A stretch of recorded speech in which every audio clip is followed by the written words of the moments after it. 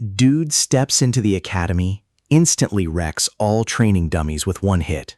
No sword, just pure mana. The sheer power floored the instructor. Never seen a country bumpkin freshman this strong. His raw power spooked her, leaving her wondering, what is he? When duels begin, other students' pathetic fights are a snooze fest. Ronin, he just grabs a dull wooden sword and claps his noble opponent's spear. The enraged noble charges, but Ronin bodies him. Those noble students who just look down on his background watch it all unfold and immediately fold. They're backing off, hoping to dodge him. No cap, this dude's a regressor who bodied invading gods. His story? Chapter 1, Day 1 of his regression. Under a tree's shade, Ronin grapples with this whole mess. He never imagined the Grand Commander's words would actually play out. His mind glitches back to their kiss, the battlefield's game-changer. That's when Adashan slipped him a blue orb, the very thing that just hit the reset button. He recalls her explaining it was her secret sauce, from Taylor to Grand Commander. This orb grants 4 regressions. I've used 3. This is our final shot. That's why I'm entrusting it to you now, Prince Charm. You are the key to stopping this world's destruction, the only one with the power to take down the giants. Hone your abilities. I see you already have that grind set. She saw his spark, his academy drive. If he's serious about learning, she tells him, he needs to aim for Filion Academy, no cap, and go all in. That's where the real ones are, people to level up our hero's game. Before dipping, Adashan had one last ask. If he meets her younger self, tell her to chill with recklessness, become a tailor instead. She's done a lot, but nothing hits quite like that. Back in the now, Ronin lightly bangs his head against a tree, hoping to snap out of this dream. But if he's truly time-traveled, he's clueless on what to even do. Pushing himself up, he decides to scope out his old hometown. Then it hits him. If this is the past, he can see his older sister again. In that instant, he snatches a stick, pushing through the bustling crowd. He grinned, so close to seeing her. But the scene ahead? Hard nope. A crew of clowns under a tree, cackling, dangling a kid upside down. Ronin's like, seriously? These goons haven't changed a bit. Then he peeped something that made him freeze. Yo, the kid ain't hanging by a rope, but magic. He's totally blindsided. Mages this OP are battlefield rare. Finding one here feels sus, though he kinda knew. Another kid shivers, wondering how long these goons will torment him. The kid begs, stop, no money. Mom's meds were mad expensive this month. The boss shrugs it off, callously emptying the boy's pockets, unfazed by his mom's health. Then the scumbag slaps the kid hard, snapping, "Wanna be filial? Earn your own cash." He shouts for more. Goldilocks orders Acel to hoist the boy higher, make him see sense. The cutie looks shook, fearing the kid might slip higher. The boss snaps, "Man up, stop acting like a girl. Alphos, quit acting like you're the one hanging." He warns her to hurry, or he'll hang with the kid. This whole mess makes Azel question if magic was a mistake. He just wanted to prove himself. He never thought his life would hit this low.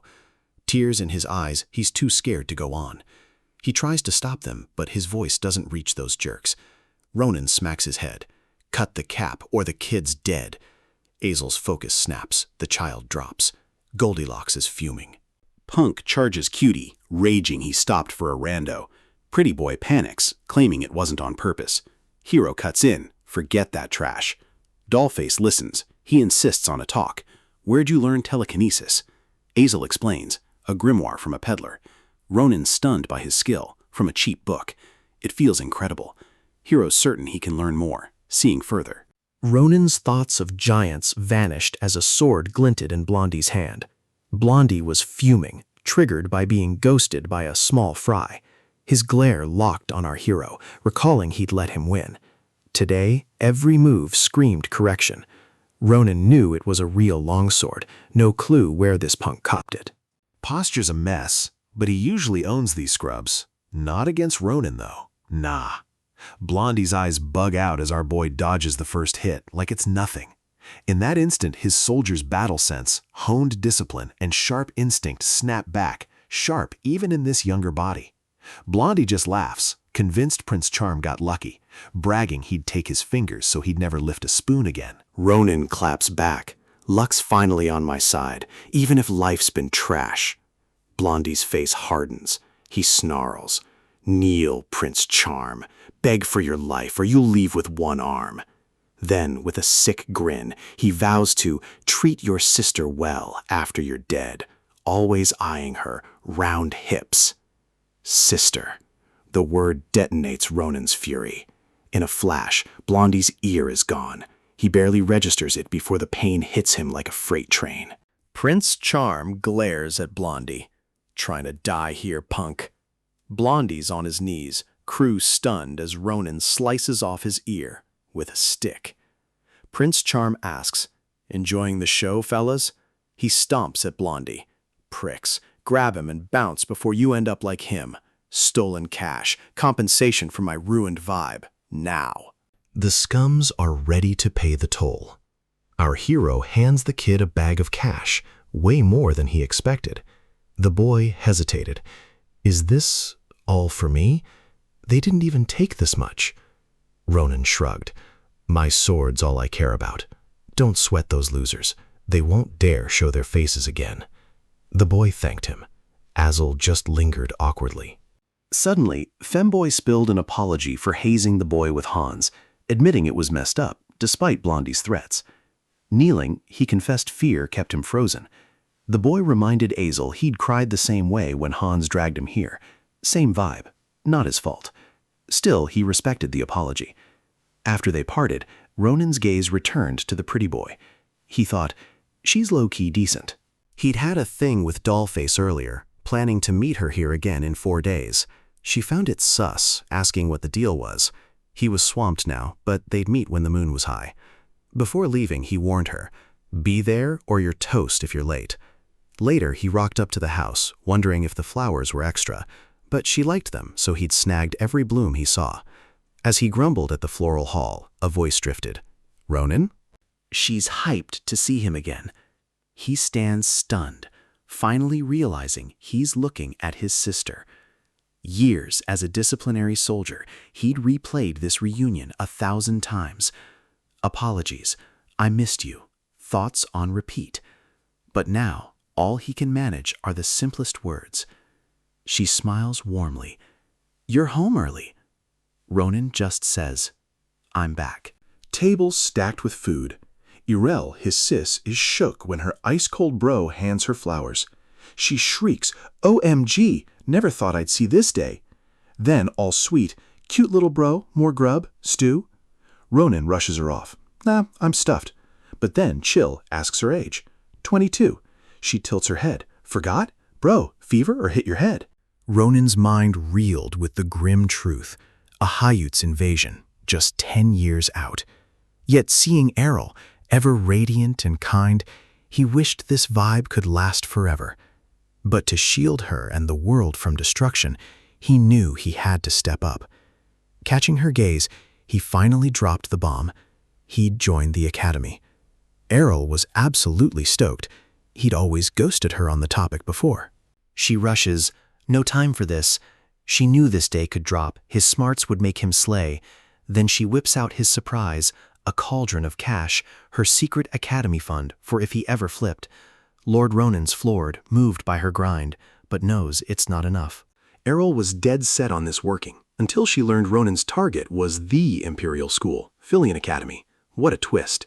The revelation made her scream in pure shock. Filian Academy? It's the Empire's premier institution, celebrated for unmatched standards and prestige. Seriously? It's next level. Boasting the continent's most exceptional professors and generous imperial backing, it delivers an education of the highest caliber. This hero factory has shaped the brightest minds, Grand Commander Adashan, Swordsmaster Shulafin, and even the infamous Winter Witch. Legends, all of them. Commander praised Filian's men's wartime utility. Ronan got it. But this place? Its rep brings major hurdles, insane standards, sky-high fees. Still, Ronan's real worry? His sister, glitching like a wind-up doll backing his choice. No matter what, he's set on proving himself, showing her results. Ronan was shook, not expecting Mizell here. She quickly corrected him. It's a cell, reminding him his threats forced her hand. Lord Ronan brushed it off. Busy night ahead. Let's skip that. He then dropped the bomb. He wanted Pretty Boy to use her telekinesis to lift him as high as possible, with his full consent. The sudden demand left her sweating. Bro just asked to be yeeted skyward like a sack of spuds. She shook, knowing the risks, but Ronan's built different, insistent. He swears he'll be fine, so Dollface is like, bet, conjuring an unseen hand to lift him. The instant he's up, he's floored. This hit's different, way better than expected. He still thinks she could level up. Heights off, stability sus. Battling a Hayute, this exact vibe hit him. Telekinesis was his OP move against the giant. No cap? He's sure now. Telekinesis, a rare flex even for elite mages, might be Asel's key against a Hayute.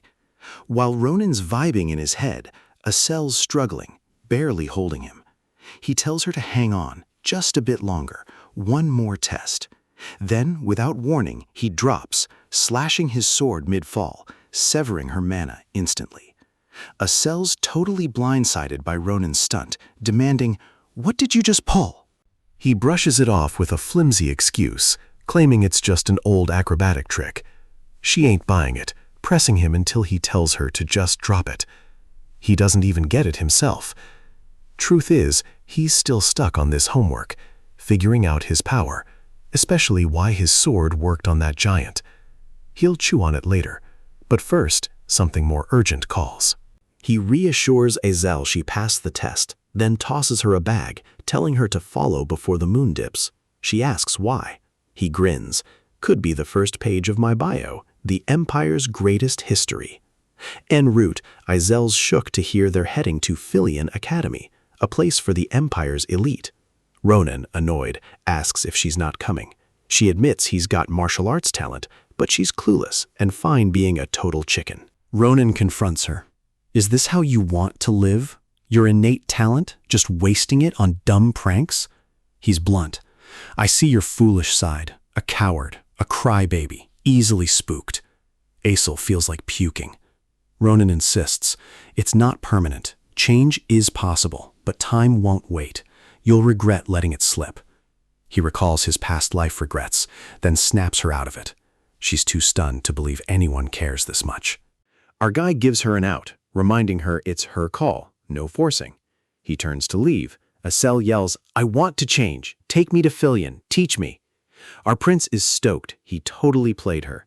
First time he sees a spark in her, a hint of grit he hadn't seen. Time to drop the first hurdle for this dollface with guts as their mission kicks off. Ronan, with a villainous smirk, relished how he'd played her. Her first obstacle? Instant chills. Prince Charm then dropped the bomb, her opponent, a lunar goblin leader. Ronan was hyped. She went ghost white. Grinning, he asked, "Ready to start?" Lunar goblins are common here, distinct with yellow skin and gnarly forms. Their unique trait? Treasure obsession, simping for any loot. They often ambush merchants, stealing goods for a full moon festival, just like tonight. Asel's quick to clock they're here to snatch all the treasure. Asel was floored. Ronan knew that? He's still gatekeeping his past, refusing to spill. This cunning guy wants Pretty Boy to use her telekinesis to bag all the treasure into the sack he's handing her, while the goblins snooze. A beat passes. Asel's already spiraling, fearing she'll mess up and wake them. Nah, that'd just make things worse. She hesitates, but Ronan's quick to call her a coward. He spills the tea. Filian Academy demands two things: insane tuition and legit experience. Cash is tight, but Prince Charm's like, experience is the main quest for enrollment. Filian's packed with born-trained aristos. Ronan's verdict, only real, life-on-the-line experience beats them. For him, lunar goblins are the perfect grind for cash and XP. 2 birds, 1 stone. Azel, ever the chicken, asks for a better idea, but Ronan's already locked in. Once they start, Pretty Boy's TK is clutch for bagging loot fast. She's pushing her limits, but Prince Charm calls it when the last bag's full. He pats her back, saying this kind of experience is peak. He was low-key shook. Never thought she'd adapt so fast and slay. That menace is hyping his new A-tier minion. Bag secured, they bounce before things go sideways. Suddenly, in the woods, dudes chase a loud bird, the racket blindsiding them. Hotshot's wondering, who's making this chaos in the dead of night? Talk about bad luck. The lunar goblins stir, finding their treasure chest empty. One screams, "We've been robbed!" Ronan and Acel, caught near the bushes, are instantly the prime suspects.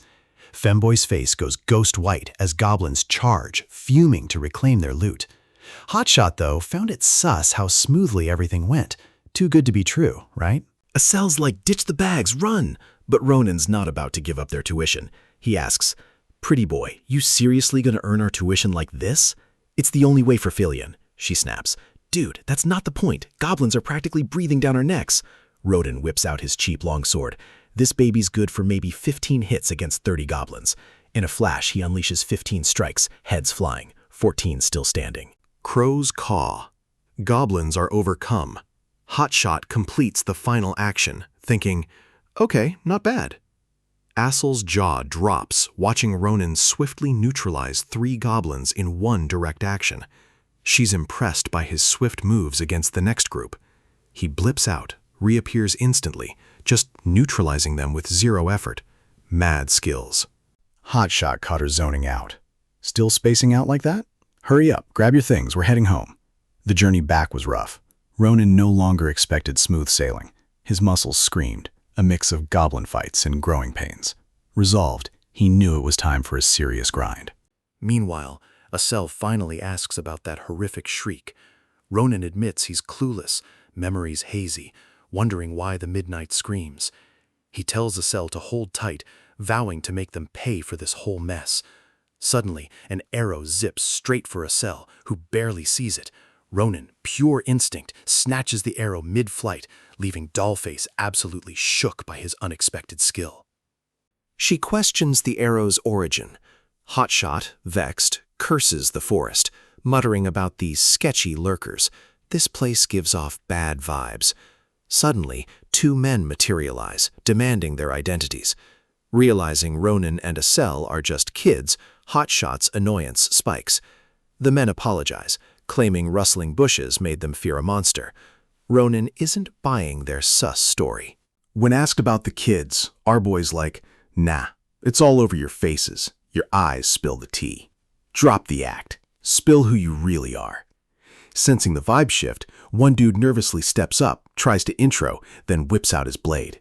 He's like, "I'm Caliboro," instantly sussing out our hero. No cap. Hero snatches his wrist mid-strike, then clocks him right in the face. The other man flips out, whipping out his blade, but Acel's quick on the uptake, locking him down with telekinesis, pinging Ronan. Ronan savors the moment, disarming him and unleashing precise slashes. Before Pretty Boy can speak, he watches, shook, as Ronan absolutely bodies the man, no cap, ending him on purpose. Ronan drops the truth bomb. These guys are Caliboro, notorious for poaching, kidnapping, trafficking, and every crime imaginable. They're the Empire's biggest ops. He reminds them, without him, Acel's organs would be gone, secretly buried. Letting these guys live, knowing their identity, that's a crime. Mid-speech, Caliboro's bag suddenly levitates, startling them. Ronan opens it. A bird dives out. He's like, what even is this chicken-looking thing? Bird freed, Ronan and Acel are shook as the chicken-like creature flutters over him, its feathers an unexpectedly vivid blue. Acel's eyes light up.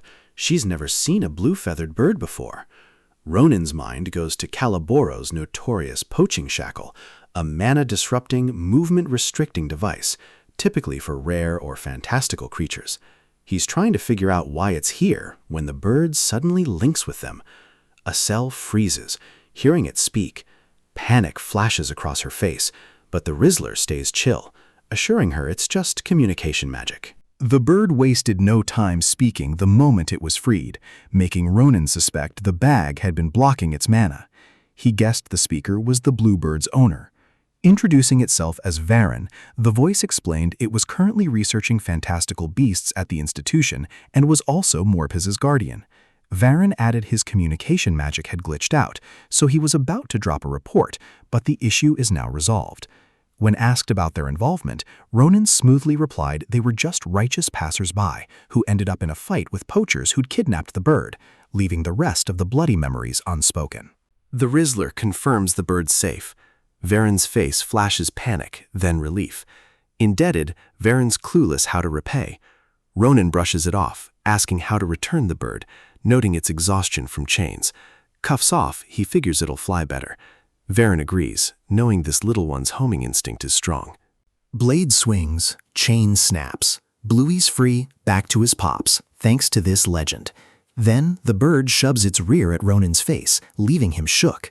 Varan explains Bluey wants a feather, a dream bird's body compass. It's his way of wanting to link up with the Rizzler again. He adds, if our boy hits the institution, visit Morpez and him. They'll repay him, no cap. Bluey soars skyward. Azul spots something on our boy's head, a slight sting, its nature unknown. Days later, Dwan Carabel of Carabel Merchantry offers 20 gold for the jewel, impressed by its worth and craft.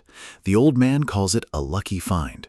Ronan is stoked to finally have a customer who gets him, relieved after dealing with shady merchants. They'd lowballed his treasures, calling them worthless, offering only 5 gold, which totally fumed him. A conscientious merchant? Score! Makes his efforts worthwhile. Ronan then whips out a purplish egg for appraisal. Not for sale, just for an ID. It's the dream bird's. He first thought the bird left droppings, but nope, an egg. Curious, he yeeted it at a boulder. It carved a hole. This thing's seriously tough. Time Traveler isn't sure it's a bird's egg, but suspects it's from a rare, fantastical creature, a potential treasure, no cap. Dwan checks its color and texture, making Ronan hopeful, then casually drops horse poop. Major vibe check. After bruising our boy's pride, Dwan laughs it off, calling it unusual and suggesting an appraiser. Savage. Even Aesel wonders if it's hardened poop. Our boy plays it cool, low-key too curious to sell. Ronan then asks Dwan if he sells Philian Academy books, mentioning their entrance exam plans. Wait, my daughter's applying too? She might help you out. Just then, Maria, Dwan's only daughter, enters. Ronan's shook. That's Dwan's daughter? Dwan beams. My VIP clients. Just closed a massive deal. Senpai, unimpressed, roasts her dad for doing biz with babies. Dwan's annoyed. Aesel calms him. Ronan, intrigued, asks Maria if her middle name is Sen, shocking her with his intel. Noticing her resemblance, he leans in, whispering, "Got a sausage down there?" This instantly pisses her off. Maria glares at Ronan, disbelief etched. What the F did this random dude just say? Our boy, zoned out, mentally confirms, no sausage there, shattering her patience. He wonders if Dwan has an unknown child. Before he can dwell, Senpai snaps, slapping Ronan hard for being a total jerk. The sting on his cheek sparks an oddly familiar sensation, a vibe like Count Muriasin. Back as a disciplinary soldier, Ronan served in Armerlin. Maria, in charge of supplies, was known for his strong work ethic and chill nature, getting along with everyone. Maria was truly impressive. He had a weird quirk. He'd rage if guys talked dongs. Worse, he'd straight up slap people. He always wondered why, but Maria died before he asked. Ronan never expected this answer. Senpai was a woman all along. Still pressed about his laugh, she lunged for another slap. Our boy, not having it, bopped her head. He'd taken the first L because he messed up, but this was just extra. Maria's rage didn't chill. She still wanted to slap him because he deserved it, no cap. They went at it, while Aesel and Dwan stood frozen, shook, before yelling for them to stop the drama. Afterward, Aesel still couldn't clock why Maria and Ronan were beefing like that. Suddenly, they were vibing. These two goofs, side by side, casually checked swords, deciding which to cop. Senpai questioned why they ditched 3 swords and a wand, figuring it'd be a hassle. Prince Charm admitted his sword skills were still kinda sus. Maria said the swords were decent, but the black iron one hit different. It's sturdy, highly sought by renowned knights. Senpai's confident this sword can handle Prince Charm's rough use. Ronan recalls this black iron sword, his first weapon. Mariah spots the wand's quality magic stone, instantly clocking this cutie as a rare mage. Asel blushes when Senpai asks her magic type, revealing its telekinesis. Mariah's shook this cutie wields such OP magic, totally scholarship-worthy. She sees them as the problem, asking what technique he'll use to impress in the practical. Ronan's shook. Marlia lays it out. Practical? Flexing techniques to wow profs for Filion. No cap. Theory was tough too, but different. Ace the practical? They're in. Otherwise, forget Filion's gates. Ronan shook. Swordsman just needs sword skills, right? What's the tea? Marlia spills. Nobles flex family secret techniques. Others showcase personal mana combat. Prince Charm's floored. Kids his age wielding mana, no mage training needed? Maria's jaw dropped. He doesn't know this? For Filion hopefuls, mana sensing is basic, a no-brainer. Mana is Filion combat. His blank stare floors her. This big shot can't sense mana? When Ronan compares it to auras, she nearly loses it. How dare he lump them? She kicked him out, snagging his short swords. Hers were at the smithy. Prince Charm fumed. What if you wreck my blade? Mariah deadpanned she'd paid double or triple, calling it special training. She explained mana, nature's core power, is everywhere, like air, but not everyone can tap it. To wield it, you gotta see and feel your mana, then use mana sense to level up inner talent. Usually, sensing mana takes a year. Filion applicants already master their mana techniques before applying. Maria was shook. Roman couldn't even sense mana or aura, yet planned to enter Filion? Wild! She explained aura is a type of mana, but the difference is like night and day. Talented individuals train for at least a decade. Only through blood-curdling effort do they barely awaken innate aura. Prince Charm recalled seeing aura users on the battlefield, flexing bizarre powers. They were a menace, yet their skills were a bussin', even if they still dropped. Maria kicks off training, betting Ronan's a natural, not a brainiac. Prince Charm, sleeping on her youth, gets blindsided as she full sends. Swords clash. Ronan's genuinely shook by Maria's sudden OP charge, especially from someone so young. 2 blades? He's shook, wondering if it's mana-based. Senpai's low-key stunned by his defense. Her plan was a one-shot, a mana flex to make him quit the entrance test, saving him from public humiliation. But now, the script's flipped. Instead of dominating, she's getting bodied by this amateur. Is this a skill only manaless folks have?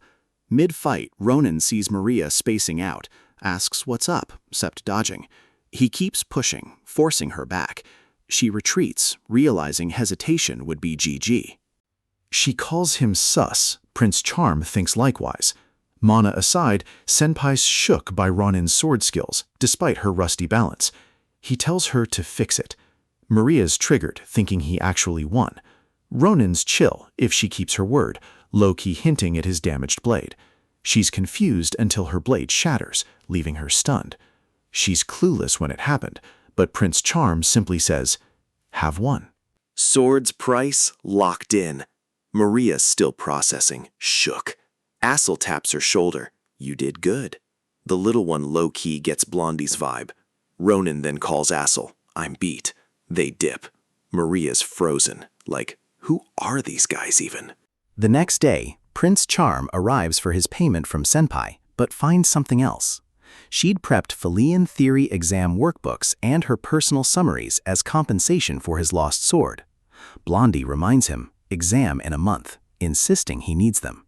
Charm's confused why she's going this hard. He threatens, if she's messing with him, he won't let it slide. Maria's vibe, she's actually feeling both of them. This whole setup, a free pass, a service, even offering to tutor. But she's got commitments, gotta bounce. So hit the books hard, solo. Fail after all this? She won't let that slide, period.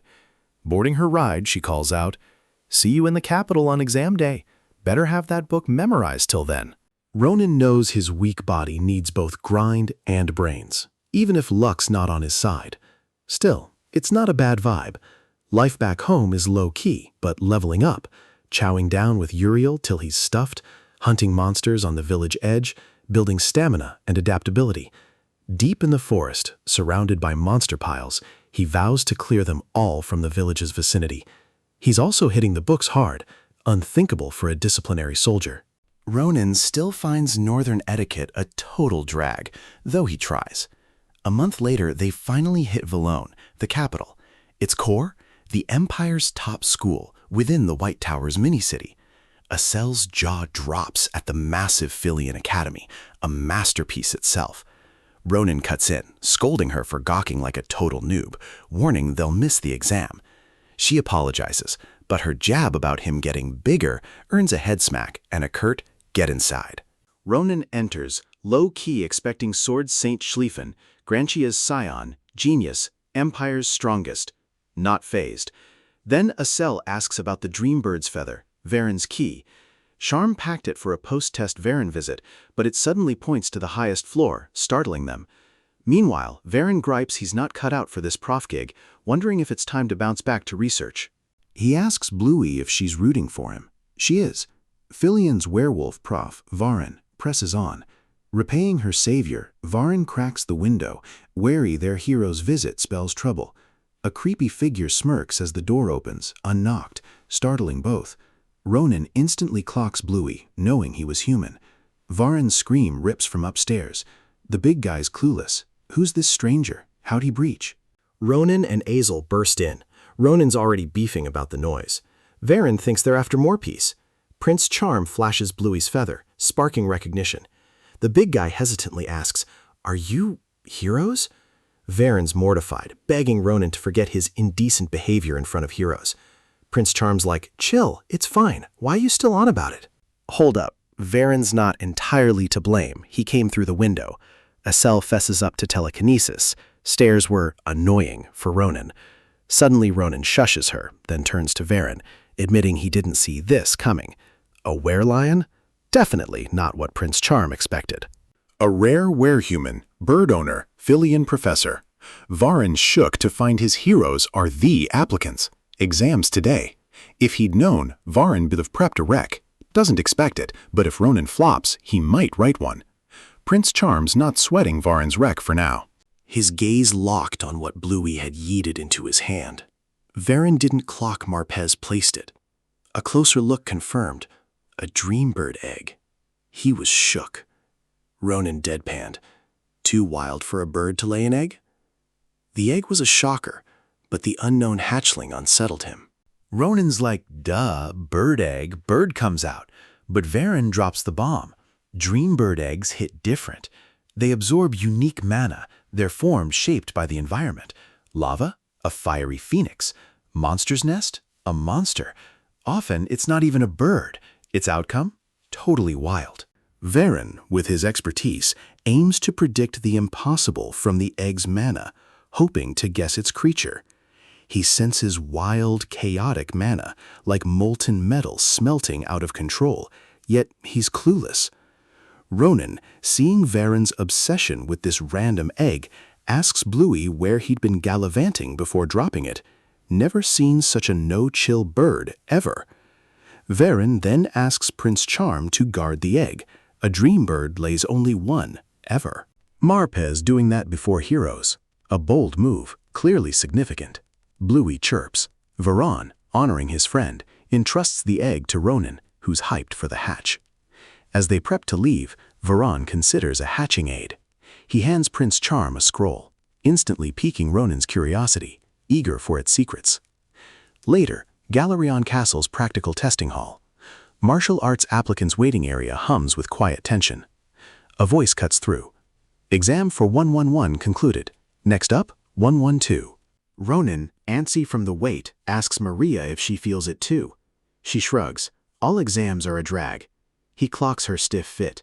Senpai explains Filians for future VIPs, so she can't look basic. Still, she wishes their Asel was here, even if the magic hall is elsewhere. Ron silently hopes Femboy isn't having a meltdown.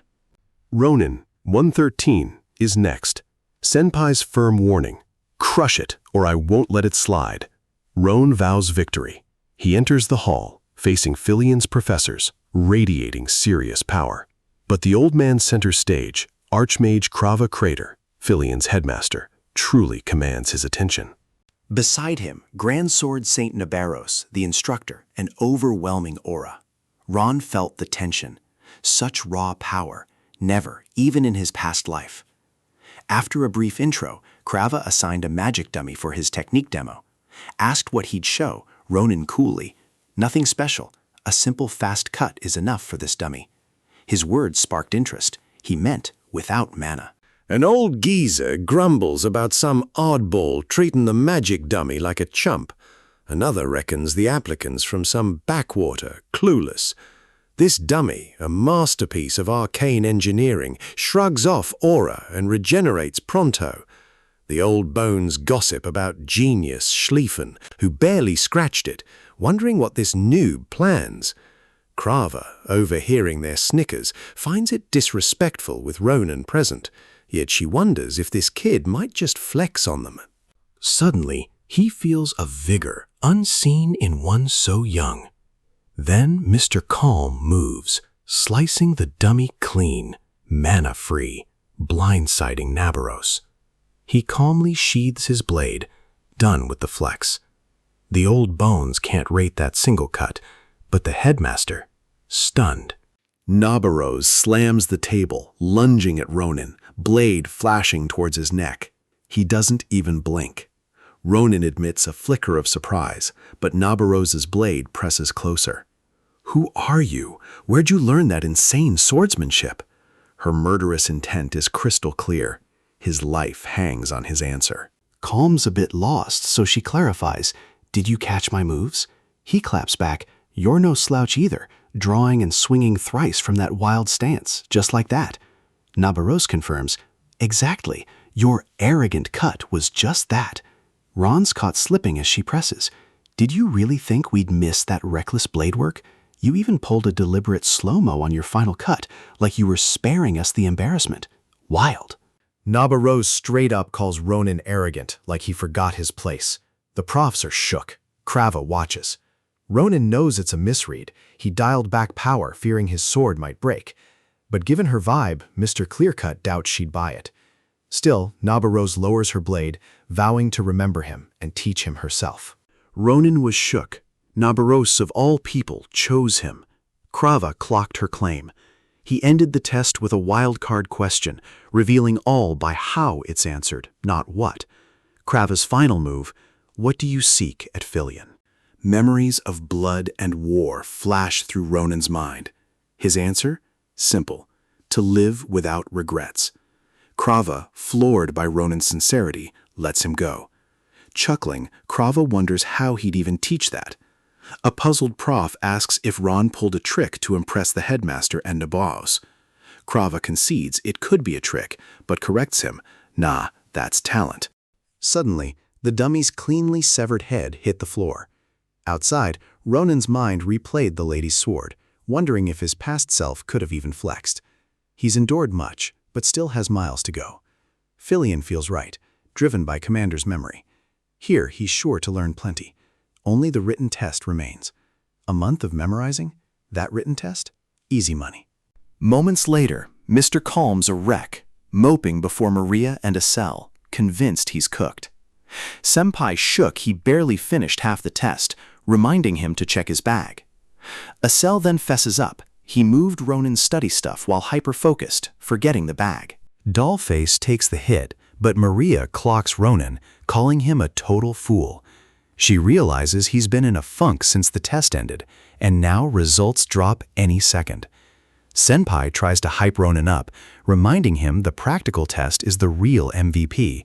His skills are legit. Suddenly, a shout. The pass list is up. Everyone's eyes snap to it. Magic department results kick off. Acel snags 12th practical, ties for first in theory.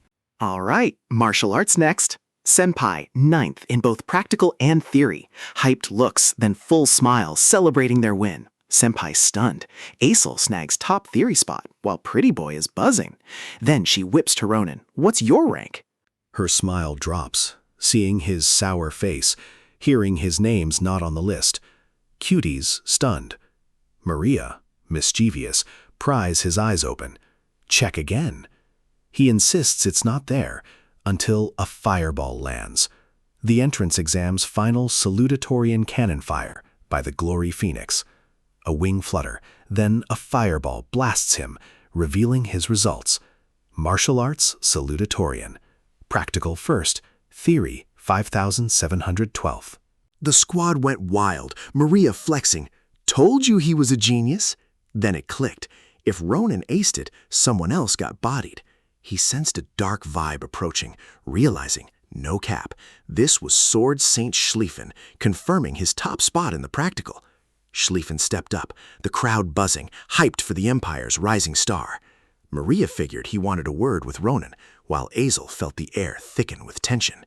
He found him low-key annoying, wondering if he still couldn't handle a better blade. Schlieffen's intense stare, pure challenge-accepted energy. Schlieffen claimed he didn't get first. Ronan was totally lost. Accused of lying, he calmly told Schlieffen to chill, no cap, without proof. Schlieffen demanded proof. A sudden sword swing, blocked in under a second. The salty saint smirks. You saw that coming. Show me what you're hiding. Pissed, Ronan decides to flex. He sends a long-range slash. Schlieffen roughly swats it. Ronan asks, enough? Schlieffen admits the technique explains his score, but deadass, it's not enough. Ronan calls him pressed, but the saint, a true hater, won't back down. He'll drag out every hidden skill. He's thinking this dude's got a death wish. The fight drags. Ronan regrets ever crossing him. Mid-clash, he clocks Schlieffen manipulating his aura, making this lethal. One slash, Schlieffen unleashes Tempest Sword, a roaring aura storm. He knows he can't tank it, but Schlieffen yells, turning your back mid-fight? You planning to miss? Ronan, quick as a flash, snatches a cell, blade at throat. Schlieffen rages. Triggered Ronan uses a woman as a shield, flexing as a knight. Acel shook. The Sword Saint can't tell she's a dude. Prince Charm just vibes creepily. Ronan expected this. Schlieffen, near death, simps for his knightly toad. Prince Charm, seizing the moment, charges Schlieffen, catching him off guard, forcing him down. He signals Azel and Maria to bolt, leaving the cranky sword bewildered. A bold security officer rushes in, demanding answers, but Prince Charm's crew has dipped. Recognizing Schlieffen, the officer asks if he's all right, demanding who dared attack. Schlieffen brushes it off. Fair fight. No investigation needed. Only then did he notice a crack in his prized mithril blade, Ronan's doing. The skills seemed basic, yet the outcome was undeniable. Schlieffen swore to remember Prince Charm's name. The next day, Shamo Forest. Azel trailed Ronan, questioning if beefing with Schlieffen, Grantia's ducal heir, practically royalty, was smart. She reminded him he even busted his nose. Ronan shrugged off retaliation talk. Schlieffen's solid, just a sword fanatic. A real one protects the weak. He'll call it a fair spar. Otherwise, I'd be chained, no cap. Soon, Acel confirmed, Fernando Spring, just as Varan said, a rare nexus, global mana converges into a mana vein. Its power transforms all. Rocks become top-tier mana stones, weeds, miraculous herbs. Its immense value sparks fierce monopolization. Varan's generosity, letting them hatch one egg here, is truly wild. Acel, overwhelmed by the dense mana, confessed, this raw power, enough to amplify her magic, is a first. Ronan's egg was guzzling mana. Acel smelled blood, confirming Ronan's suspicion. Unwelcome visitors arrived first. Masked figures emerged, crimson arrows drawn. Prince Charm, unfazed, cut them down instantly. Their weapons confirmed it, the same crew from the disciplinary squad's old camp. He recalled a red-haired kid's ridiculous pitch, boasting these arrows could blow an orc's head clean off. Ronan was bored stiff. This guy got caught poaching, yet the redhead still flexed. Now the redhead's spouting cap. 100 arrow uses makes you a poaching pro, earning a spot in Caliboro's bloodhounds, an elite unit Ronan grudgingly respects. Ronan's irritation spiked. Caliboro's crew again? These bloodhounds? Taking matters into his own hands, he snapped at Azel. Hide, or you'll be a pincushion. The masked goons gaped, seeing him effortlessly slice their mana-infused arrows.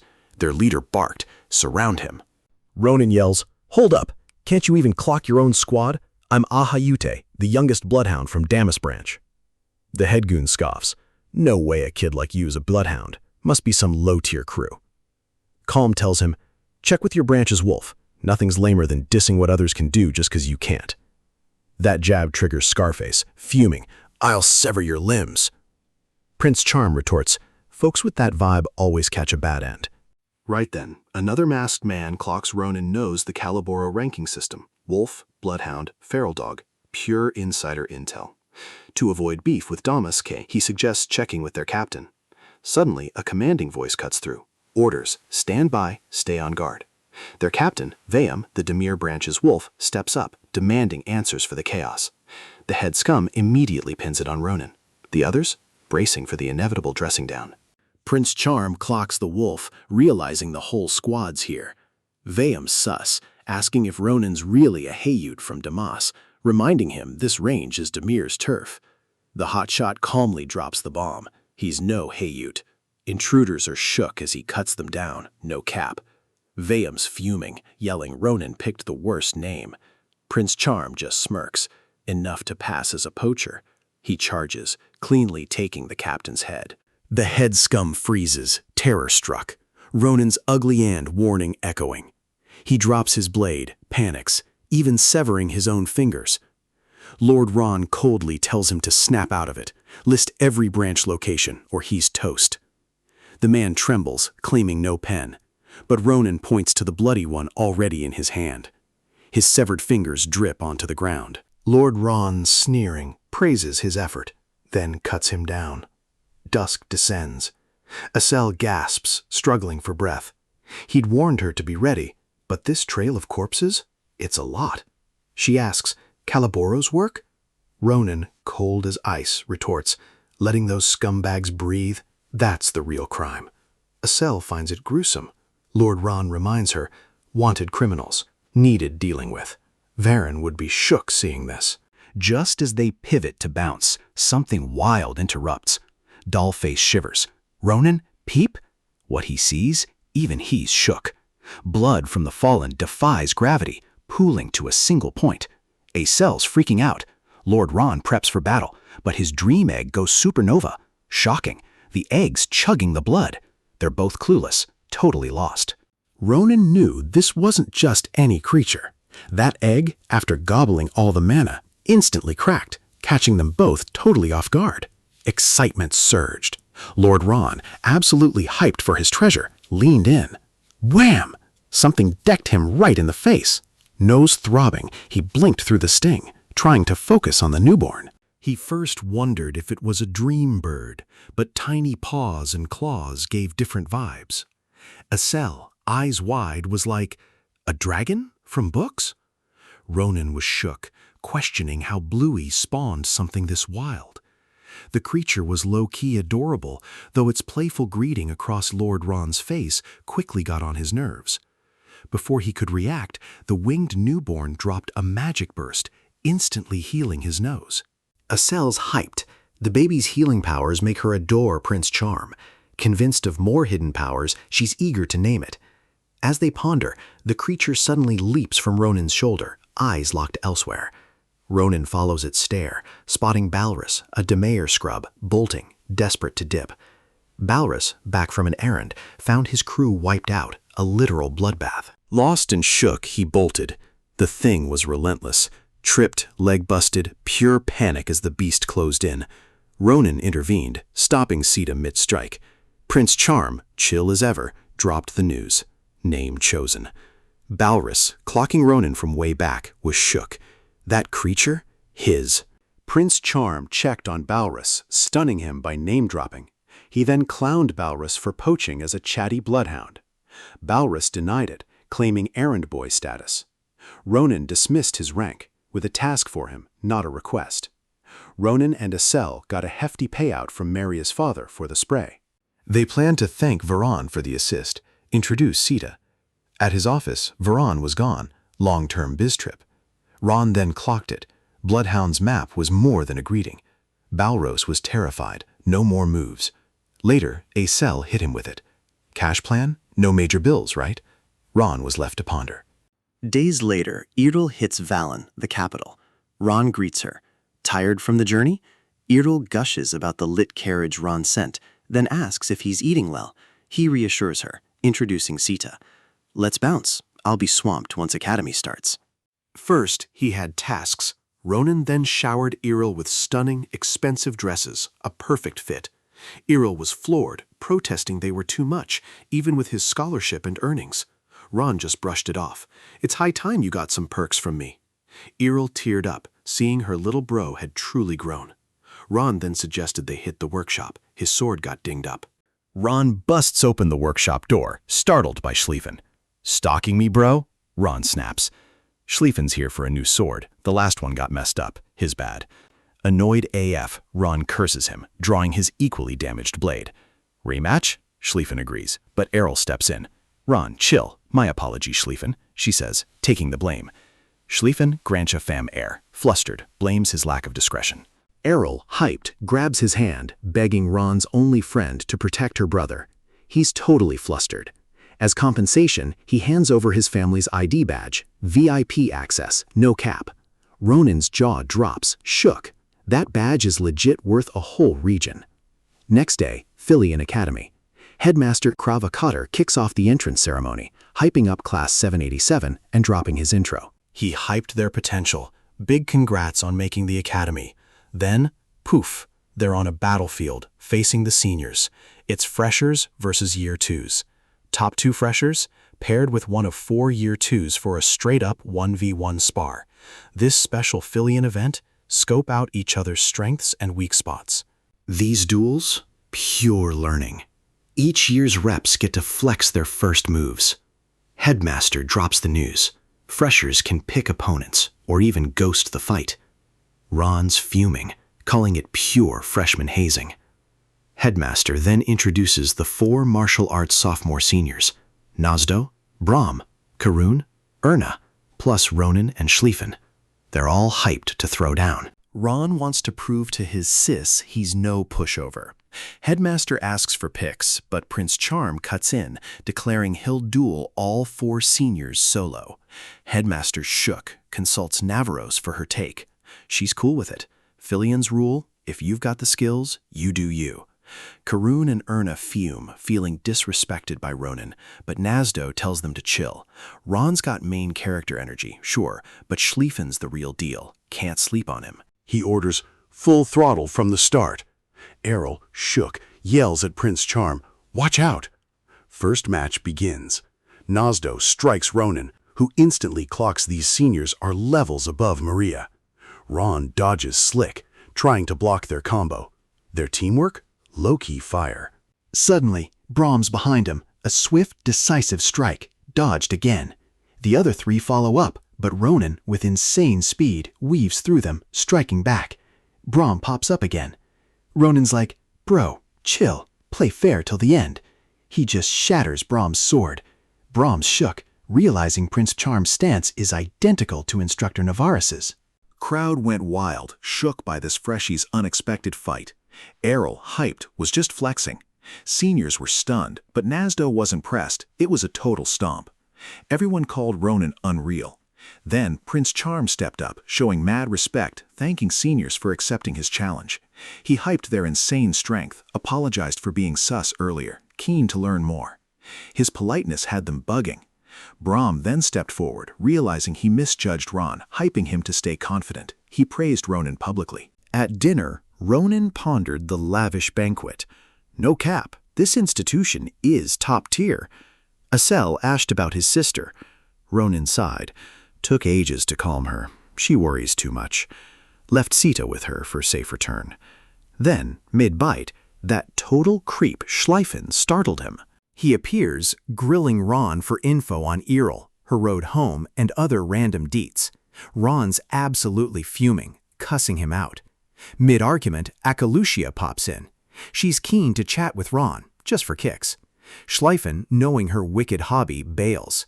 Acel tries to warn Ron, but he's already clued in on her overwhelming power. Akalucia reveals she's here to offer something a common criminal could only dream of, Akalucia's invitation. It's a bright purple badge. The Akalucias, unlike others, prioritize pure talent. They've launched countless gifted individuals, becoming one of the Empire's 2 pillars. This invite, it's their golden ticket to join the fam, offered to those with raw potential. Ronan, shook, recalls a passerby's mention. His Grand Commander, Adishan Akalusia, once showed him this invite. She explained he'd join the Akalusia family, like her, if he aced the Patriarch's test, a challenge only the skilled could clear. She even called it, predicting he'd snag one, given his talent. Elizabeth drops a hint, then pieces out. Ronan's low-key height. This is a major W. Filian Academy? It's all about raw skill. Your rank dictates everything here, even your dorm. Intermediate ranks chill in Nitya Hall. Clean rooms, a bougie cafeteria, and all the perks. Meanwhile, the bottom 30%, straight to Crater Hall. Think ancient, run-down, 4 to a room, with shared everything. Cafeteria, showers, the works. Then there's the top 10%, Ronan included, scoring Neverdozer Hall. One word, bougie. Ron steps in, eyes the class registration form. Time to pick his courses. He'd heard don't overcommit, but everything looked fire, so he decided to take all of them. Classic noob move from a first year who hasn't met the grind yet. Later, the Empire's swordsmanship instructor tells Ronan he's done. He'd aced all basics at the class's start. Ronan sits alone, fuming, not just about swordsmanship, but also booted from today's bowmanship and monster hunting. Suddenly, Instructor Navarros shows up. She learns he'd cleared all classes day 1, instantly clocking how fast he copied her technique. She asks for his sword, then strikes a powerful blow into the river behind them. It only makes a huge splash, damaging the blade. This, she scoffs, can't even call it a weapon. It just drains the user's power. Instead, she unveils her sword. It slices the air, gathering water, then rain pours. This is his missing piece. She shows Ronan what he's been sleeping on, a personalized weapon. Warriors use sturdy, sharp steel. They shouldn't break, but if they do, they're replaceable. To Ronan, weapons were always just simple, replaceable tools. That changes when he witnesses Instructor Navarros' demo. Prince Charm is shook. He's sure Navarros used the same blade, but her slash, way stronger. On the battlefield, a single breath, a sliver of strength can change everything. Ignore these deets and you're toast. Slinging mana, you need a fitting weapon. But you're mana locked, so no dice yet. Ronan asks, "You knew?" She's like, "Tuh." Still, she hypes him. "You're amazing without mana. You'll wield it soon." For that day, she commands, find your perfect weapon. Ron's silence earns a tease for overthinking. Navarros invites him to class. He asks if she's fra. She confirms, but warns, a proper weapon, not that basic lump of steel. Level up your gear. Next day, Hero, Acel, Maria hear Navarros' offer by a sign. They join his weapon search, starting where Schlieffen recommended. Directions lead to a sketchy forge. Senpai and Pretty Boy side-eye it, thinking it'd crumble. Ronan's sus, trusting Schlieffen, suggests entry. They open the door. Cobwebs everywhere. Inside's worse. Roan stays, trusting the Sword Saint. Then an inner door opens. A hairy hand with long nails appears. Heavy thuds. A massive wolf beast man looms, demanding, "Who are you, scrubs?" Acel freaks. Ron's low-key intrigued. A wolf running a forge? Wild. Wolf's patience 0. He threatens to bounce them, but Ron flexes Schlieffen's token. Weapon time, fam. Wolf scopes them out, sensing mana. He yawns. Symbols cap unless Grancia level. But Dollface's arm, Ronan? I'm starving. Then maybe we talk. Acel hides behind the hero. Ron warns the wolf, "You've crossed the line." Ronan strikes swiftly, sending the wolf reeling. The hero notes the impact felt like hard armor. "Where'd you get that?" Ron approaches. "Armor's not important. I'll just wreck it." Panicked, the wolf quickly admits it was a skill test for Ronan, testing his invisible armor, part of their stranger verification. Ronan calms. The wolf apologizes, especially to Acel, assuring he doesn't eat people. He's Didicon, forge apprentice and occasional gatekeeper. Confirms Ronan's here for a weapon. "Follow me." "This shabby area?" Just the entrance. The real forge? Behind that door. Daidikon checks if they're ready, tells them to brace themselves. He presses a hidden button. Gears grind. The floor descends. This? A magic stone-powered elevator. Fastest way to the capital's best, largest forge. Soon, the Grand Carpadoki, an underground forge, appears. Ron is floored. A place like this beneath the capital? Wild.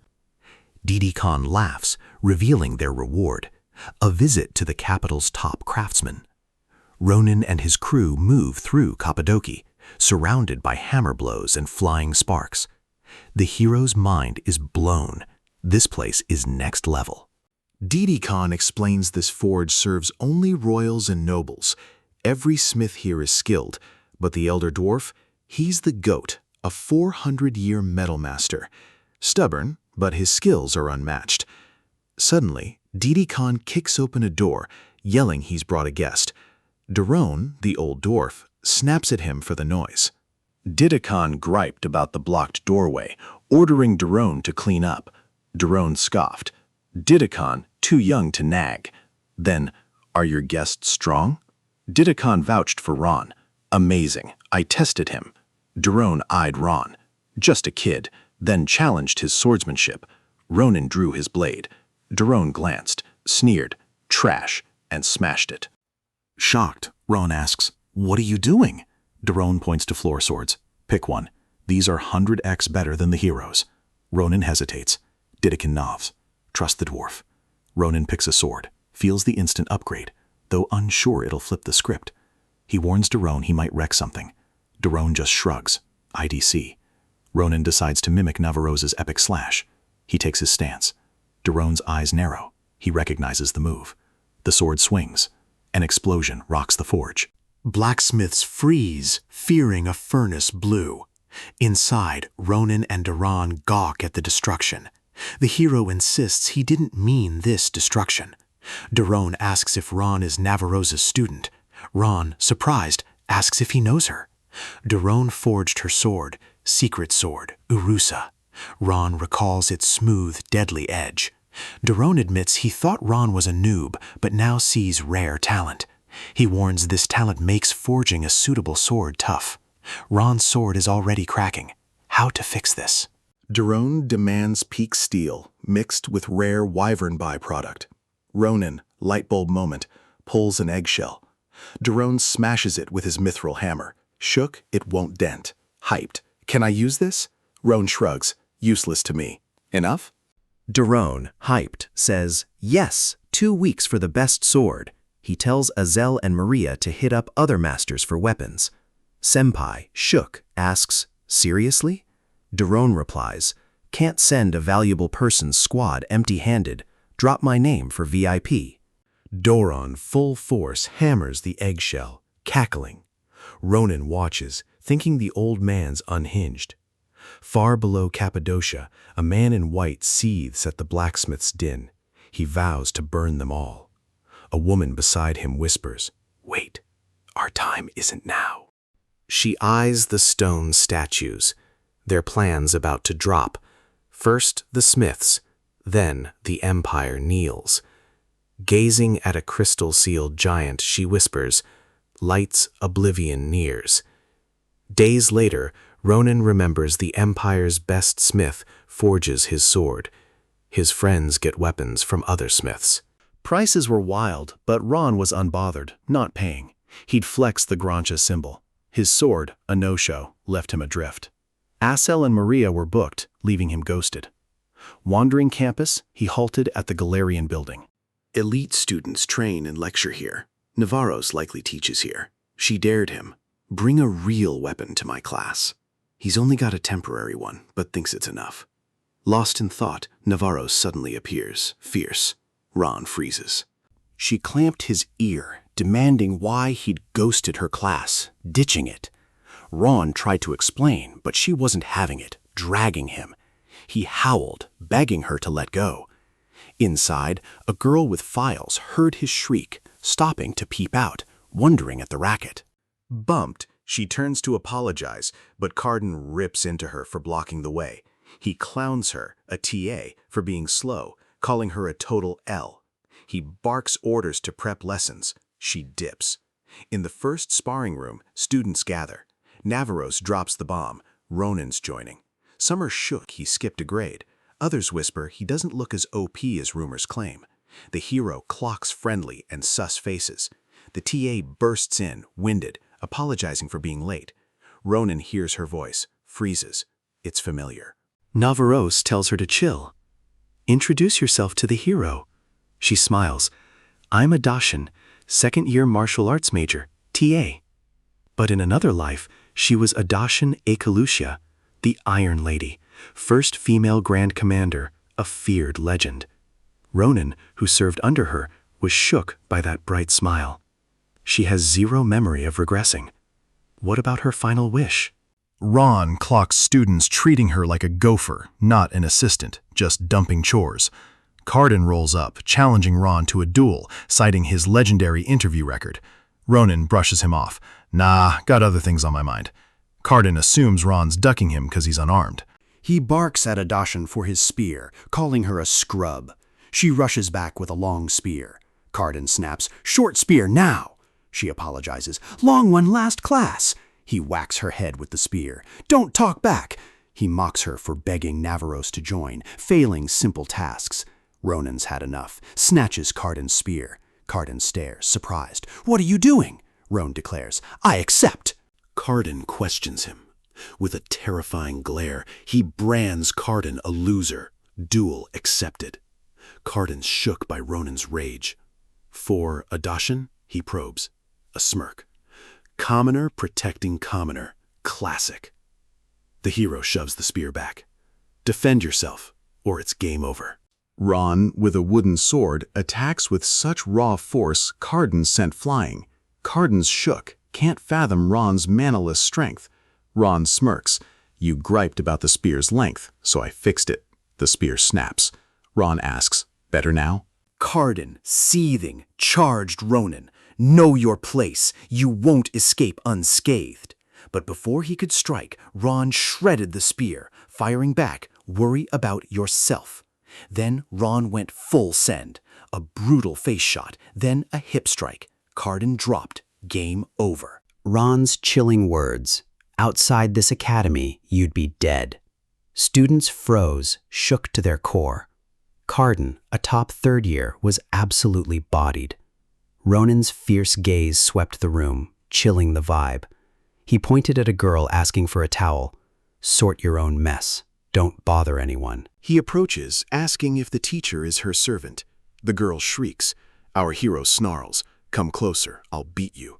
Addison quickly blocks him, pleading, I don't get this, I'm fine. Ron barks, move. He can't stand her disrespect, especially from these types. No one here has the right to disrespect or abuse you. He shoves her aside, declaring, I'll beat every student here. A firm voice cuts through. Stop. Navarros's presence fills the hall, a heavy wave. No punishment for fighting Carden, but persist and she'll never forgive. Drop your sword. Walk away. Ron freezes. He turns. Navarros, a massive snake poised to devour him. The Sword Saint's decree. She declares this no duel. As instructor, she won't allow it. Ronan calls her out. She knows Addison's pain, yet did nada. Navarros shrugs it off. Not my problem, warning him again. Roan grips his blade. IDC if she's the Sword Saint, I'm not budging. Navarros closes her eyes. A sad, no choice, escapes her. The snake strikes. A deafening boom. Darkness consumes Ronan's sight. A memory flashes. In another life, Addison was Grand Commander. Ron asked the Iron Lady why she took the Grand Commander role when all others refused. She said he'd understand someday. Some fates are yours alone. He always wondered what burden she carried. Her last words, sorry for this burden. Don't forgive me. Ron jolts awake, screaming. He's in his bed. A voice asks, nightmare? He turns, freezes. Addison. Ronan jolts awake again, gasping, Grand Commander Addison. She's surprised, asks what he means. He laughs. My bad, don't worry. But Iron Rose is confused. Ron asks if he's in the infirmary. She confirms. Navarose told her to bring him, said she'd fix his behavior in extra classes. Ronan knows he's toast. Navarose will be fuming. Adashan asks if Ron fought earlier because of her. He looks away, claims he fought as a gentleman. She knows he's Cap, calls him a terrible liar. She urged him not to hate Carden or the others, understanding why. Ronan was shook. He snapped she did nothing wrong, just grinded as TA. Why join? Adashan was stunned. Ron declared Navarros might excuse young students, but he'd never accept a teacher letting bad behavior fly. He asks if Adeshan's mad at Navarros. She smiles. Nah, I told Navarros to overlook the student drama. Ron's shook, thinking she's capping. Iron Rose admits undeserved perks. Navarros's class? Sword experts only. I took a year off. My mana's wild. Ron shook. Even someone so OP felt powerless? Adeshan reveals she told Navarros to let it slide, accepting humiliation as her privileges cost. She thanks Ron, thought she was built different for small troubles, but today hit different. Ron asks, all this just to be Grand Commander? She's shook he knows her goal. Smiling, she declares her dream, Empire's Grand Commander. Sounds wild for a non-sword expert, but she's not backing down. Confident in military strategy and strength, she grinds. Class time.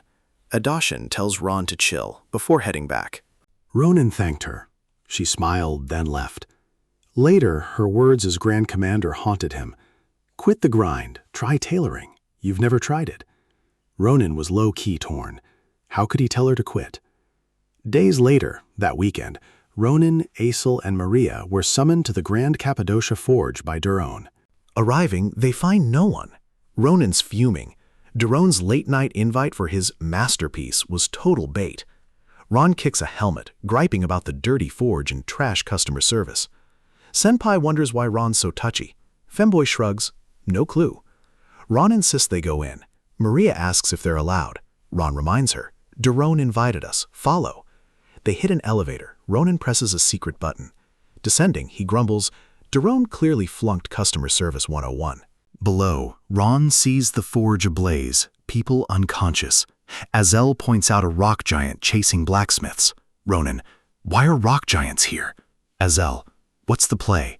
Ron grabs Pretty Boy, leg on elevator rails, ready to jump. Femboy shook. Ronan tells Maria to get help, then leaps. He tells Azel, telekinesis. Dollface uses invisible hand to soften their fall. Blacksmiths face the giant's crush. Ronan leaps, obliterating it. Landing, he gripes about problems piling up in days, his head already throbbing. He glares at the rock giants, declaring them toast, then stands still, back to the giant. It punches, but Ron suddenly bolts, baffling the behemoth. Our hero swiftly draws his blade, dicing the giant into countless rock fragments. The blacksmiths stare, one asking, is that Duron's previous guest? Another watches Ron, silent, as he one-shots the giant. A mere kid clapping rock giants like that? Ron then stands atop the fallen beast, demanding answers. He's shook when they explain dozens of rock giants just popped up. The Smiths admit, we're clueless too. The others spilled the tea. Goliaths popped up from the deep, wrecking everything, offing Smiths. They even snatched Duron and others, dragging them back. Diddycon gave chase, but he's no brawler. They're all toast. Ronan nodded. Got it. More behemoths lurking? The Smith confirmed. Just took down the last one. Ron then commanded Azel, until Maria and backup roll in, tend to the wounded and to heal them. With Sita's help, she can handle first aid, no cap. Pretty Boy asks about himself. Ron says he's rescuing the snatched and needs something from Sir Duron. Meanwhile, Duron kneels, calling out to Didicon. He thanks him for risking it all to come, but tells him to bounce, no need for him here. He adds his invisible armor, it'll hold up. Didicon snaps. Shut it! We've got enough on our plate.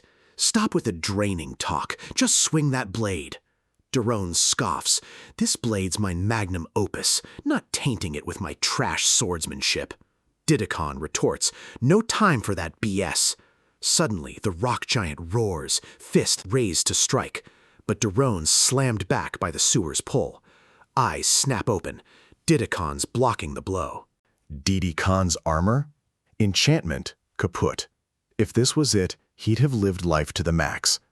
Suddenly, Ronan appears, slicing the giant apart. "Got your back. Take 5, he tells Didi Khan. Didi Khan, "How'd you get here? Path was swarming with giants." Ronan turns, a smirk. "Cleared the path. Saved the other blacksmiths." Didi Khan's jaw dropped. Ron demanded the sword from Daron. "You're done with it." Daron's confusion met Ron's smirk. "Your masterpiece sword, right?" Daron quickly yielded. Ronan, a flash, annihilated the rock giants in microseconds. Even Ron was shook. What is this sword? Daron names the sword La Mancha after his favorite daydreamer. He explains it's impossibly light, yet tougher than mithril, shrugging off any swordsmanship. No enchantments, yet it self-repairs by absorbing blood. Ronan speculates it's Sita's eggshell, praising Daron's genius. Daron then urges them to bounce, noting they're the last one standing, no one else to save. Ron agrees. "Didi Khan, take Daron and bounce. I'll scope this out." He smells a rat, a big one, lurking. Didi Khan asks, "What rat?" Ron explains, "Something's off. Giants don't mob. They're usually chill, unless provoked." He found sketchy marks on their heads, an arcane sigil he'd never clocked. He asked Daron if he recognized it. Daron examined it, admitted it wasn't his forte, but sensed the mana's vibe was cunning. He deduced this caused the rock giants to glitch out. Who's pulling these strings? He wondered. Ron agreed. We gotta unearth this. Ron moved through the tunnels, his hunch solidifying. The deeper he delved, the more certain he became. Among the rock giant's tracks, he spots prints twice human size and a defense mana stone. This confirms a definite setup. He freezes, hearing voices, ducking behind a wall. Peeking, he sees Yuden and Cyrilla, backs to him, whispering. Both in white cloaks, facing a golden rock giant. Ronan deduces they're the masterminds. He eyes the rock giant. Previous foes? Just warm-ups next to this absolute unit. It's sealed for now, but if it stirs, we're cooked. Yuden asks Cyrilla if an intruder's here. He's certain. His brainwashing link to the giant, ghosted. Cyrilla, a third party is at play. Odin, Imperial clowns actually moved fast for once. What's the play? No rock giants, golden ones still bricked. Should I just zero them? Chill, we've already wrecked most facilities. That's a major L for the Empire's weapons. If our identities drop, that person won't stay quiet. Time to dip. Yuden asks if he should trash the golden one. This sulfur-reeking snoop grinds his gears. Suddenly, flames chase Ron as he dodges. Ron's shook by Yuden's rapid, potent magic. This dude's no average Joe. Yuden demands how Ronan breached their tough defenses. Ron fires back. Who are they, and why this extreme meetup, here, now? Despite their longing, Udin, smirking, asked Cyrilla if he should off the kid. She disagreed. Udin grinned. Let's have some fun. The Emperor's starlight burial is practically here. Ron, burning with rage, snapped, What do you mean? Udin feigned surprise. Ron snarled, Come with me. I have questions. Udin snarks. Gonna capture us? He moves to strike, but Ron's blade is faster, his hand gone before he knows it. Udin crumples. Cyrilla freezes, aghast. Ron grips her neck. Talk, or you'll be next. Cyrilla chokes. Her mana shield flares, but Ron cuts it down, then impales her in one ruthless move. He discovers she's a half-elf linked to Yuden. Suddenly, an explosion rocks the basement. Yuden confronts Ron, stay away from Cyrilla. But Ron, with a smirk, declares, It's over. Your choice, obey or this elf tastes death. Yuden, playing along, agrees. But then Cyrilla smiles. Ron's like, Huh? Why the sudden grin? Seconds later, the giant roars to life, unleashing a devastating blow on Ron. He freezes, tries to block, but fails, taking a hit. Yuden rushes to Cyrilla. You good? Cyrilla reassures him. I'm chill. Your distraction was clutch. It let me juice the giant. She adds, It's trashed though. Only its arm came online. Yuden tells her, Head to the church, report. I'll finish this. Cyrilla, worried, warned him. Ron was a monster in kid's skin. Yuden agreed. Ron had to die. Letting him live was a ticking time bomb. But as the thought formed, Ron shredded him before he could react. Cyrilla froze, stunned. How could he move so injured? Her body wouldn't obey. She's deeply angered, but uncertain of success. Reporting to the church is her primary concern.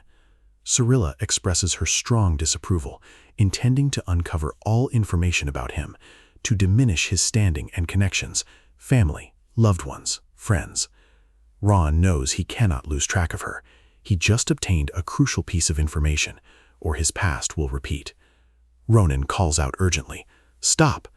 Just then, Instructor Navarose appears, causing Cyrilla to halt. She states she has questions, but first she wishes to confirm. Did Cyrilla cause harm to her disciple, Ronan? Her fury blazes, an aura of terror. Our hero, relieved, she's glad Ron's okay. Cyrilla shivers, paralyzed as Navarose's aura coils like a snake. Almost she recognizes her. Navarose strides, gripping Cyrilla's face. "You've crossed lines," she snarls. "But harming my disciple, that's unforgivable." She commands, "Witness your future." Cyrilla's stars ignite, then she collapses. Navarose, after healing Ronan, suggests reporting this to the principal. Right then, Ron grills her. Ladle in prison? The Empire's black site for traitor confessions. Ron demands to observe an interrogation, just once. He insists it's critical. Meanwhile, Acel and Maria handle triage, patching up the injured. Later, Femboy's low-key stressing about Ronan, hoping he returns ASAP. Just then, Ron shows up, having heard about their grind. Senpai pulled up with more backup, while Pretty Boy and Sita clutched, saving half the buried craftsmen. But Ron's got another play. Hours later, at Lodelin's convoy rendezvous, Navarose and Ron posted up on Grengno Forest Cliff. Cyrilla and Udon were also there, waiting. As escorts rolled up, they dropped a bombshell. The Empire ordered them to escort the criminals. Navarose passes Cyrilla and Udon off, dropping a heads up about Udon's insane regen. They nod, hyped this fun object is a first, then bounce, promising a ping post-interrogation. As they dip, Navarose whispers to Ron, "A week's all it takes to make them spill. She'll hit him up once the call drops." Time truly flew. With Imperial backing, Grand Cappadocia's restoration was swift. Ron, back in the Empire, hit the books with his instructor. Days later at Lodelin prison, an interrogator, mid-session, revealed a guest was coming. Soon, Instructor Navarose and Ron arrived. Interrogator Karaka, overseeing new inmates, welcomed them, suggesting they see prisoners first. Ronan's shook. This chill old dude? An interrogator? Navarose is like, "Don't judge a book. You'll soon get why he's called the worst nightmare, no cap." Karaka then drops the deets on the way. Their org, Nebula Glacier. Navarose asks if they're a crime syndicate like Caliboro. Karaka agrees, way more dangerous. From the Nalanda granary blaze to the Ottoman magic engineering facility blast, it's confirmed, they're behind it all. Ronan pondered why they were unknown in his past life. He then asked Karaka if Starlight or Star's Advent, terms he'd overheard during capture, were mentioned. Irritated and ashamed by incomplete intel, Karaka resolved to demonstrate his sincerity to the criminals. As the door opened, Ron glanced at Cyrilla and Udon, barely recognizable after brutal interrogation, questioning if they were the same individuals. Karaka, in his creepy form, added that Udon possessed impressive dark regeneration. He suggested burning such individuals, piercing them with flaming arrows, and severing limbs with utmost effort. Udon's screams pierce the air, writhing in agony. Karaka, ever the sadist, twists the knife, demanding why he still holds back. Udon insists he spilled everything. But Karaka's done with him. His gaze shifts to Cyrilla. No regen for her. She knows more torture means death. Her voice trembling, Cyrilla begs, "Just kill me." Ron realizes he's never seen such brutality, even in the disciplinary squad. But how is Udon still holding back info when their identities are already out? Then it clicks. He tells Navarros, "It's gotta be forbidden cursed magic blocking the info, like they used on soldiers to seal secrets." Karaka, hearing this, summons Cursed Eye, a gnarly monster that devours curses from magic-bound criminals. He sacrifices Udon, letting the eye monster devour his head. curse broken, he asks Yudon about the star's advent. Yudon reveals it's an eternal entity, Earth's sole salvation. Beyond the skies, small lights await the star's advent, guarding their long-cherished wish. Cirillo pleads, but he won't stop. Karaka demands, "What's falling from the sky?" "The star's children," he replies. Ronin's mind snaps. Yuden means Aheyute. His control shatters. He lunges at Edwan. Ronin pressed Edwan. "Children of the stars. You mean Aheyute?" Edwan shook, looked up at Ronin. "Aheyute." But then blood oozed from his eyes and mouth, his face disfiguring, about to pop. Before things escalated, Karaka yanked Prince Charm back, conjuring a magic shield. Suddenly, Edwan's face glowed intensely, then exploded. Later, Karaka's like, "Didn't see that coming, even with the cursed eye absorbing it." Ronin, eyeing Edwan's fuming mess on the floor, asks in horror, "Is this normal?" Karaka shakes his head. "Nah, rarely gets this bad." He concludes the curse was a two-parter. First part, ensure they don't spill about the star's advent to outsiders. Second part, boom, it activates and explodes if anything about the star's advent is even whispered. He claps Ronin's shoulder, startling him. "If I'm right, this is some deep-seated secret in Nebula Glacier." He then probes. "You're the interrogator, Ron. Spill the tea. What do you know?" Ronin shrugs. "Not much to tell.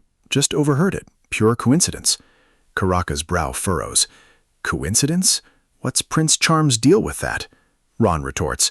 "Remember, I was the first to find them in Grand Carpadoke." That's when he caught wind of something. Ron explains he'd initially dismissed it, but now Ayute screams importance.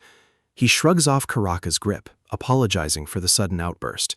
Karaka suspects Ron's capping, but is forced to step back as Navarrose's blade kisses his throat. She snaps, demanding he stop. "You dare question my disciple, Ron, in my presence?" Spooked, Karaka backs off, calling her an unprecedented sword saint. He claims it was just a double check, better safe than sorry. Settled, Karaka slings the cursed eye over his shoulder, grumbling about its loss. They're tough to kill, unlike most fantasy beasts. Ronin's like, "Wait, a cursed eye is that strong?" Karaka affirms. Despite their power, they look kinda cute up close. Turning, Karaka asks Prince Charm if he wants to touch the cursed eye, but suddenly stops mid-sentence. His eyes bugged out. The cursed eye? It changed. Did it snag a curse from someone? But it wasn't even near Cirilla. Then it hit him. Ron. When he grabbed Ronin's shoulder earlier, mana shield up, it must have snagged a curse from him. Karaka, quick apology to Prince Charm for the rudeness, then slapped the eye on Ron's hand. It croaked, puffed up, then boom. The sudden blast left him shook. Karaka calmed Ron, dropping the bomb. "You're cursed." Then, ever had trouble running or holding steel stuff? Ronin's silence was a major red flag. He'd faced this before. Karaka wouldn't press him, no cap. But that curse's power, it was next level. A dark omen. Mad ill intent from the caster. Karaka bids Ronin and Navarros farewell, thanking them. He promises updates on Cirilla's interrogation after lifting this gnarly curse. Noticing Ronin's troubled face, Karaka asks. Ronin admits the curse reveal got to him. Karaka reassures him, "Chill, you're a Filian student." Ronin's mind is a mess. Karaka drops the bomb. The curse has been chilling in Prince Charm for ages. He recommends Professor Maya Secret, the continent's only curse expert, the real MVP. En route, Ronin can't stop rubbing his right eye, low-key spiraling. Navarros, totally over his fidgeting, snaps, "Bro, is it that itchy?" Ronin affirms, the chilling realization hitting him. It's been like this since he touched that cursed eye. She explains this is a common symptom of a weakening curse. No need to stress. Ronin, though, finds Navarrose's skills and good vibes sus. He never heard of her in his past life. Did Nebula Glacier pull some strings? The next day, Ron links up with Adashin in Sherry Forest, a magic student training ground. Iron Rose, all smiles, welcomes him. Finally met post-midterms. She's hyped their instructor linked them, then asks how he's been. Seeing her, Ron recalls his Grand Commander task, deciding to laugh off her vibe. He greets her back. She spills the tea. Cardin's former haters are now super chill, but she's low-key worried Cardin still gets spooked by her. Adacia clocks his worried vibe, then drops the bomb. She heard from the instructor about lifting Ronin's curse. He confirms it, saying he's here to meet Professor Secret. But Secret? Kind of sus to be found here. She nods. Secret and his office are unique. Non-magic students don't even step foot here. I had to ask a junior magic student for directions. Wonder if she's arrived? Suddenly, Junior Eli pops up, hugging Adashan happily. Prince Charm clocks her during their greeting. It's Akalusha, the wolf and sheep yapper. Eli then asks the Iron Lady why she's meeting Professor Secret. Before Adashan can answer, she spots Ron, eyes wide. He claims he's the one who called for help. He greets her, Elizabeth. Or Eli, he teases. Eli freaks out, then calms, leading them to Professor Secret's office. Ronin jokes, bringing me to this creepy place to off me for seeing too much. She snaps, stop teasing, don't call me Eli. As Elizabeth leads, Ronin finds it sus she's tight with the Grand Commander. His suspicion solidifies. She was the original Akalusia. How'd they even meet? They proceed. Eli opens the office door. Inside, an old woman rocks. Prince Charm starts to ask. Eli cuts him off. Whoa, not so fast. Another step. Eli leads him to the old woman, extends her hand. Stay still, no matter what, she warns. Muttering, open, she yanks her hand back. Ronin, impatient, scoffs. Nothing's changed. Until the old woman's mouth opens and keeps widening. Once it's big enough to walk into, it stops growing, but Prince Charm's jaw drops even further. Eli warns him to stay put, and poof, they're teleported. Arriving, she reveals this is Professor Secret's real office, then casts another spell. Ronin scopes out the joint, shook by the wild entrance. While Ron's still calling it sus, Professor Secret shows up, instantly clocking him as Navaros's envoy. Nearing Ronin, she pries open his eyes, claiming a fierce resolve pulses within him.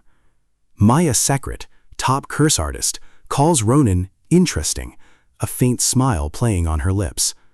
Her touch on his eye reads him. The hero's stunned. This kid, the professor? Noticing his shock, she offers a knowing, gentle smile. Don't be surprised. My appearance has its reasons. I'm 80. Ronin's jaw drops, about to ask about her youth, but she cuts him off. Focus on why you're here. She snaps her fingers. Ribbons of ancient script materialize. Removing Ron's curses is more critical. Ronin, bewildered by the strange script, looks around. The professor studies them. This many curses, unexpected, ancient, dangerous, even the skilled can't touch these. Ron asks if the curses can be lifted. Prof's like, yeah, even with this many, I got this. A magic circle flares beneath you. I came prepped for this moment. I'll send you into a mindscape where the curses manifest. Just find their root and shatter it. Ron's like, the root? How will I even know? You'll feel it, deep down when you see it. Blue mana surges from my hand. I touch your forehead. Good luck, Ronin. Her finger glows, and bam, the hero's ripped into a strange space. Moments later, his surroundings materialize. He's trapped in his own memories. Ronin sees his old house, where he lived with Irel. Is the curse's root here? Silver hair flashes past, a familiar voice. It's young Irel, gazing at a baby. She asks why Ron's always snoozing if he's sick. Mom says babies need sleep to grow. If Ron gets sick, big sis Errol must care for him. Errol vows to protect him forever. Ronin realizes this is his birth, surprised by his cute, innocent self. Suddenly, the vibe shifts. A man with a dark aura enters. Ron feels heavy, can't move. Errol and Mom greet him. Mom's like, didn't expect you so soon. Ron can't hear him. Mom points to baby Ron, about to say he's his spitting image. His hand glows dark. He spells her. She's dizzy, out. Errol's confused, asks what's up. He hits her with the same spell. She drops. Ronan panics, screams Earl's name. Forgetting it's a memory, he tries to stop him, but is blocked. The same ribbons appear on his hand, walking toward Ronan. He recognizes them. A blinding flash. The hero shields his eyes, realizing this man's the root of the curse he must destroy. Prof was right. Outside the memory realm, Sekret's hands tremble. Her mana's almost gone, despite her prep. "Ron's curse is too strong," she gasps. Elizabeth asks, "How many curses is Ronan packing?" 10, the prof replies. Elizabeth stutters. "No wonder your man is draining. Removing that many is insane." But Sekret, grim-faced, says, "No, the curse I'm facing, it's just one." In Ronan's memory, a shadowy figure looms over his unconscious mother and sister. The figure whispers to a child. As he passes, Ronan's paralysis lifts. He rushes to his family, finding them merely asleep. Steeling himself, Ronan vows vengeance. He charges, but seeing the man calmly waiting, a chilling realization hits. This dude wants something from him. Seething with rage, Ron draws his blade, lunging to end the one who touched his fam. The foe counters, absolutely owning Ronan. Heroes shook. How's a mere curse nullifying his blade? He tries to move, but the man carves him up, Ronan screaming, collapsing. Ron's in disbelief, his blade useless. Then he senses the man dipping. He wonders if the dude's just gonna dip. Can't let him leave, still got questions. Clutching his wounds, he yells, "This ain't over. Why'd you do it? Their family's vibe was genuine. They don't act like that with just anyone." So it's him. Ronan demanded answers. Why hurt Mom and Errol? Why curse him? No excuses, no explanation. Yet he still called himself their father. The man stayed silent. Ronan, done with it, beheaded him. "Fine, don't talk. I'll find out. Now get out of my body." Suddenly the hero jolted awake, head throbbing. He was in separatio. Professor Secret behind him asked, "Ronan, you good?" Ronan spins, head swimming. Vision clearing, he spots Professor Secret. Secret, amused by the hero's sharp recall, praises his senses. Then Ronan asks, "Why do you look so old?" Prof tells him to drop it, asks if he feels different. "Ron, always knew you weren't ordinary, but my initial thoughts? Total understatements now." Later, Prof Secret reveals the curse used all his memories, even unknown ones, to craft the background. She then probes, "You really think your dad cursed you?" Ron agrees. "I'm sure, Professor. Mom and Sis spilled the tea. Dad messed up our family. That's when it went down. This deep sadness inside. It's why I'm so triggered. The prof asks if he remembers his parents. He says they're in his head, but he can't access them, like a hard cut." Professor Secret concluded, his mana, his very existence, wiped from existence. He told Ronan his father was definitely behind the missing memories. The professor then dropped a bombshell.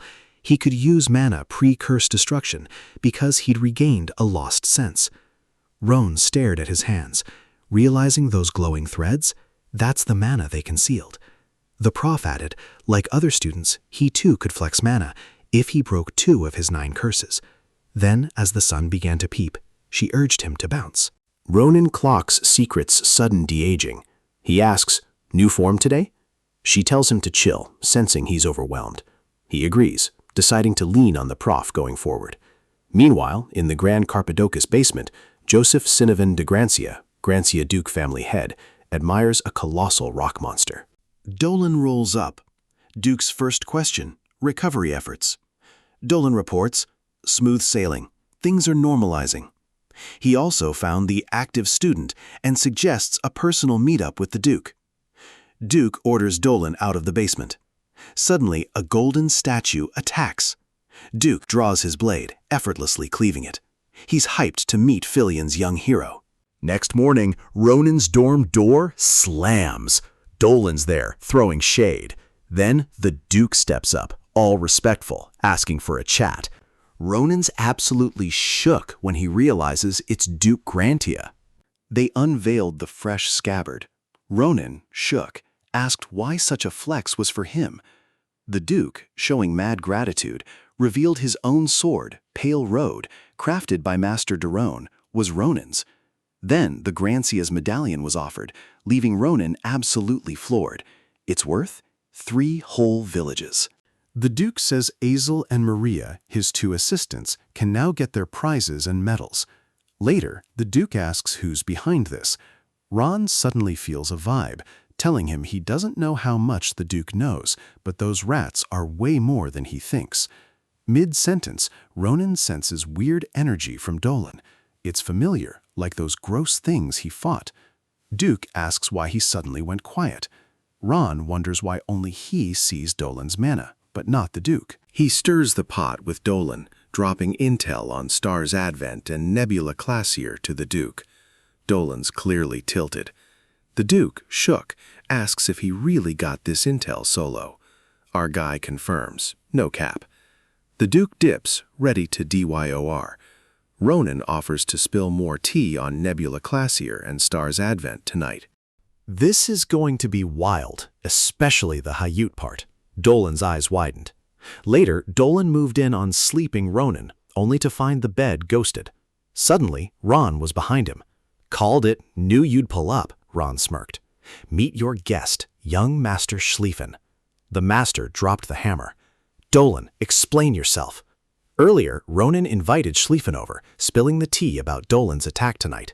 Schlieffen was sus, but Ronan's insistence sealed the deal. Ron declared, time to yeet one of the rats infiltrating my fam. Dolan's blade points at Schlieffen. Ron's body feels heavy, crushed by Dolan's raw mana. Dolan charges. Ronan tries to block, but takes the hit. Dolan snarls Ron ruined their friendship. Schlieffen demands why. Dolan reveals, I was never a Grancian knight. No betrayal here. Schlieffen's face goes blank. He bails. Just then, Ronan blocks Dolan, shocking him. He jabs at Schlieffen. You made this so annoying. But who knew the young master would unleash his true form, charging Dolan? Granch about to get messy, he declares. He tanks Dolan's full mana blast with his own. Dolan shook. Was he sandbagging? He's leveled up fast. Ron strikes again, but he smoothly dodges. The ruckus is wild. Professors will be here. Dolan curses himself. Coming alone against 2? What a blunder. He needs to dip, hide, then strike when ripe.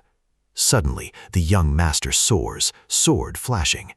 Unlike my old man, he snarls, I can't just whip out the Tempest sword. Only the traitor Dolan would feel the Tempest sword's wrath. Unleashing Grancia's secret technique, he strikes. A massive smoke tornado erupts. Dolan's star fades, his slow words swallowed by the earth. The young master sheathes his blade. From this day, Dolan's name is dead to us. He was never truly Grancia. Ron smirks. You went full Dralaqueen, Schlieffen, still fuming? He then muses, how we delivered Dolan to Ladolin now that he's, well, gone. Schlieffen shrugs. Didn't totally off him, probably. Then to Ronan, alert the fam ASAP. Find the real traitor. He bolts. The rest is on you, hero. You got this. Ronan, livid, screamed, Schlieffen, you trashed it all, then bounced? You can't leave me with this mess. He started cursing. Just then, the headmaster and Instructor Navarose appeared, asking what's up, both rocking cute, eye-catching PJs. Later, relieved Ronan was safe, the headmaster asked for answers. But Ronan, dropping the Ahayut bombshell, cursing him, left them both shook. In his office, the headmaster, now chill, realized moles were embedded within Grancia. This was next-level trouble. He thanked Ronan, who'd pulled off a major clutch, averting disaster. Ronan, keeping it low-key, knew his special mana site had to stay secret. He's shaky. If this intel leaks, his whole crew's cooked. The headmaster confirms an investigation is dropping, reminding Ron the Empire's forever in his bet since the Blacksmith Village saga. So as a reward, the headmaster asks what Ron wants. Ronan's face glows up. He asks for approval for a school venture. Next day, at Filian Grand Plaza, Ron rallies students. Campus clubs are dead, so he's dropped a special adventurer club. Everyone's buzzing, questions everywhere. Ron drops the bomb, a legit club, but with actual fighting. Raising Empire talent. It's the only club with headmaster's approval to go off campus. Everyone's hyped. Want to join? Hit Galilean Building's first arena during interview hours. Meanwhile, a mysterious lady in a red scarf watches Ronan from afar, a silent question in her eyes. Days later at the Galilean Building, Ron sits dejected. Why is it just Senpai and Hazel?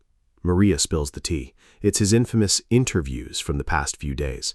He bodied everyone, calling it an ability verification trial. And for those who somehow lasted, he dropped chilling words. Are you ready to sacrifice your life for the club? Acel's heard the school's buzzing with rumors. Join this club, you'll need 10 lives just to survive. But Ronan, he ain't backing down. For him, real fights are all about this. He needs the ones with true potential. Brahm, ever persistent, rose to challenge Ron again. Ron stood. Refreshed? Didn't need a demo, but your passion for a fight? You're in. He then dismissed them to rest before the real work began. Ron, ever hopeful, stayed, hoping another skilled challenger would drop by. The day ended with no other contenders. As they packed, his assistant politely regretted, "If not for my instructor gig, I'd have tried too." Ron froze. His mind, even if she tried, I couldn't accept her. She's got to choose. Ditch the Grand Commander dream? Then boom, Red Scarf Lady appears. Ronan, hyped, asked if she was here to interview for the club. She agreed, then asked permission to handle an item he was carrying after joining. Ronan flushed, snapping, "What kind of sus talk is that, out of nowhere?" She clarified, "I meant the thing on your shoulder, Sita." Ron, relieved, sighed, "Lead with that. Join our club, Pet Sita. He's always with me." Ron found her strange. He hadn't sensed her until she was this close. First, he asked her name and grade. She's told to demo techniques on a magic doll. Magic Major Junior, Ophelia D. Knight, starts her demo. Energy surges. Dark, strong energies envelop her. Both are shook by the perfect contortion of dark magic and mana. But Ronan senses more. Blood-red energy from the mana's core. A shadow clan. Soon as the thick fog cleared, she destroyed the doll and aced the interview. Spotting Ron's curious gaze, she telepathically snagged his unasked question. She told him to keep it on the down low, or it'd be a whole vibe kill for her. Instead, she suggested they bounce. She had questions too. Later, Ophelia held the dream bird, intrigued it was birthed from ambient mana. Ron finds her intriguing. He heard her kind dipped from the Empire ages ago and their vampires. She explains not all left, some remain hidden, avoiding hassle. Ronan gets it. She joined this VIP club for Sita's mana. Ophelia agrees, having felt Sita's blood magic vibe at the plaza, their innate juice. Sita using vamp abilities? Ronan ain't shook. She absorbed blood right after birth. Ophelia's concern mounts. How long since Sita was born? She presses Ron. Ron, totally clueless, stumbles, blurting, 2 months. Ophelia finds it sus.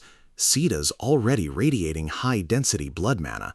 Suddenly, she pleads, "Please help me with this research." The next day, Ron and his squad stand before a swanky adventurer club building, acknowledging the headmaster's major generosity. A whole building, just for them.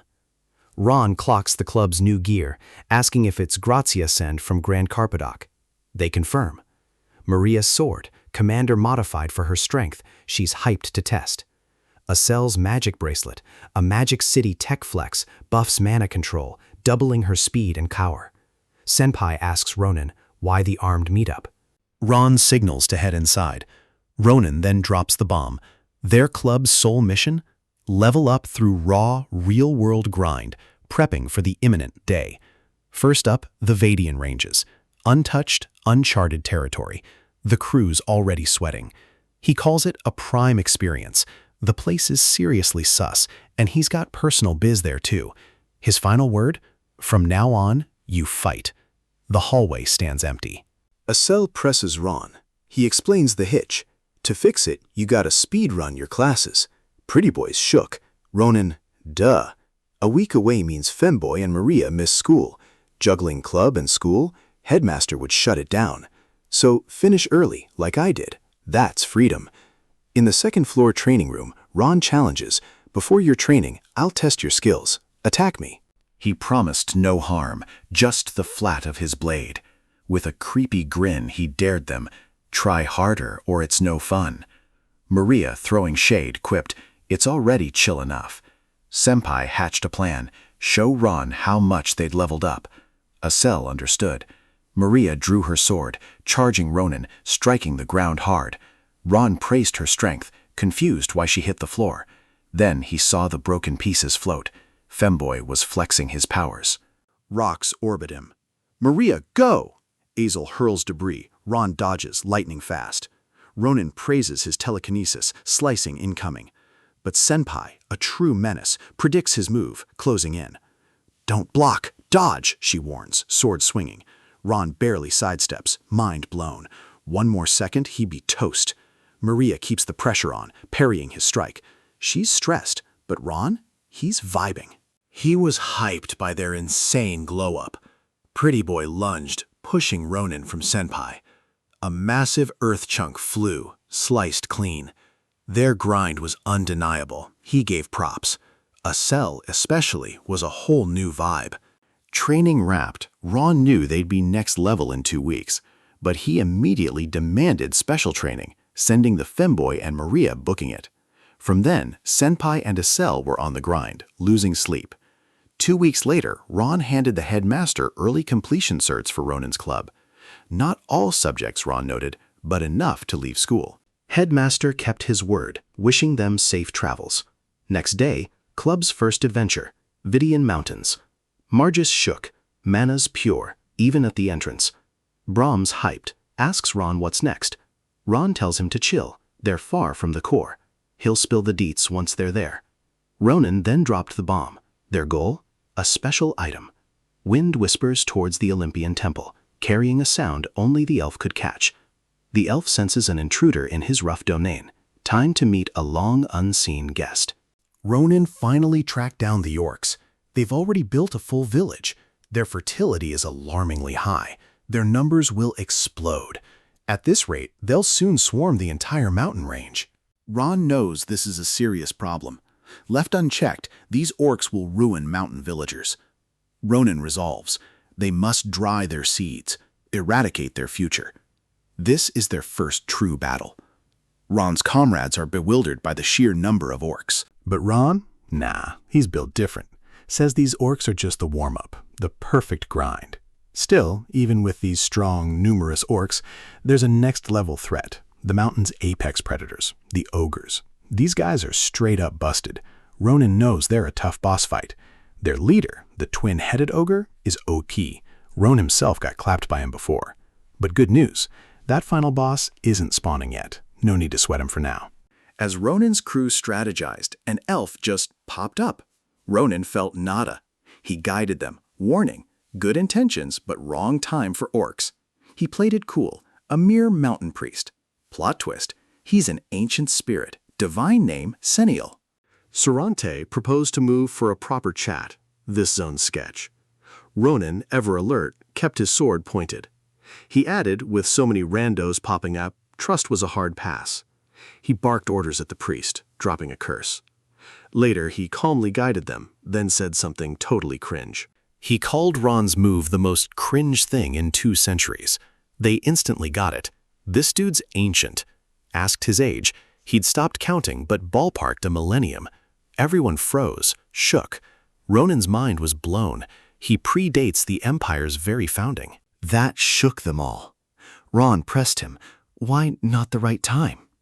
Elf revealed. Monsters are acting sus lately. Orcs, not nocturnal, patrol the mountains every single night. That's seriously off. Even ogres, who never leave their territories, are now at the mountain's edge.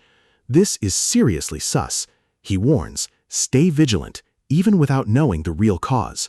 Safe for now, but remain alert. Just then, he whips out his barrier magic, and Seniel's temple materializes before the group. Everyone, Ronin included, is baffled.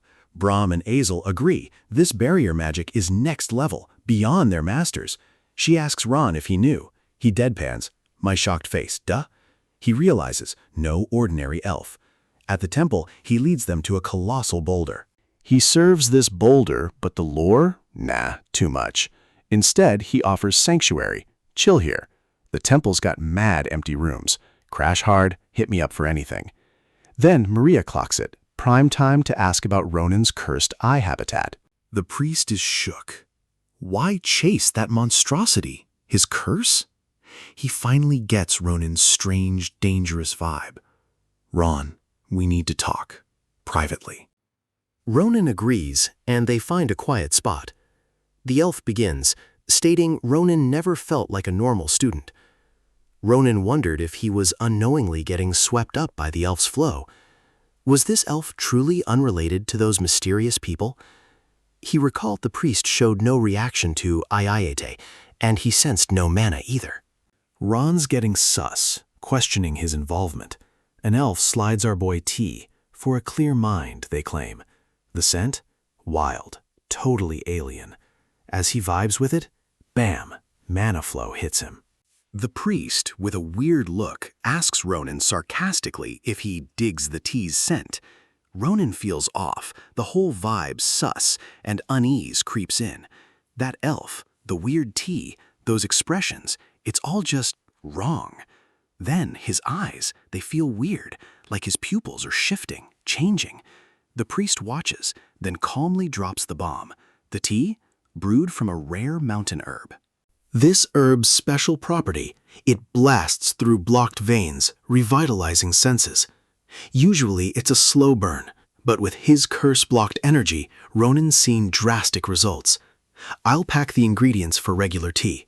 Stick to the dosage, Ronan. Improvement comes slowly, steadily. And listen up, kid. Stop using that cursed eye to cleanse your own curse. Ron's curiosity flared. The priest, grave, explained. This monstrosity, while purging curses, devours life force. A few uses? Minor. Overuse to detox? That's a death wish. Ron listened, yet confessed his desperate need to yeet this curse ASAP. He's tired of this burden, these chains. He just wants to be free, for real. But the wise elf cautions him. Rushing means backtracking. If things go sideways, there's no undoing it. He'll just have to eat the consequences. Ronan remembers Professor Secret, a true pro, said the same. This curse is a tough nut to crack, even for him. It needs time and proper prep. Even knowing Secret would help, meeting him made Ronan feel the pressure. He knows. One wrong move, and he's gone before he can even process it. Later, the elf's a real head-scratcher. No past life memory, yet he feels strangely familiar. Ronan explains his rush. Too many gloomy, eccentric fanatics, all hyped for the star's advent. The priest's mind races. Have they already made their play? That night, by his sacred boulder, the priest broods. Are Ron's fanatics the same group he's heard of? Are they finally gearing up? Something dark is brewing. If it's them again, more innocents are toast. He stands, silent, questioning everything. Should he just chill and watch this unfold? Or is this kid the sign his boulder's been giving? Just then, Ronan creeps in, calling out to the priest. Sarante asks why he's up. Bad bed? Ron just wanted water, but this boulder's got him hooked. Does it hide some deep meaning? Sarante drops some lore. Every millennium, their spiritual order hauls 1,000 boulders to Dakanya, the Empire's most remote, storm-battered corner. Most vanish within 2 centuries, but the rare few surviving a full 1,000 years, they glow up into representations of ancient divine order. He tells Ronan he remembers moving this rock with his bros. Ron gets it, then asks, "So where's the squad? Why are you solo when so many priests were involved?" Sarante gets it. Everyone's got their own struggles. Dedicating your life to a god who never answers, that's a whole different vibe. Sometimes he just wants to ditch it all, live free like a normie. But every time he's about to peace out, a gut feeling hits, keeps him locked in. Deep down, he knows that boulder will save the world one day. It's a duty he can't just nope out of. Tapping Ronan's shoulder, he adds, "Seems our moment is drawing near." A day later, Sarante's special tea was utilized, hitting different and yielding major results for everyone. Tapping energy and mana veins, it seriously boosted sensitivity. While the crew enjoyed the tea, Ron explored the mountain with Sarante, foraging roots. He was low-key perplexed by this elf's kindness, given they'd just met. Sarante's genuine heart shone through. 2 chill days passed, but as always, drama from the bottom tier leaves everyone with unerasable pain. The Orc Village Raid Day is here. Sarante's low-key worried if they'll be okay solo. With the monster's abnormal behavior still a mystery, he suggests more prep, but Ronan's like, nah, we're good. He says their moves are changing, but they haven't powered up yet. He hypes his squad, confident they'll ace this. Everyone nervously agrees. Ron drops the news. Trip's done, back to school. Sarante, for their safety, grants a spell, a magic pass to cross the barrier and revisit the shrine. He urges them, if things go sideways or danger hits, bounce back immediately. Never drop your guard. This forest is sus, too dark for their current strength. Deep in the forest, nights are pitch black. Brigia stalks, her sharp blade already bloodied, hunting Sarante. She mutters, gotta face him myself. These clowns, useless. Ronan clocks the orcs, instantly knowing they just trashed a village. He barks orders. Charge, take 'em down. Orcs enjoy stolen jewels, mementos of their encounters with others.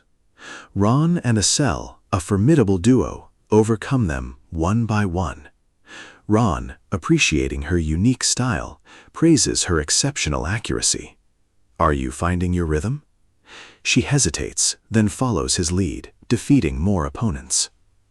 Gazing at the scene after the conflict, Acel's ears droop. A somber whisper. Divine judgment awaits. Ronan's hand on her shoulder. Punishment? We'll face it together. The squad echoed, we're a unit. Brahm, ever Brahm, deadpanned she'd get the biggest L, making Pretty Boy ugly cry again. Ron scanned his crew. Everyone flexed their skills in a real fight. Totally worth the mountain trek. Suddenly, Sita's sharp alert cut through, pointing. He senses something. An elf, tied to a tree. Azel jokes, orcs emergency food. Ron rushes to her. He commands Sita. Healing magic. The elf's eyes flutter open. Realizing, she gasps. Mana? Then coughs blood. Rowana sees Sita's healing fail. The elf, desperate, grabs Ronan's hand, pleading, take me to the shrine. Ronan's confused, but she warns, they're coming. Sarante's life is on the line. She collapses. A portal rips open. Ron sprints to the priest, elf on his back, begging for help. Priest asks, accident? Why back so soon? He's told, elf first. Sarante clocks her. Brigia. Hand up, what went down?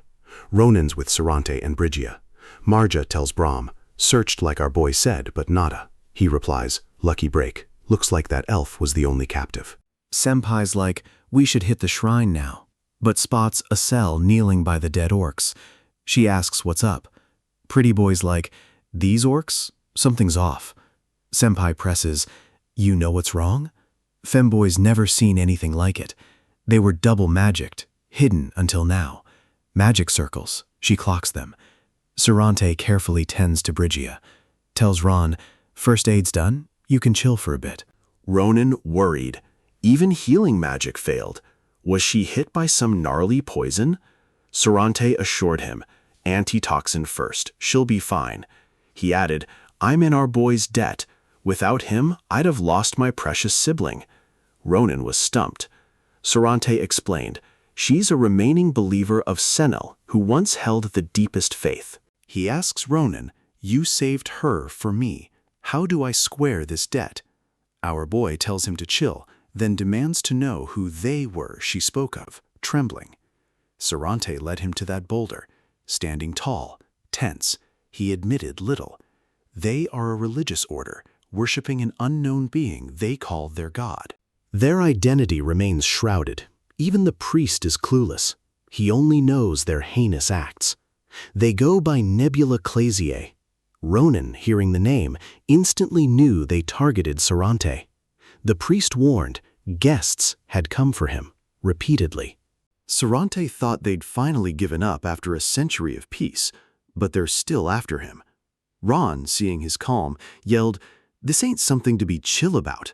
He urged Sarante to run to the archipelago. Sarante refused. He couldn't ditch this place with that negative spirit harming innocence. He tells Ron and his crew to peace out. No one gets hurt. Ronan understands, promising to stash the strongest girl he knows. Sarante chuckles, gripping our boy's hand, giving him a ring, repaying Brigia's rescue. This ring? A magic tower pass. Show it to the librarian. They'll find the intel on his curse. He's worried for Ron. Their time together was a true gift. Our boy hesitates, emotional, promising, "We'll definitely meet again. He'll be back soon. Sarante, look after him." Ronan dips. The temple door clangs shut. Brigia emerges, shrouded in violent energy, her voice dripping malice as she greets Sarante. He's shook, frozen. She smirks. "Where have you been hiding all this time?" Sarante, the priest, snaps. "Your divine power is wild, truly savage." Brigia counters. "Look who's talking, Mr. Paralysis Poison. The antitoxin you gave me." Sarante admitted helplessness, ensnared by the energy of those basic orcs. Brigia confessed meeting him wasn't easy. Her attempts to snag his attention using those monsters were a bust. Instead, she stumbled upon Ronan and his crew. Just toys radiating his energy. She considered dicing them up, scattering their bits to lure him out. But as a believer, she held back. Sarante, burning with a furious rage, growled, "I wouldn't have let you be." Brigia mocks. "Still got jokes, huh?" She gets to it. "The order demands we secure Sarante's remation. Refuse, and you're dead." Meanwhile, Ronan senses something off. His squad rushes up, searching for him. Ronan asks if they swept the perimeter. Maria says it's all clear, but Aesel found something sus. Aesel explains that after Ronan dipped, she found a magic circle among the orc corpses she'd never seen. Suddenly, a loud explosion rocks the air. "Near the temple," Aesel shouts. Ronan freezes, eyes wide, Sarante flashing through his mind. Seconds later, a horde of twin-headed ogres swarms, blocking their path. Back at the temple, Brigia lunges at Sarante. He whips out his Ventus technique, stopping her cold. Brigia smirks. "Exactly what I wanted," she declares, then charges, her blade flashing. Yet Sarante somehow blocks that strike too. She tries again, but it fails. Helpless, she chuckles, calling it a waste to off him. She offers him an exec role if they let go, but he, too religious, refuses to serve a cult. He taunts her. Are her orders' teachings failing? To think Rohaim's shadow is this slow. Brigia retorts she's just bored he ignored her, busy helping kids escape. She clocks his whole act for Ronan's peace. Why's he simping for them so hard? Sarante warns, "Don't even think about touching them. They're just random guests he met." "Mess with them and he won't let her slide," Sarante adds, his tone ice cold. Brigia smirks. "Can't do anything now. It's already done." A heavy thud. The priest's gut twists. Ronan's zone. His guard drops. Brigia seizes the chance, slashing his arm. In the forest, Ron yells, "Weapons up! Get behind me! These ogres are seriously OP!" Brahms just frozen, can't move. A massive ogre slams him hard. Marja and Assel realize they need to bolt, but before they can react, the monster unleashes a powerful strike. Ronan blocks it with raw power. He commands, "Sita, Brahms hurt. Tend to him. I'll handle these." He swings his sword. He clenches his grip, tightening his hold, then roars, "This bastard dies by my hand." Swords clash against the monster's tough hide. He screams, ordering his squad to fall back, tend to the injured. Then he sees its eye, that magic circle. He's seen it, the same ones controlling those monsters. His grip tightens. This is it. It's Nebula. The monster roars, charging. He smashes his sword into its head. Multiple strikes, but the giant beast shrugs it off. Ronan's powerful blows only scratch its hide. The beast roars, growls, then slams him down. Ronan falls, body riddled with wounds. He'd have relished finishing their last fight, but hurting his comrade? Nah, that's unforgivable. Pure rage surged. You're done for, Ron launched, a devastating strike aimed. Before, he couldn't land a fatal headshot, but now, with instructor-taught techniques, he's gonna slice right through. Unleashing Navarro-style's fourth form, his revolving sword became a blur, carving every inch of the monster. Ronan landed, a curt, "Just die already, fam," escaping his lips. A minute of dead silence, then a colossal crash. The beast shattered, gone. Sheathing his blade, Roan reflected, "Bruh, that took way too long. Still gotta level up." He then bolted to a cell in Mariah. "Brahm, is he good?" Sita patched him up with meds, but a real checkup still needed. Senpai says he's good for now. Ron sighs in relief. Femboy asks what's next. Ronan's like, Sarante, obvious. But arriving, he sees it's utterly wrecked. Blocks and roads just gone. He just left. How did this happen so fast? Then rocks creak. Sarante stands there, wounded, bleeding. He gasps, "I didn't know you'd be safe, Ron." His voice breaks. "I should have saved you." Ron rushes. "You can't save anyone like this. What happened? Who did this?" Sarante says nothing. Just, "Don't worry. Leave now. We've handled things for now." As Sarante pushes him away, warning, they'll be back any sec, a massive black shadow stabs Ronan's heart, freezing him. Ronan watches, stunned, as Sarante kneels, coughing blood. Just as his hand reaches the priest, Brigia flashes in, floating, then lands midair. She snarls about almost dying, then mocks Sarante. "You cool doing this to your old comrade? Using a risky skill, one arm down, nearly offed me?" Star-blessed. She's safe. She taunts Ronan. "Didn't expect to see you again. Impressive you survived that twin-headed ogre." Enraged, Ronan demands her name. She smirks. "Forgot you hadn't seen this face." Shifting into an elf, she mockingly thanks him. That face, Ron remembers, the elf from the orc village. Brigia thanks him for helping her cross the barrier. Her reward? A painless end. She teleports, closing in to strike. Ron barely dodges. Ron screams, "Sita, heal Sarante, save him!" Brigia realizes, this kid's built different. Enraged, Ronan gritted his teeth. "You trashed a smithy, spied on the duchy, and now you're here calling yourself Nebula Clazer." She smirked. "Met my babies, the orcs?" Then, with a sneer, "You're the one offing folks just doing their jobs." Ron, fueled by rage, lunged with his sword. She dodged, smooth as silk.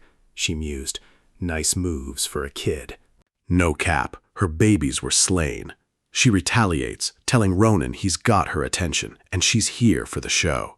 Ron barely blocks, struggling, realizing she's built different and reads his every move. He decides to strike when she lets her guard down. He slashes again. She blocks with raw power. Their blades clash, a fierce one-on-one. Brigia, seeing potential, offers a deal. Join their order, and he'll be living good. Like the offer, Ronan. His disgust was palpable. Tough luck. You've got no choice. Refuse, and Sarante dies slow, agonizing. That elf's life, all on you now. Brigia, voice cracking, choked out, "Just go. I'll be fine." Ron's grip tightens, rage blazing. He's decided she's getting shredded. He blazes forward, blade flashing. But Brigia, she's built different. His onslaught is just a warm-up. She taunts, "Keep this up and I might actually want you." Ronan unleashes a storm of blows, each one effortlessly parried. A smirk. "Damn, a fight this good? Too bad to waste you." She snatches his hand. "Cooperate or you're dead." In a flash, her sword runs him through, whispering of starlight awaiting his awakening. Just as Ronan struggled against the blade, Sarante slammed a mana shield over Ron. He snarls at Brigia. "You touch our boy, you pay. I warned you." Fury blazes in his eyes.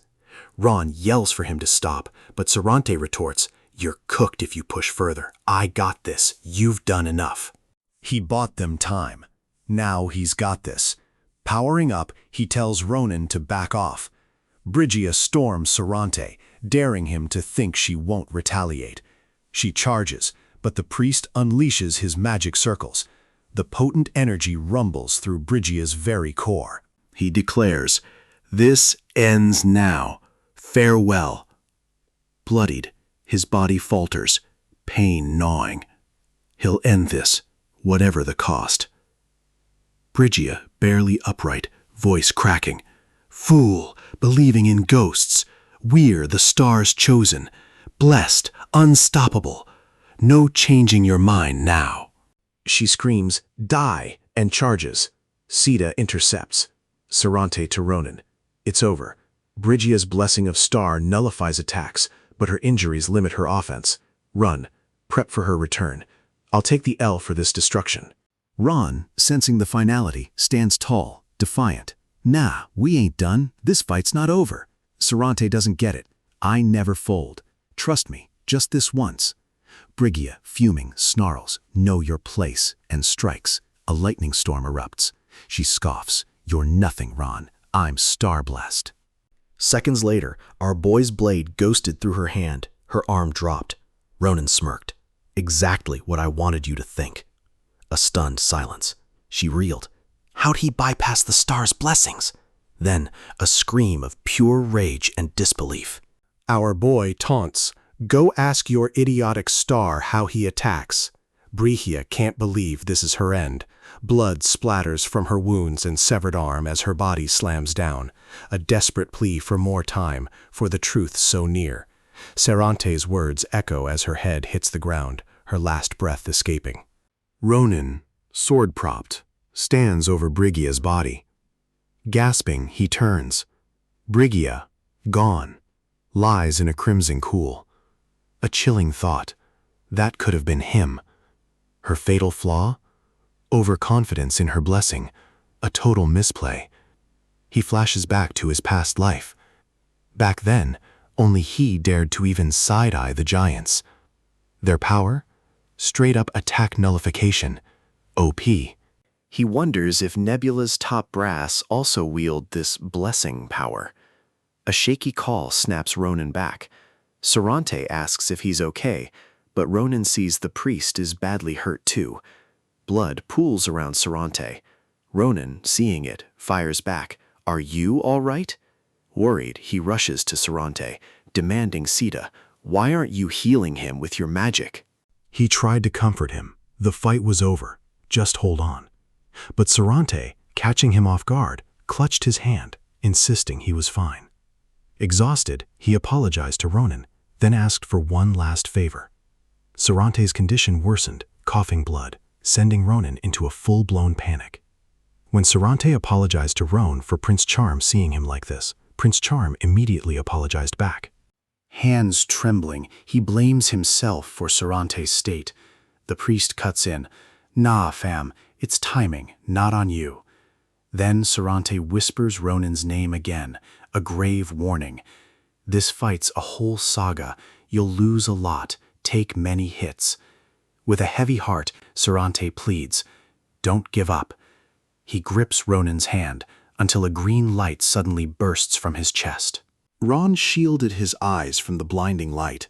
When he looked back, Sarante's body was turning to stone. The horrific sight was gut-wrenching. Ronan tried to warn Sarante of his impending doom, but the priest, instead of panicking, accepted his end, placing a tender hand on Ron's cheek. Before he could thank Ronan for being his answer, his body, save for his mouth and hand, had solidified. His final words, a solemn promise. I'll watch over you, always there from Sinil's side. Sarante's last words, a blinding flash. Ron's eyes snapped open. A green orb pulsed where the priest sat. Sunlight pierced the gloom. The green glow faded, like it was never there. He bid Sarante farewell, leaving the mountains.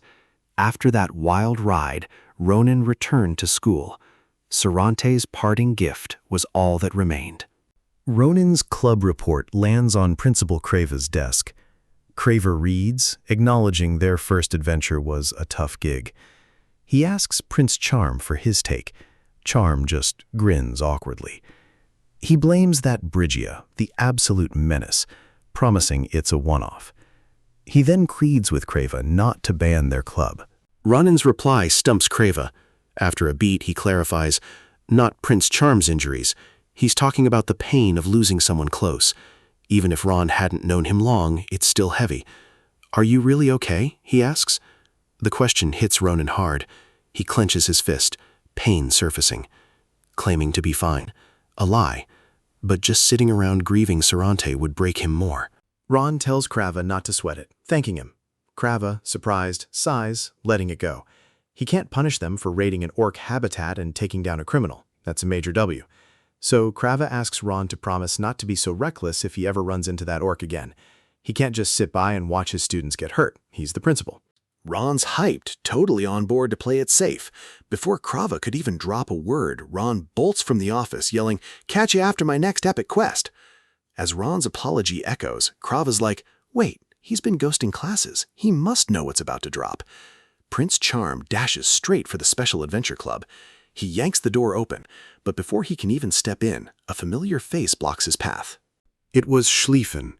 Ronan was shook, finding him inside, asking about his return.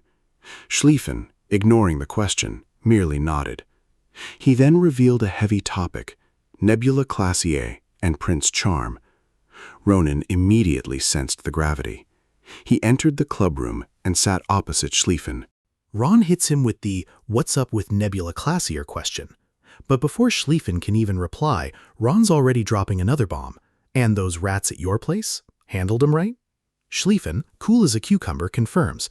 "For the past 2 weeks, we've been on a massive hunt. 19 traitors tracked down so far. 5? Yeah, I personally handled those. The remaining 14, shipping them off to Lodolin soon for a proper interrogation." Then Schlieffen drops the bomb. Prohibition's a bust with these traitors. Ron's shook, can't believe his ears. Schlieffen lays it out. Prohibitions hit a wall the moment 19 traitors were found and investigations kicked off. Given how slick these traitors are, Ron and Schlieffen realize they must have already bypassed Prohibition. This revelation grinds their gears. Ron's mind races for another way, but peering into their mana to single them out, near impossible.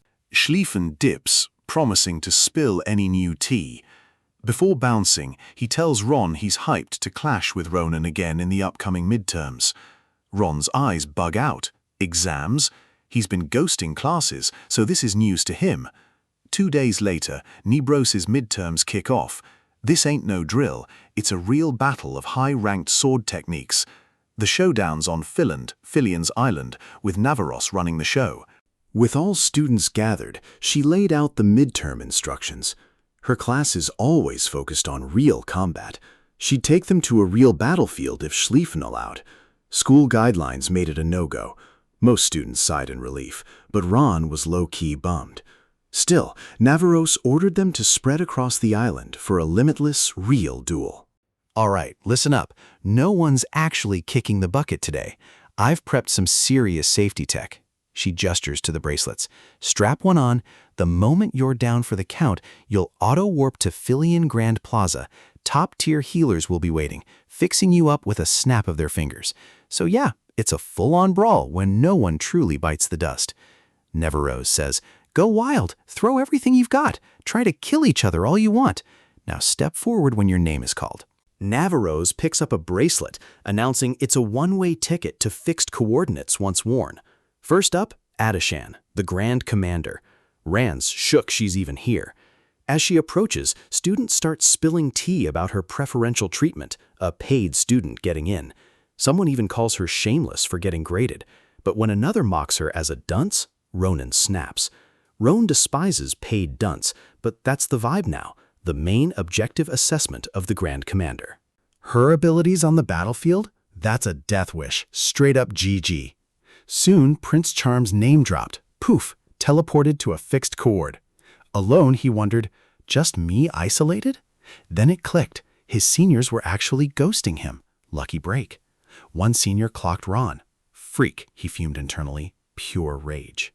Ronan, ever the provocateur, needles them about their awkward tree-hugging. One finally snaps, lunging from behind with an axe. Ron, quick as lightning, dodges, then pops up right behind the attacker. "Yo, chill. Why so rough on your boy, fragile Ronan?" Ron's blade rests coolly on the senior's shoulder. He clocks it, a temporary alliance, formed by those teleported here. But hey, this is Filion. Maybe their game's finally leveled up, or so they think. Before other word, Prince Charm snatched a stone, hurling it straight at the student perched behind him, bow aimed at Ronan's head. Our boy's grip, still iron, sword chilling on the first dude's shoulder. That stone he yeeted, straight to the other dude's face, sending him tumbling off the branch. Our boy then clowned their whole strategy. One of them, seeing his buddy get yeeted and poofed a Filion Grand Plaza, yelled, "Ambush failed! Get ready!" He rallied them. "Yo, give it your all! Ronan's a monster, but he's solo right now!" So all the sophomores popped out. That one dude hyped him up to use their numbers, screaming, "Swarm him, now!" Sophomores jump him, but my guy's got this. Even if they were seniors, he sent them to Filion Grand Plaza. Just took a minute. He wonders if that was too much.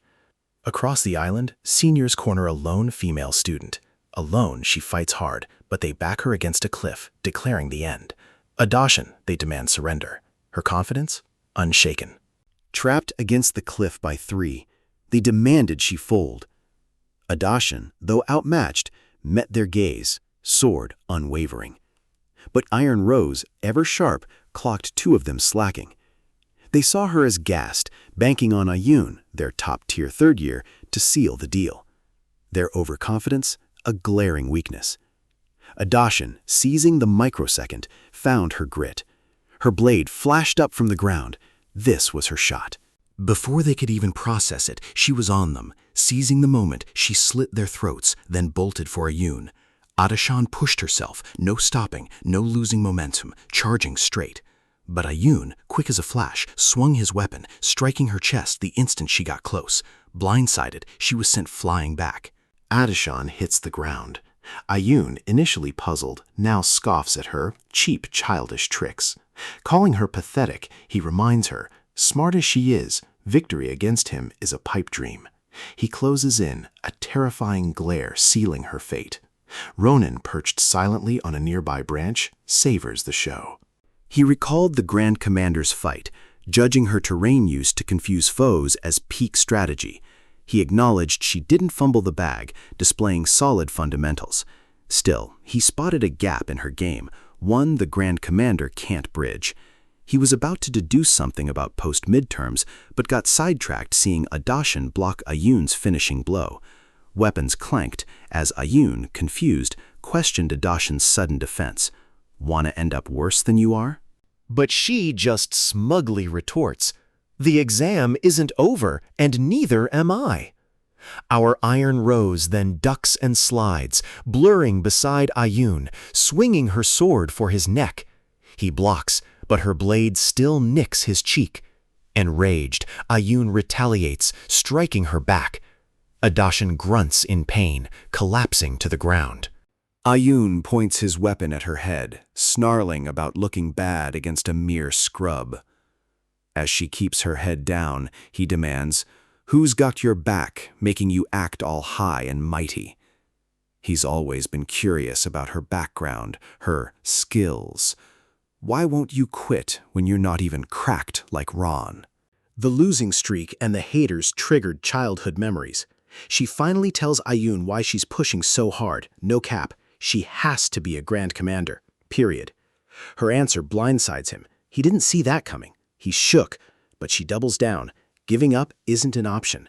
This dream, it's hers alone to chase. Even Ron feels a shift. He stares, kind of weirded out. Then she talks about fate making her achieve it. Ayun is not having it. He's fuming. He's totally lost on what she just said, thinking she's not even the type to try to get it. Fuming, Ayun lashes out with his weapon, telling her to get lost for not knowing her place and spouting dream talk. As his weapon nearly clips her, he snarls he's done listening. But his weapon never connects. A sudden, booming, "Stop!" slices his blade in half. Ayun and Adashan's eyes go wide, totally shook and confused. After a quick "my bad" for meddling, Ronan tells Ayun to cut it. He then mockingly claps for Ayun's "good work," before a swift sword stroke cleaves Ayun in half. Iron Rose is shook, can't process Ronan's presence. Hesitantly, she calls his name. He turns. Ronan saves Adashan, then asks for her time, curious about her journey to Grand Commander. She reveals her grim past, the why she's on this Grand Commander path. Her family was sent to fight werehumans over land disputes, a fatal misplay by higher-ups. Their lives were wasted when peace came anyway. She's leveling up to Grand Commander to prevent any more meaningless sacrifices. Suddenly, the air got heavy. Someone's definitely on their way. Ronan, clock's ticking, told Adashin. You look like the type who named Shadow Mana. This ability is tricky to unlock, but once you do, it's straight-up OP power. With some grind, you could totally wield it. I'll be your guide. He yeets her off the cliff, eliminated. Just then, Schlieffen pulls up. After a brief exchange, Ronan and Schlieffen clash. A new battle ignites. Adashan, eliminated by Ronan, gets teleported back to school, safe. Only our boy and Schlieffen remain to throw down. All students and Iron Lady are locked in. They clash fiercely, neither yielding. Ronan's shook by Schlieffen's adaptability with the Tempest Sword. He's leveled up, far beyond his past life. The battle rages, both landing gut-deep cuts. Onlookers are shook, can't process how these first years are going so hard. Nabaros finds it lit, seeing their insane glow-up since last time. Both are mana depleted. The next clash decides it all. Schlieffen tells Ronan he's lucky to have such a rival, but they know this epic showdown must end now. Both max out, prepping for the final showdown. MC's mission, recruit Schlieffen. But first, he must establish dominance, make the pecking order clear. Injured, MC's speed is built different. Schlieffen, totally outmatched, goes full send with his Tempest Blade, slashing wildly. Bro ends up hurting himself. Ronan respects his grind, matching his fierce resolve. Both are heavily bleeding, having tanked every hit. Their swords clash one final epic time. Students watch, hearts in their throats. This is it. They collide, screaming their lungs out. A massive explosion ends their battle. As the dust settled, Schlieffen hit the ground first. Ronan followed, collapsing, but not before declaring his victory. The students went wild, the contest's sheer epicness too much to contain. Later, Ronan woke in the infirmary. Nabaros and Adashin delivered the verdict, a tie. To Nabaros's shock, our hero reacted calmly, without drama. She mused he'd leveled up, mind and body. After a quick convo, Nabaros reveals he flexed mana in his last attack, but he's clueless, no recall. She guides him to Professor Jaredin, a legit mana master. Adashin and Ronan dip to find him. Nabaros adds, Jaredin's so OP, even other profs hit him up for mana wisdom. She grills him on his Schlieffen encounter post-medbay. Flashback, Ronan tries to recruit Schlieffen. He refuses, until Ariel's island move is mentioned. Schlieffen's like, bet, and signs up. Ronan and Adashin finally hit Tower 41, Professor Jaredin's spot. Top G rolls up, demanding answers. Adashin, Nabarro sent them to help Ron manifest mana. Top G to our boy. Got coin? Nothing's free. He charges for extra work, demanding Ronan pay. Ronan and Adashin reach Jaredin. He demands payment, 10 gold per hour per person. Ronan thinks, wild expensive. Ronan thinks Top G's scamming. Broke, he asks for options. Top G dismisses him. Then Top G clocks mana from Ronan's ring. Suddenly, he's like, wait, there's a way to pay. The trio heads to Top G's, Ron on the ring. He's bugging about this place, locked down tight, not a sound escapes. Top G asks to peep the object first. Ronan hands over the ring, handle with care. Top G studies it, a revelation. An elf spent 2,000 years, all elements, for this pure mana. He laid out his terms, aid, but only if he could siphon mana from the ring. It's for his ongoing experiment, promising full support if Ron agrees. Ronan was intrigued, but dropped a counter. Jaredin also handles Adashan's mess. After a quick haggle, the Top G finally folded to Ron's play. He complimented Ron's negotiation skills. Jaredin conjured a magic circle, directing Ronan to step in. He asserted his problem took priority. That scoundrel sent him. Ronan stepped into the circle. Top G placed hands on his back, noting his senses seemed recently awakened. He found few magic traces, questioning if Ronan had ever used his mana. Ronan reveals he can only see it, not use it, thanks to a wicked curse. Jaredin clocks it. This ain't no ordinary hex. He channels mana, attempting to force it open, warning Ron will feel a knife slicing his spine. Can you endure it? Before Ron can question, a sudden, searing pain rips through him. He screams. Top G channels mana, diving deep into Ron's body, straight for the curse. He eyed the curse, thinking easy peasy, but facing it, his confidence shattered. His mana body instantly turned to bone, disintegrating. Jaredin was horrified, realizing the curse tried to flow into him. He was instantly repelled, screaming in pain. His condition spiraled, puking blood. He quickly chants a spell. Ronan recognizes Eli's old incantation. A gaping maw swallows them whole. Professor Secret arrives, demanding they move. Top G needs her help, pronto. She asked Ron if Top G tried channeling mana into himself. Ron confirmed, aiming to widen his blocked mana path. Secret revealed part of his extreme curse hitched a ride on the mana, now infecting Jaredin. This curse, only he can even touch it. She warned, keep this up, and Top G is toast. His end is imminent. Ronan's stressed the prof's curse is a death sentence, but Secret's like chill, it's not deep-rooted. She taps his magic, yanking the curse from Jaredin's mouth. A gross Tekka creature bursts forth. Secret snatches it, yeets it at Ronan, who shreds it, ending the curse for good. Top G finally breathes a sigh of relief. That curse, poof. He thanks Secret for saving him. She's like, Ron? Yeah, that guy. Jaredin tells Ron, promise kept. Mana channels, open. Secret observes, mana's surging through him now. The curse on his mana meridians. Weakened. A mystery to her. It still tries to seal them, but it's a breakthrough. Ronan, hyped, asks if he can use mana. She confirms, but warns, 20 years of grind to wield it freely. Jaredin then reveals his invented method can shorten that grind. He settles with Ron, hands on his back, dropping knowledge on mana handling. He charts a mana path within Ron, urging him to trace it. Ron's a quick study, instantly locking in the path. Jaredin's jaw drops. Bro speed ran that. Practice daily, whenever you can. Ron stares at his hand, realizing his glow-up. Mana? Used to be cap. He turns, thanking Top G for the clutch.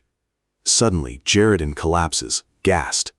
Grabbing Ronan's sleeve, he demands, I kept my promise, fixed your problem. Your turn now. Ron's like, heal up first, then the ring. But Top G's all, my body? Nah, not now. Something way more clutch needs saving, even if it costs lives. He locks eyes. Gimme the ring, now. Ronan hoists him. Addison points. Lexian Hall, nearest clinic. They move out, but Jaredin's already locked the main gate down. Top G, clutch, opens a secret underground passage. He warns Ron, beat Rose Withers to it. The trio dives deep. They're shook. Jaredin's been low-key experimenting. A woman in a tank. Deep sleep. Ronan sets down Top G, frantically searching for healing. He finds Jaredin's book. It spills the tea. Jaredin's experiments were to resurrect his dead wife, Sunya. Top G's been frantically experimenting on his dead wife, using rare monster materials. That's why he's always broke. Headmaster Kratier helps him out, even making him a professor. Jaredin moved Sonya to Felion's Mage Tower basement to keep the experiments going, trying to revive her. After 134 attempts, still zero progress. Ronan gets why Jaredin needed mad cash. Those materials, super rare black market finds. He spots a sus paper tucked in a book, snags it. Could be from the rebel crew. Jaredin pops up. Snooping Ron? Ron denies. Nah, just checking for recovery aids. My mana's 0, remember? Elsewhere, a shady mage bows to a vampire, telling her Top G craves fresh blood's essence. Only she can provide. She plans to snatch Jaredin. Top G will take the bait, desperate for blood. Humans are such NPCs, falling for her traps. Back at Jaredin's, Top G returns Ronan's ring, siphoning some mana. Thanks for the mana boost, he says. telling Roan to keep the lab secrets on the down low. He tells Adashin he'll sort her drama tomorrow. Iron Lady and Ronan peace out. Ron pulls the letter from Top G's book. Plot twist, it's a blood letter. Ophelia rolls up. They hit the Special Adventure Club for a chat. Ophelia grills him on the blood letter's origin, revealing its nature and use. Her powers activated, she cracks the code. The intel: to snag fresh blood's essence, hit up the blood hook. This letter? It's for Jaredin. He's fiending for fresh blood essence, crucial for his next experiment. Ophelia spills the tea to Ronan. Blood hook? It's an org of young baby vamps, all under 200. Their grim objective: revive Vampire Prime through gruesome acts. She asks him, whose letter is this? He replies, Jaredin's. She's clued in on his raw power. She warns Ronan, if Top G's after that fresh blood essence, he's got to take the vamp's offer. Only the giver's will can activate its power. Later, a squad of vamps waits outside a cave, anticipating Top G. A hooded figure rolls up. They're convinced it's Top G, their master's new kin candidate. They chatter, sensing no strong energy from him. After a quick convo, they greet Jaredin. A vamp requests Top G to unhood, verify identity. He complies, unhoods, confirming. The vamp thanks him, but then clocks Jaredin's sword. A mage with a blade? He's bugging out. A mage with a sword. Suddenly, Top G snatches his sword, closes in, and slashes. Hold up. This isn't Top G. It's Ronan, disguised as Jaredin. Days ago, Ophelia gave Ronan a potion for a 30-minute shapeshift. She offered to help, but Roan, ever the lone wolf, refused. He's got this. Crossing her own kind for this petty beef? She's playing with fire. He diced the other vamps, sparing one. Squeezing intel on the cave and vamps, he then offed him.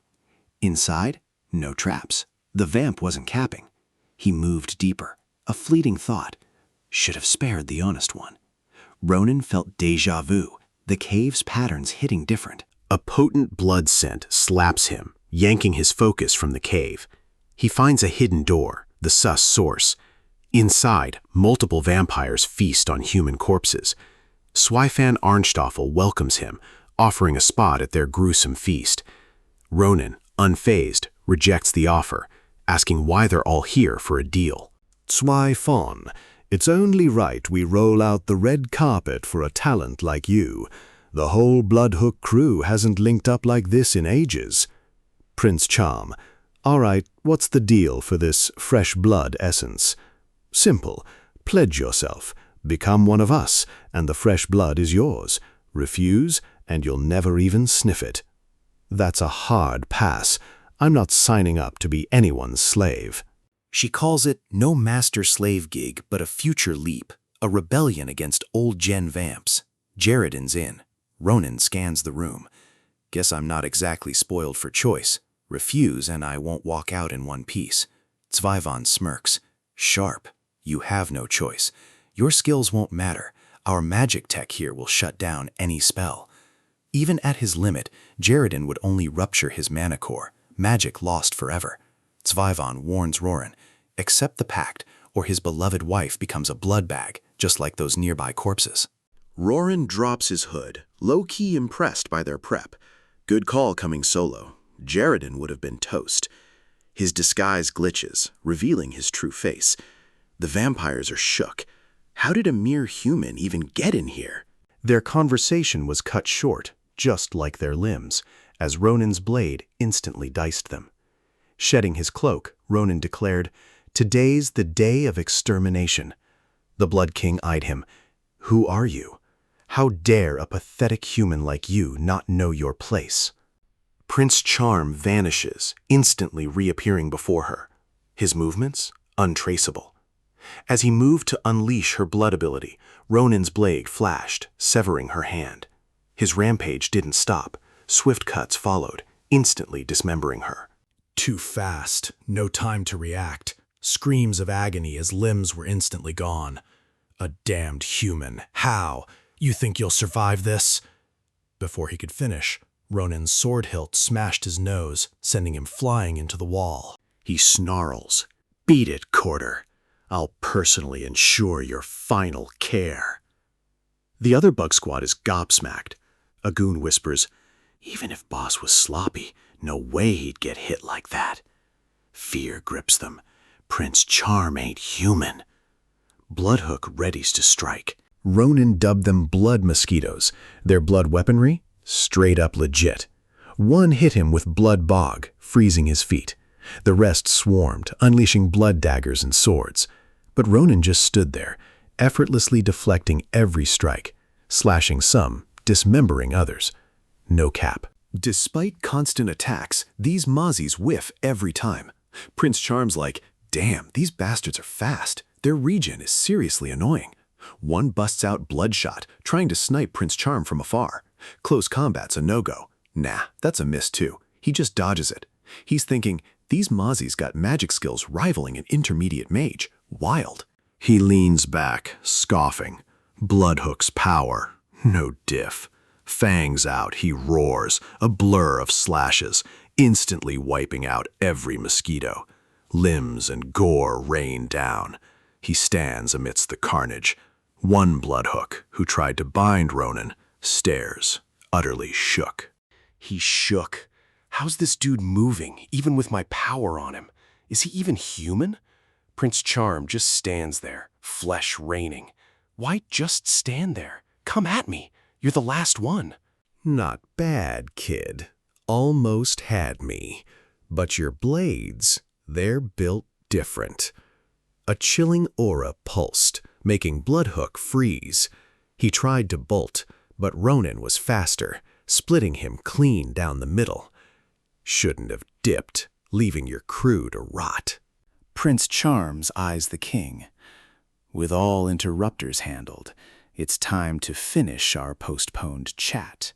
A sadistic smirk twists his lips, eyes glowing crimson. The Blood King stirs, consciousness returning, wondering what's happening. A needle-like pain. Ronan's blade, piercing his thigh. Prince Charm worried you'd ghosted. King's mind reeled. How did one human kid wipe out our crew so fast? Ronan smirked. My buddies aren't great. They kept regenerating. Couldn't just leave them. If you don't want to join them, cough up that fresh blood essence. As he nicely asked, King stared down, seemingly speaking to someone below. Where was I when this went down? I could have saved them. Why didn't I help? Ronan's like, bro, you gone mad? Who are you even talking to? Just then, a figure materialized behind Prince Charm. He won't repeat himself. Move. Ronan, shook by his presence, felt the threat. He recoiled, thinking, one killer intent, and he'd be toast. Bolzark von Boschaba addressed the king. I'm deeply disappointed. You promised to bring Jeriden into our kin. Balzark von Barshaba, looking down, sneers. Big talk for someone ending up this pathetic. Unbelievably brazen, you Arnstoffel brat. Not just pathetic, but blind to reason. He raises his palm. You've botched the plan. He begins reclaiming the fresh blood's essence. Ronan watches, bewildered. What the heck? Balzark von Barshaba began siphoning the king's very essence. The king's pleas for mercy were ghosted. Balzark, stone cold, fully extracted his blood and essence, leaving a husk. Then Ronan, absolutely fuming, stepped up. You can't just take that, he declared, blade raised, ready to throw hands. He warns, wielder of the essence, cooperate if you want to make it out alive. Balzark von Barshaba smirks. Your arrogance? A vibe. Intriguing. He challenges. What's your move if I refuse to play ball? Ronan lunges, declaring, fine, then a good beatdown it is. Prince Charm's strike connects with Balzark's palm, drawing blood. Balzark smirks. Your fangs are sharper than they look. If you can damage my blood mana fortified body, perhaps you are worthy of the name you claim. His curiosity piqued. He wonders if Ronan has other tricks up his sleeve. He's offering a hand, so he better go all out. Balzark von Barshaba charges Bloodcutter, striking at Prince Charm. Ronin blocks with his blade, but Balzark's raw power pushes him back. Ronin swings, finally nullifying the blow. But then, plot twist, Balzark immediately unleashes Bloodshot. Prince Charm is shook by this attack, recalling a similar one he'd easily dodged before. But this, it's on another level. He draws his sword, repelling the onslaught. Balzark von Barshaba grins. Unbelievable. I've never seen anything like it. You're not just countering my magic, you're cutting through mana itself. Balzark von Barshaba, expecting little, finds this intriguing. The hero snarks, "You're the head mosquito buzzing non-stop, aren't you?" Ronin snaps, "Shut it! Hand over the essence, now!" Balzark grins, "Love the spirit. I'll show you proper respect for this entertainment." He powers up. Ronin closes in. A voice cuts in. "Stop!" Ophelia DeKnight lands between them. Balzark stares. "You're the Ophelia DeKnight?" Ophelia. "Not stoked to see you, but it's been a minute, Balzark." Ronin snaps. "Why are you here? I told you not to come." He asks if she knows this mosquito head. She's like, "Duh, I know him." She drops the deets. Balzark von Barshaba, kin to the Shadow Duke, Vamp World's ruler, his strongest second in command. Balzark's shook, moving closer. "Never thought I'd see you here. Missed you. It's been over 83 years, fam." He's like, why butt into that brat's biz? These trivialities? Nah, only we matter, together. But Ophelia snapped. "Stop! Don't you dare come closer!" Balzark's eyes closed. A flashback to that old incident. He says he needs more time for her forgiveness. Ophelia knows it was bound to happen. He had to stop her sister from harming the Duke. She realizes now her sister wasn't herself, like she was entranced. She reminds him, "You can't unhappen that day." Balzark gets it, tells her to chill. He was ready. Ronin just wonders if it's over. Ophelia asks Balzark, "Why are you with Bloodhook? The Balzark I knew wouldn't touch those kids." She probes if he's got beef with Jared and Stonestong. Balzark, the man she knew, had one reason, an unfinished fight. They met by chance on the continent's west, a battle for warrior's pride. Many strong foes, but few measured up. Had the rising sun not cut in, it'd be his greatest bout. He chased Top G again, but he was gone, ghosted, without a trace, even for him. Years passed. Suppressing his unquenchable thirst, kids approached his castle with an offer. They'd find Jaredin, grant them fresh blood's essence, and they'd bring him before him, turning him into their kin, for an eternal battle. Their plan? Obvious. Just kids play. All for naught. He points to Ronin. This kid beside her? He's why.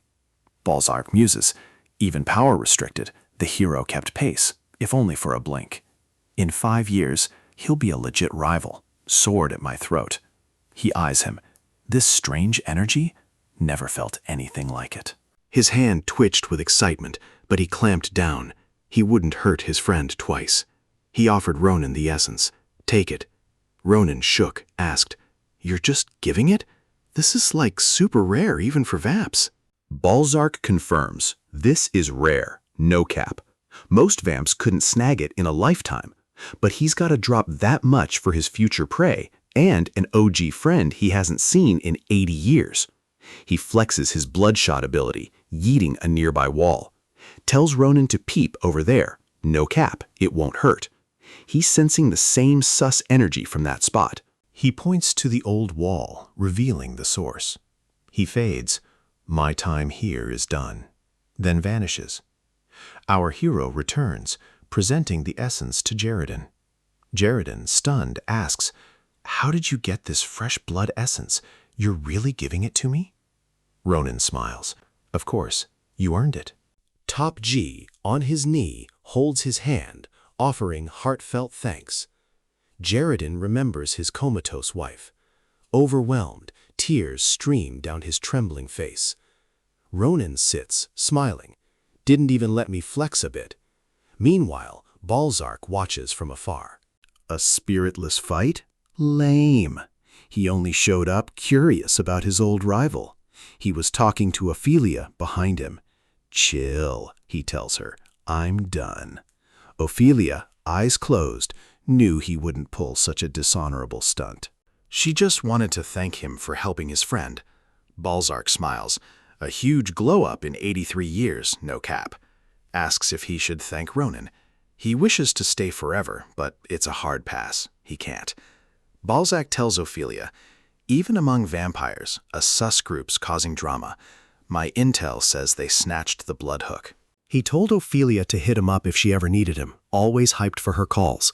With a legendary exit, he dubbed her his Eternal Rose and vanished.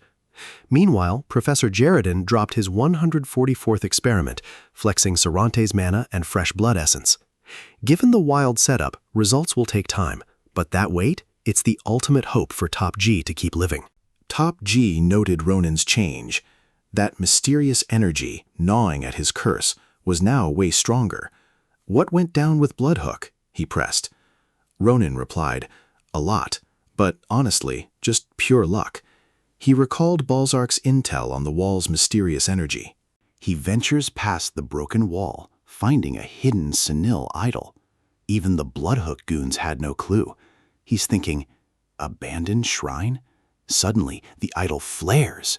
Green energy, straight up, flows into Ronan's hands. Fast forward, Jaredin still scratching his head, but admits Ronan's luck is just built different. Thanks to, as his energy surges, his mana meridians have expanded. Refinement is still needed, but this much mana allows considerable range. No need to tell him, he's feeling it himself. Ronan confirms, way better than last time, for real. He wonders, proper sword chi now, not just a fake? 4 days pass. Marbus, Romera Mountain's front city. Ronan materializes. Just as Schlieffen warned, he states, a wyvern's here. Their sudden return to his Romera homeland.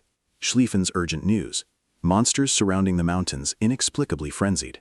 Schlieffen says we're lucky Nimbutan's safe for now. Gronchanites are out, but it's not enough. Roran, witnesses even saw a wyvern in the skies. These beasts fly, and their fangs and claws drip deadly poison. Even top mercs are shook.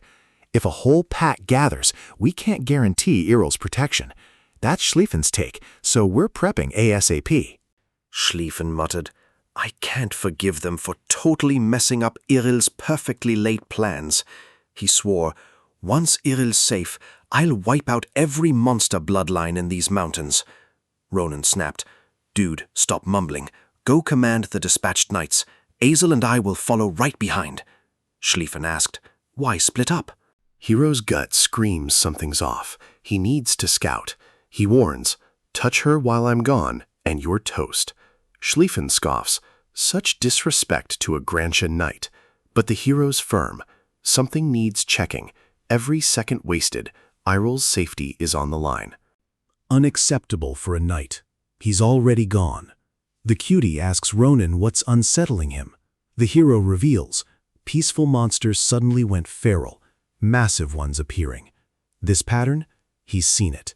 Grand Carpadachi and Videan Mountains faced this exact chaos, thanks to those bastards. SL wonders if Nebula Clesier are behind this whole mess too. Ronan shrugs it off as a hunch for now, urging them to scope out the incident's core. Our hero knows Prohibition's a bust. Only his unique mana can track them down. Meanwhile, monsters and goblins are massing up, big time in certain spots. The redhead reports, looks like we've cleared out all ground monsters here for now. Perched on a monster's shoulder, he lamented Lord Varen's orders spared these non-believers from his severe punishment. Suddenly, the monsters trembled, emitting strange, terrified sounds. The redhead pondered their terror. Why such fear? Brainwashed, they shouldn't feel anything, he thought. Then a menacing beast materialized from the shadows. Its eyes glow, an overwhelming aura radiates. Redhead stares, absolutely bugging out. He sees the massive scimitar, the shadow-clad black tiger. How is this even real? The beast, eyes burning, snarls. So this is where you've been hiding. In an instant, he's on the redhead, face grabbed. No time to react, the beast tears his head clean off. Other monsters shook, try to attack. One scimitar slash, GG. He stands, declaring, the hunt's just begun. This menacing tiger, it's Sword Saint Jaipa Torgung. Ronan and a cell hit a checkpoint, already seized. The occupiers? Not even regular soldiers, but were human. One shouted, "Stop! No entry through this gate today, unless you're authorized. Wait or find another way." He drops the intel.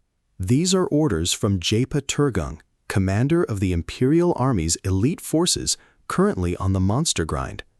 Ronan's rind clicks. That Jaipa, the Sword Saint who bodied Instructor Nabarose to become the Empire's top blade. Assel, grave-faced, mutters, if the Sword Saint himself showed up, things are seriously messed up. Ronan adds, no shot the Empire's most elite force moved for just a few random monsters. My hunch was spot on. Nebula Clasier's definitely in the mix. Femboy, get your TK ready. We're breaching these walls to scope the nearby woods. Their tracks are for sure out there. Let's roll. Meanwhile, Aqua, wyvern riding high, felt her ground link with her bro suddenly sever. A chill. Something's off. But the plan must hold. She grips for Wyvern's reins, Varen's wrath a cold nod of fear. Stick to the route, no cap, she commands. No deviations. Below, Ronan and Assel wait. Hero gives Dollface the signal. She unleashes telekinesis, slamming a wyvern with a massive boulder. Then she shatters it, fragments striking multiple others. Aqua is shook. How can a rock that huge be moved like that? Only the Mage Tower's top tier could pull that off. Just then, Ronan rockets skyward, confronting a wyvern. He declares this wyvern his scapegoat, perfect for testing his true sword chi. His body glows red, powering up. One swing, and the wyvern's head is cleanly severed. He shook. It's way stronger than expected. Range and force, unmatched by unchanneled mana. Aqua drops to her knees. How did this even happen? Ronan lands on her wyvern. Obvious where beasts this big can hide unseen. He flexes his native status, dropping idiot bastards as Aqua, fuming, powers up. But Ronan's too quick, her arms severed before she can react. He apologizes, claiming he missed, aimed for her hand, took the whole arm. Aqua stares at the stump, a raw shriek tearing from her, tears streaming. Ronan closes in. You're just a low-tier pawn. You couldn't have orchestrated this. Are there more of you? Aqua sobs. It hurts. I need treatment. Ronan snaps. Silence. Countless villages were wrecked because of your kind, and you're whining about this? Stop the waterworks. What exactly are you all plotting? Ronan's blade points at her. What's your game? Countless villages trashed because of you, and your whining is so annoying. The woman, terrified yet defiant, retorts, I, the torch, am chosen to bear the starlight. You won't stop my grand mission, target. He couldn't see it, but felt it. A chill. He looked back, tensing. She just cackled. Then the brutal truth. The wyvern was too high to sense. He wouldn't quit, but her smirk widened. Too late. My top-tier wyvern will gulp you down whole. Yo, out of nowhere, the wyvern got bisected. It happened so fast, Ronan and the woman were shook. As the beast split, it revealed a white tiger, weapon in hand. The woman on the ground groaned, low-key fuming, clueless how this even happened. She shrieked at the beast, Xifa! Ronan, teeth clenched, realized, the swordmaster. Xifa clocked the hero, frozen. Instantly, he manifested razor-sharp air blades. The hero shook, paralyzed, as the blades closed in. Those blades were for the wyvern, slicing its head clean off. Ronan was shook, terrified by the Lion King. He bodied that wyvern bare-handed, no weapon needed. He ripped right through it. How is this even real? Then, boom, an explosion. Xifa just leveled the whole area. That bastard now stands on the woman, choking Ronan, lifting him high. His crushing feet demand, "Who are you?" He senses no fanatic obsession, unlike his usual prey. Gasping, struggling, Ronan spits, "You cat, I'll end you for comparing me to those dirty freaks." His rage was palpable. Gripping his blade, he snarled at Zephyr, "Shut it! Get your paw off me!" Ronan lunged, sword flashing, but the Lion King effortlessly dodged. The hero attacked again, stumbling, as Zephyr just stood there, letting the blow land. A frustrated groan escaped him. This foe was too strong. He knew the attack would be blocked, but Zephyr just took the hit like it was nothing? Infuriating. He gets it. Lion King's Swordmaster title from Professor Navarros? Not for show. No cap. Beating this guy feels impossible. But Ronan won't just chill and wait. He's striking now, while the guard's down. Zephyr sees Ronan's resolve. Real recognize real. A true warrior. Ronan's shook. Then Lion King's like, "Yo, let's make this official. Introductions?" Zephyr stepped up, towering over Ronan, demanding his blade be raised. Tiger Eyes, clueless, just stood. Zephyr gripped his spear, dead center, declaring a vertical slash. Instantly, he lunged the spear at Ronan, daring a block. Tiger Eyes deflected the assault. A powerful explosion rocked the area, shockwaves everywhere. Debris flew. Lion King impressed, though Ronan still lacked raw power. Yet Ronan defended the blow flawlessly. Zephyr noticed Tiger Eyes' familiar movements. Curious, he asked, "Ronan, are you by chance one of Navarro's students?" Sweat slicked Tiger Eyes' brow. "I'm Philion Academy. Planning to enroll Zephyr?" He snarked.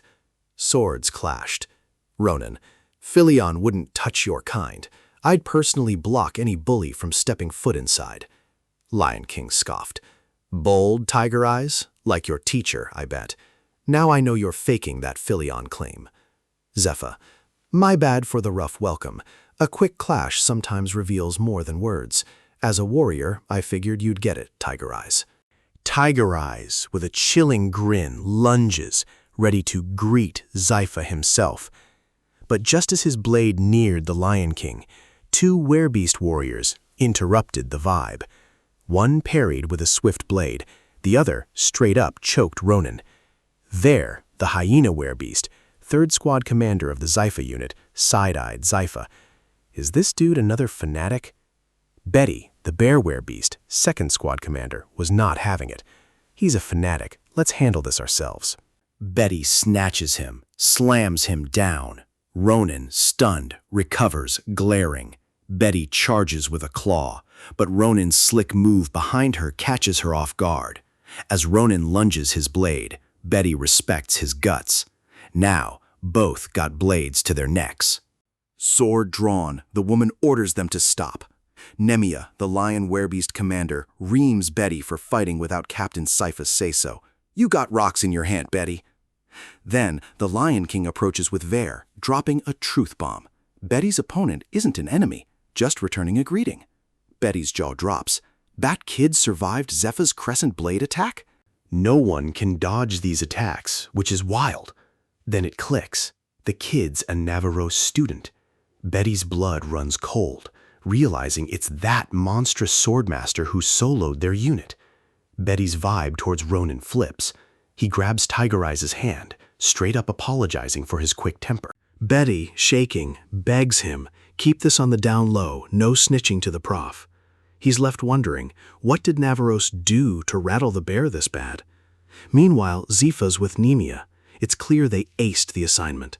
Nemia confirms, monsters wiped, any fanatic types, bagged him alive. Before Ronan could process it, a horde of silhouettes, paws thudding, now stand before Zephyr and his crew. Tiger Eyes is utterly confused, clueless about this whole scene. Then the Lion King steps up to Ronan, making a formal intro. "I'm Zephyr Torgon, captain of the Empire's elite werebeast unit. Under the Emperor's strictest orders, I'm tasked with purging Nebula Clasia members hidden within our borders. I lead the Nebula Clasia eradication unit." Ronan is utterly shocked. An eradication unit? This is wild. Elsewhere in the Romance Mountains, Nibberton knights hit the streets. Folks gawked, utterly confused by their sudden presence. Ariel, our boy Sis, was shook. But Schlieffen, a Grantia knight and Ronan's homie, quickly apologized for the alarm. He'd rushed to assemble the knights, no time to give her a heads up. Then Schlieffen knelt, introducing himself. With a grunt, he offers to help her move to the imperial capital. Eyes on her, Schlieffen's cheeks flush, yet he suggests they start packing her stuff. Back to Ronan, he's frozen solid, can't even process a Nebula Classier eradication unit is a thing. Confused, he looks down. In his past life, that unit was nowhere to be found. He wonders if the Empire finally clapped back after hearing about the Nebula Classier members he snagged. Still, he didn't expect Zepha as unit leader. Ronan, perplexed, asked how they'd find members hiding identities, scattered everywhere. He then revealed binding spells no longer worked for interrogation. Zepha, surprised, noted Ronan knew more than expected, asking if Navarro spilled everything. Ronan was about to answer when a nervous voice called his name. Our boy turns. It's Assel, scared stiff. There, the werebeast has him dangling. Dolphus bawls for help. Ignoring the racket, there reports, found this kid loitering, brought him for questioning. The bear, glaring, asks Zypha to off the kid. He's done with the bawling. But the poor cutie insists he was just looking for his friend, begging, "Don't eat me." Witnessing this, the Lion King asks Ronan, "Is this kid your friend?" He's low-key embarrassed, but yeah, they're friends. Later that night, Nemiya drops intel. All sus creatures in the zone are wiped. Nebula Classier's monster brainwashing, just a smokescreen. The real target is deep in the mountains. Zepha, processing the intel, double-checks. Mountain Center means Romera Pass, right? The Romera Pass, a vital imperial trade route, handles a third of all trade. Nebula Classier's likely aiming to wreck a core economic pillar. The fallout would be catastrophic. No surprise those fanatics would deploy monsters against the pass. Ronan wondered, how? The captured fanatic woman asked him, what now? He brushed it off, explaining the mountain was crucial, locked down tight, not some easy target to wreck with a few monsters. Then Ronan's blade kissed the woman's neck. He snarled, "Spill the tea or you ain't walking out alive." Sweat slicked her face, nerves frayed, but then a smirk played on her lips. "You seriously think that would even faze us?" she scoffed. She spat, "Filthy non-believer." A blinding light erupted, engulfing all. The fanatics pooled their mana, a unified surge.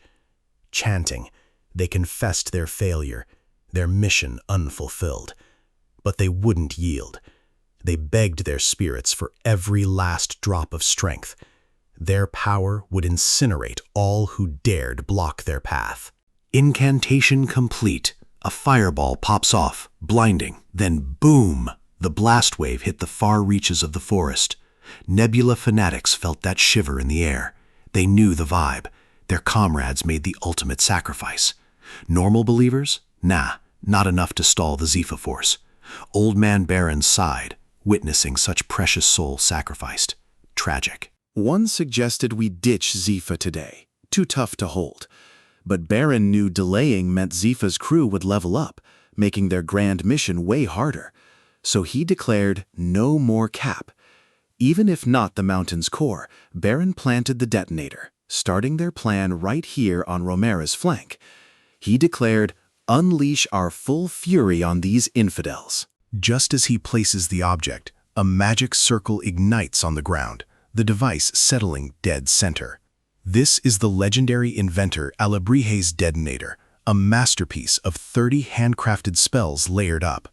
Once it siphons mana from the vein, these 30 amplification layers will go off, scorching the entire area to ash. Baron knows the enemy is bound to sense the unusual mana surge nearby. Their mission? Protect this device until it's fully charged. Evan, former captain of the Seren Knights, and Brua, former senior mage of the Green Magic Tower, lock in Baron's commands, vowing they won't fumble this. Evan dropped the intel on Baron. He's the new branch leader post-mission, with mighty Brigia fallen. He wondered if the old man had copped the blessing.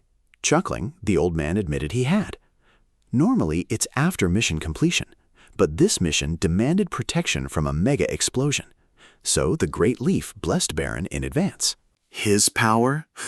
Nothing next to Great Brigia's. But with this blessing, they're untouchable. Just as he spoke, a paw stomped, a blast from nowhere. Baron blindsided. But before anyone's hurt, he shields Evan, Brua, and himself from Zypha's sudden strikes. The old man shook. How could Zypha track them, detect mana flow changes so soon after they started absorbing? Zephyr stood, unwavering. He knew their whole vibe, had them clocked. Nowhere to run, nowhere to hide. With a death stare, he called them out. Just prey, high on their own supply. He was hyped to see them try. Flashback, 10 minutes earlier. Zephyr spots the captured fanatics, prepping a mana bomb suicide. Spear grip tight. He barks at Namia. Fall back, I got this. But Ronan already moved. Everyone's jaw dropped. He's airborne, charging in, sword a blur, cutting through. He steps away.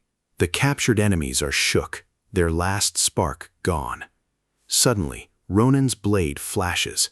The woman's head, then the others, brutally severed. Blood gushes as their bodies hit the dirt. Our boy looks back, satisfied they're all dead for their foolishness. Zephyr's mind was blown. This wasn't just a basic magic counter. Peeping Ronan, he knew our boy sliced through mana itself. Ronan then signaled him, knowing these ops were eel slick. Let them dip, they'd just cook up more BS. Their cover-up game was strong. Zephyr knew this wasn't the last of them. Ronan is dead certain a leader lurks nearby. He presses Zephyr. Can you hunt Nebula Classier's top dog? If so, he'll back you, no matter the cost. He swears the Lion King will earn the Emperor's favor. Now, Baron and his crew stand against the Lion King. Fear gripped the old man. No mana detected, until Sifa's strike. The Lion King used no mana. That blast was pure physical force.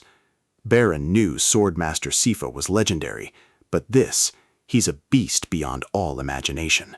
Baron asks his crew if they're ready for this, given their previous guest. Evan and Brua drew weapons. Stepping forward, they vowed to go all in, ready to sacrifice for duty. Evan's body pulsed with raw energy, Brua backing him up. Zephyr clocked their combo, an OP knight-maid duo. A missed training op for the squad, he mused. Evan charged, blade out, but the Lion King just blocked. Was this fate? A showdown with the Empire's top swordmaster? This fortune? A warrior can't just pass on it. He egged him on. Come on, flex those skills. He dreams of shattering Zepha's blade, joining their ranks. Mid-flex, Evan's eyes pop. Not Zepha's, but his blade shatters from the Lion King's punch. Shards fall. Evan's plan crumbles. Sifa, recalling Evan's honor spiel, is livid. This clown speaks of honor before him. One strike, head gone, body dropped. Disgrace. Brua saw it all, knew he was next. Mana shield didn't even pop. Bisected. He tried kicking the old man. Elder shield already up, blocking every hit. Sifa recognized the face. This guy, hiding behind his pawns all along. Over a decade ago, Ardent Village West.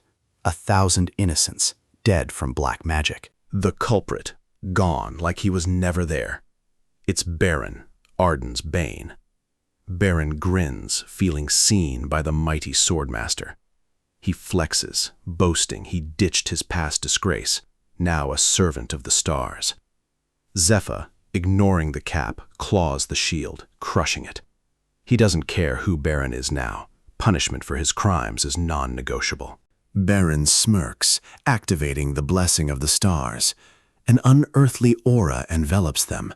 He gloats. No diffed those two boys. My best warriors couldn't even hold me back a second. He realizes, I'm built different, a swordmaster of peak skill. Still, even I have limits. Zephyr, you might be strong, but you're not built to handle this celestial power. He cackles. Just a mere mortal, living your basic existence under the stars. Baron awaited Ziffa's take on the power of heavens. The warrior scoffed. Foolish. Even at his end, Baron clung to delusions. Approaching, the warrior declared, "You're foolish. You'll die. Just another prey blinded by pride and delusion." Sypha's spear flares, a fierce swing. Baron tries to shield, but he's instantly shook by Sypha's raw power. This swordmaster's strength is next level. Baron tries to hold his ground, but the attack is too OP, even with a shield. The dust settles, yet Sypha's weapon still glows, post-attack. The old man's unharmed, yet he's still shook and anxious from the warrior's sheer display. Even with just his sword aura, he knew his power was next level, stacking up against them. But Baron dropped the bomb. Tough break, Zepha. Even a grand swordmaster can't handle the star's blessing. The second those words left his lips, Baron hit the detonator, challenging Zepha's scowls.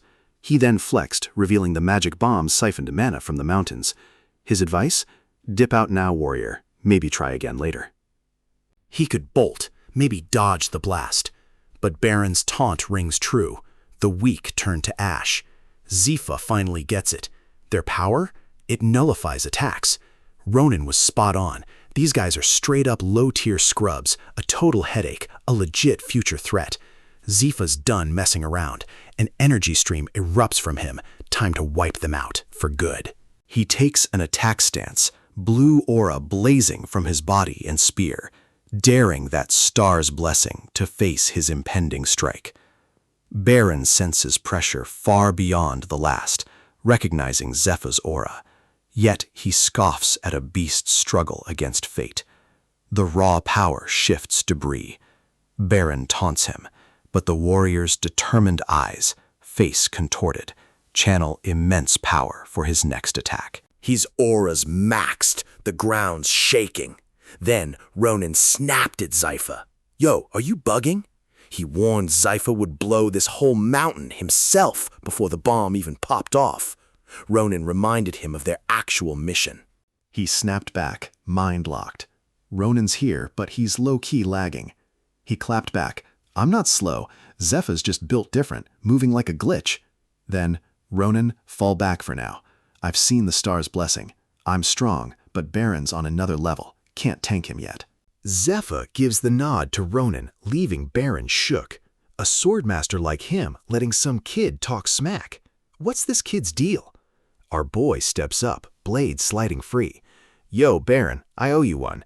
This old geezer was loud AF, so I caught the whole vibe.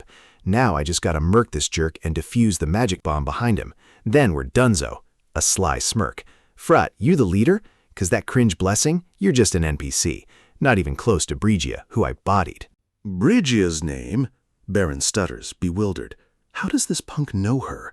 Sarante defeated her. Then it hits him. Some rando, a mere Ronin brat, killed her? His eyes bug out, a guttural growl. His rage doubles. This punk, this nobody, dared trash Brigia's honor? Pure fury. Tentacles erupt from his back. "I'll tear you apart." Livid, he snarls. Brigia was a cherished, honorable warrior. She clawed her way to branch leader through sheer grit and merit. She was nobility's paragon. How could a nobody like Ronan with trash mana even scratch her? His fury morphs tentacles into snake beasts with eyes and fangs. Baron roars, "Enough of this cap. This kid knowing Brigia's name means he saw her demise firsthand." The creatures loom, roaring. Baron demands, "What went down that day? I only want the truth." Grinning, tiger eyes, bloodshot, stood firm.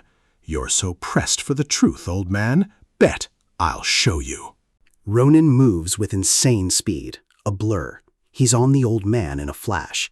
Baron, after outplaying those snake brains, sees Ronan and finally gets it. This kid wasn't fronting. He even snarks Ronan might be worthy of an assistant gig. But nah, Brigia wouldn't lose to a Tiger Eyes level chump, even with a shocker. Baron's about to flex the blessing of stars, stopping Tiger Eyes cold. But snap, his head's off. Dude was so hyped on that blessing, now he's just bleeding out. Ronan's swift sword struck, Baron's eyes wide as he fell. Deactivating the bomb near Baron's head, Ronan scoffed. Crazy Brygia yapped just like him, he recalled. Both ended the same.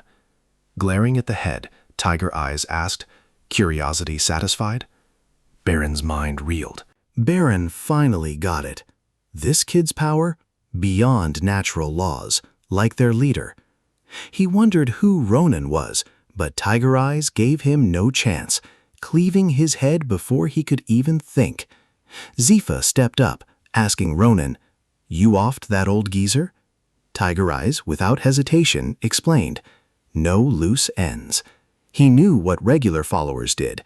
A leader could unleash unimaginable catastrophe. Now that they're making moves, we gotta watch them for a while. Zifa deems it a wise call, no letting goals blind them. He's low-key frustrated, missing a real showdown with Blessing of the Stars. He thought one more round might drop a clue, but Ronan hard disagrees. That warrior would have likely nuked his homeland. Ronan reminds him, his sword aura alone bodied the forest. Imagine the chaos if he'd gone full power. Seeing it all, Zifa sheathes his weapon, thanking Ronan for making it easy. He'll park his curiosity about the Blessing of Stars for later. Then he tells Tiger Eyes to hit him up if he needs anything. Tiger Eyes is totally lost, his confusion written all over his face. Zifa clarifies, the Emperor's got a bounty for anyone who helps take down Nebula Classier, so Tiger Eyes just needs to name his price. Ronan's got the green light for anything with an imperial budget and influence. Tiger Eyes, he's absolutely buzzing. This intel drops at the perfect moment. He needed strong backup, like Sifa, for a major escort mission to the capital, the world's most important person, no cap. But little does he know, another VIP is already en route, escorted by Schlieffen. Later, under the cloak of night, a knight notes the unexpected calm. His comrade, however, knows the real tea. Young Master Schlieffen prepped for this journey, making the knights think they were off on some beast purge. They're all wondering who the lady in the carriage is. Only a top-tier noble gets a personal escort from Grancia Knights after all. They don't know her name, but one thing's clear. She's a huge deal to Schlieffen. He rides beside the carriage, cheeks flushing. Clearing his throat, he tells Ariel to speak up if she's uncomfortable. He'll fix it pronto. Ariel reassures him, "I'm totally chill. This carriage is peak comfort, way better than home." She's more worried about Schlieffen, who must be cooked from riding all day. "Want to ride with me?" she offers. Schlieffen's eyes widen. He nervously chuckles, clearly buzzing, but quickly snaps back. "Nah, I can't. Mission critical, fam." He's glad she's vibing and tells her to hit him up if she needs a breather. But their moment shattered as horses panicked, bolting out of control. Schlieffen snapped to high alert, sensing an alarming presence. A massive energy wave, a real vibe check, was barreling straight for them. A primal threat surged. Schlieffen barked orders. Battle stations. Protect Ariel at all costs. She's priority one. Knights drew steel, but Schlieffen's gut churned with pure dread for Ariel. This wasn't just a wyvern-level threat. This was a whole tsunami of raw power, about to crash down. Schlieffen wonders, what even is this thing? Facing death, he goes all in, sword drawn. But the creature goes wild, unleashing a blow that shatters the earth.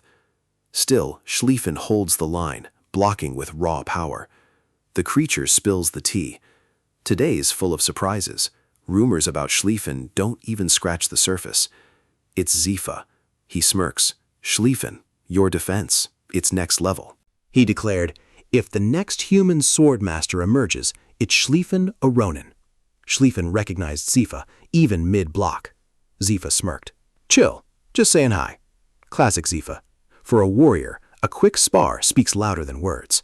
Suddenly, a voice snapped, "Zip it, warrior. Save that greeting for your northern kin." Yo, it's Ronan, riding Zifa. Schlieffen, hearing that voice, is shook. Tiger Eyes hops off, gives Schlieffen props, promising backup. He gestures to the incoming squad. No cap, mad support rolling up. It's Zifa's whole crew, instantly clocked by the knights. Schlieffen was shook. Ronan, unfazed, still asked if his sis was safe. Next day, in Valon, the imperial capital, they pulled up to a stunning white house. Iriel's jaw dropped.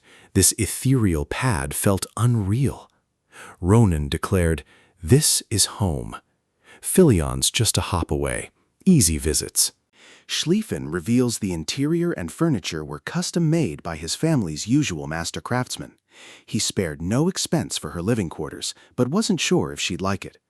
Ariel, totally floored, clasped Schlieffen's hands, gushing about how much she loved it. Too hyped to let this day slide without a celebration, she declared she'd cook for them and insisted on staying a while.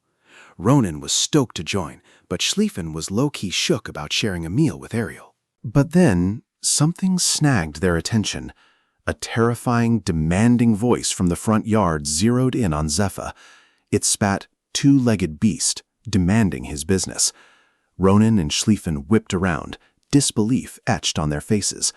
From the balcony, they saw Miss Navarros, face to face with Zepha. Navarros and Zepha faced off. The warrior greeted Navarros. "Your fiery temper still blazing. How can you teach students with that attitude?" Navarros's deadly gaze locked on him. "Questioning my teaching style?" she scoffed. "You two-legged beast again. Get lost. You've no business here, so no trouble." Scoffing, the warrior noted her tongue was sharp as her blade. Zippa questioned if she was ready for the fallout, challenging if she'd processed her defeat. He reminded Navarros of her lost swordmaster title. An unnerving silence. Her hand on her sword, ready to draw. She told him if he was so eager, she'd gladly serve him.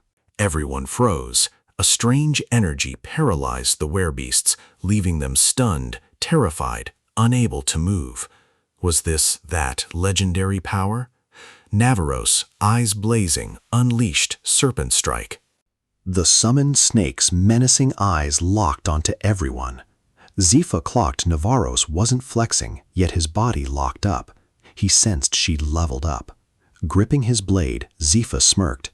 This snake woman always slays. A brawl? Bet. An intimidating aura then radiated as a powerful light beam slammed the center. Just then, Ronan's on the balcony, screaming, "What's your deal in my yard?" He's about to charge, but his sister holds him back. "You got no clue whose house this is," he roars. "Harm a single hair on her head, and you're dead meat." He steps forward, still seething, foot tapping, pure rage. His disgusted face scolds them. Two swordmasters acting like total kids. Do they even grasp the chaos their petty beef just caused? Does shame even hit different for them? After a beat, Zepha admits he kinda lost it, acting like a clown over a mere snake woman's provocations. He apologizes, Navarros giving him major side-eye. "Sizz safe?" Zepha declared it was time for him and his unit to peace out. He's hyped for their next glow-up. With a final, later, Zepha and his teammate dipped. Ronan immediately exhaled, relieved. Finally, he could breathe. Seriously, who wants beef with a swordmaster? His gaze then snapped to Navarros. "Yo." Navarros instantly explodes with rage, her aura intense. She demands Tiger Eyes spill it. He sees her fury. Cold sweat drips. He knows he's toast. Navarros now knows everything. That beast escorted her sister to the capital for his Romance exploits. Navarros clocked the beasts were vibing with Ronan, a rare flex for them to favor a human. Still, she warned, keep your distance. He's dangerous, period. Ronan was shook, demanding answers. Navarros spilled the tea. 10 years back, the Night of Fangs, a massive werebeast attack, absolutely wrecked the northern region. Zepha was the ringleader. Though negotiations ended the war, werebeasts were absorbed into the imperial army. Zepha now fights for the empire, yet Navarros still distrusts him. Zepha had fiercely resisted the empire, offering himself as a bargaining chip. He pledged his and the werebeast warriors' allegiance, demanding the north remain untouched. Impressed by Zepha's might, the emperor accepted, but only with a blood covenant. Most in the empire hyped this power, but Navarros? She figures Zepha's just hiding his claws to protect his kind. If that warrior ever shatters the blood pact, he could be a bigger menace than Nebula Clausier. That's the real Zepha Torgan. Ronan, shook, was deep in thought. He recalled never seeing him during the Ahayute War. Like other top-tier Empire warriors, maybe Clausier took him out. But Ronan can't dismiss other theories either. All right, Enough. Navarose tells Tiger Eyes this isn't why she's here. She came to confirm if he can now flex his aura on demand. Ronan smirks. Bet. Navarose looks proud, even giving Jaredin props for finally doing something right. Standing, she tells him to follow. Lessons start now. Before the dummy nights, Navarose commands, "Show me your growth." Ronan unsheathes, taking an attacking stance. Meanwhile, Schlieffen's busy scarfing Ariel's grub for him and Tiger Eyes. Back with Navaros and Ronan, she explains confirming his growth is simple, just show his sword aura. But he can't rely on brute force. The aura must be pure mana. Ronan already knew. A crimson aura flared around the hero's body and blade. He lunged, sword flashing towards the dummies. His sword unleashed an air blade. The blade hit but didn't cut them. Ronan was shook, frozen. Where did that blade power even go? Days ago, his mana was a chaotic mess, practically uncontrolled. Now he's back, trying again. Navaros stops him. Just as I expected, she states. Infusing mana, a big win, she admits, but it's no true sword aura yet. He's merely added a little mana to his already powerful strikes. Still, Navaros is certain that alone gave him immense power. How else could a first year easily slay a wyvern, just like that, again? Ronan's lost, right? He's asking if it's even different. For him, boosting force with mana is a whole different ballgame. Navarro's just nods. Knew he'd be thinking that. She spills the tea. He probably sees sword auras as just souped-up mana blasts for extra damage. But nah, they're way more. If he sees sword auras just as mana damage boosters, his understanding is super limited. Mana's true power? It's the path to higher levels. That's why Navaros asked Ronan about sword auras. She needs to gauge his mana grasp for his next steps. She knows this won't click now, but luck isn't always on their side. One day, grasping this difference could literally save his life. Ronan flinches. He knew his recent opponents were built different, stronger. Navaros gave a reassuring pat. Your journey's just begun. You'll level up, and I'm here to guide. She snatched his La Mancha. Gotta master the fundamentals, fam. Ronan, seeing his weapon gone, asked why. Her hand and the La Mancha pulsed with an intense glow, blinding him. Navaros, unfazed, bid Ronan witness his sword's true potential. Ronan was shook. La Mancha pulsed with a crimson, wavy aura, its true attack form. Navaros revealed she'd unlocked its hidden power, infusing it with her mana. She elaborated. Master-crafted weapons, like her Ursa or Duke Grancia's Palarod, conceal immense strength. Once unleashed, they become unimaginably potent, utterly lethal. With a swing, she revealed its deadly power. The devastation spoke volumes. Navaros low-key doubted Doram's masterpiece claim, but now she knew he was spitting facts. Ronan stood frozen, utterly shook, seeing his blade's impact.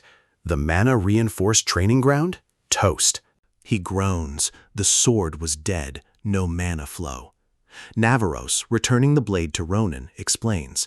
His mana's too weak for La Mancha to vibe. The sword knows its master's limits, she adds. The hero pouts. This feels like a major diss, but bet, I know my next grind now. Stepping up, he asks his master, where do we even start? I'm gonna show this clown who your master really is. Navaros grins. This is the spirit she's been waiting for. So, mana training begins, his biggest weakness. Ronan, sword in hand, shivered, collapsing after just 48 seconds. By day 3, he's hitting 1 minute 32, but still struggling hard. Yet, with time, he masters the flow, enduring mana with calm and efficiency. His timing got way better. By day 14, he'd clocked 13 minutes. Ronan's already blown past his initial goal. Most take ages to hit this level. As he endures the mana, Navaros, from behind, drops the order, activate your sword aura, ASAP. The hero's blade flares red. He performs a quick slash, sword pointed forward. Then he sheaths it, eyes locked on the dummies, even the one way out back. He swung. One swift strike, most dummies sliced clean. Ronan, a proud grin spreading, looked to Navaros, acknowledging the goat. A dummy head rolled to Navaros. She praised him, asking if he got the why. Studying his hands, he felt it. Focusing his mana flow supercharged his senses. And that's not all. It also revealed Mana's immense potential within him. Navaros, observing him, knew the hero finally grasped Mana's basics. Suddenly, a voice cut in, praising Navaros's unyielding zeal, still tormenting students after hours. It was Jaredin. Jaredin stepped forward, apologizing for the interruption, but had urgent news. It concerned Navaros's dear student. The hero was shook. He wondered what Professor Jaredin was even doing here. Then he noticed. Top G was looking better than ever. Navaros approached Jaredin, confirming, "Is this about my student's mana?" Top G explained the hero's unique constitution demands regular checks. Navaros side-eyed him, thinking it was just Top G's cap to exploit and extort the hero. Instantly, she went for her weapon. Top G flinched back, shook, assuring her that's not the vibe. They're not mercs anymore. No need to draw steel. He's just here to keep his word. He elaborated. Thanks to Ronin, Sunya, stagnant for ages, is finally showing a glimmer of hope. Hearing that, Navaros demands, "Is Sunya awake?" Jaredin reveals she's still got a long road ahead. But drop by, she always hyped your adventure tales. Jaredin clarifies, the real issue isn't Ronin, but Navaros's TA, Adashin. Top G admits he's been low-key studying Adashin for the hero. Verdict's still out, but if her theory slaps, Adashin's in deep trouble. Her powers are next level, even for her. Top G speculates Navaros clocked the power danger, hence keeping Adashin close. Jaredin warns everyone's on thin ice because of that girl. Navaros clenched her fists. Top G, zip it. My TA isn't some weakling. She dared him not to decide her future, not knowing her. Jaredin, hearing her, paled, speechless, leaving the matter to her. Minutes later, dummies' heads severed. Ronin and Top G watched Navaros's evident fury. The hero then brought up earlier mercenary talk, asking Jaredin if they were both ex-mercs. Top G sighs, reflecting. Just a decade or so back, their name echoed across the South. Things were grim, but that's when Navaros and I first crossed paths. We were rivals, hired to eliminate each other. I remember it like yesterday. Navaros was death incarnate. Her towering presence? Pure dread. He's just glad to be more human now. Ronin scoffed. This is Navaros's glow-up? Jaredin, ignoring the shade, recounted his near-death defeat by Navaros.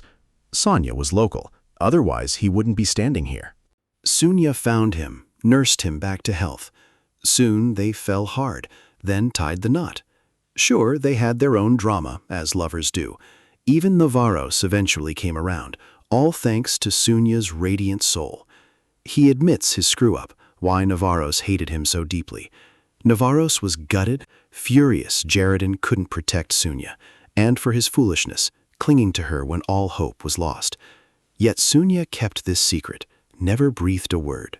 Navaros gets the credit. His help keeps Sunya's treatment going. He hopes curing her will make Navaros finally open up, knowing she's kind despite her tough front. Next day, in the Hall of Truth, deep in the black magic territory, specimens chill in capsules. Ronin, shook, dead-ass mutters, "Never thought anywhere could be more sus than the prof's lab." He asks Jaredin, "Safe here?" Top G tells them, "Ditch the gloom. This powerhouse machine is crucial, exclusive to this spot.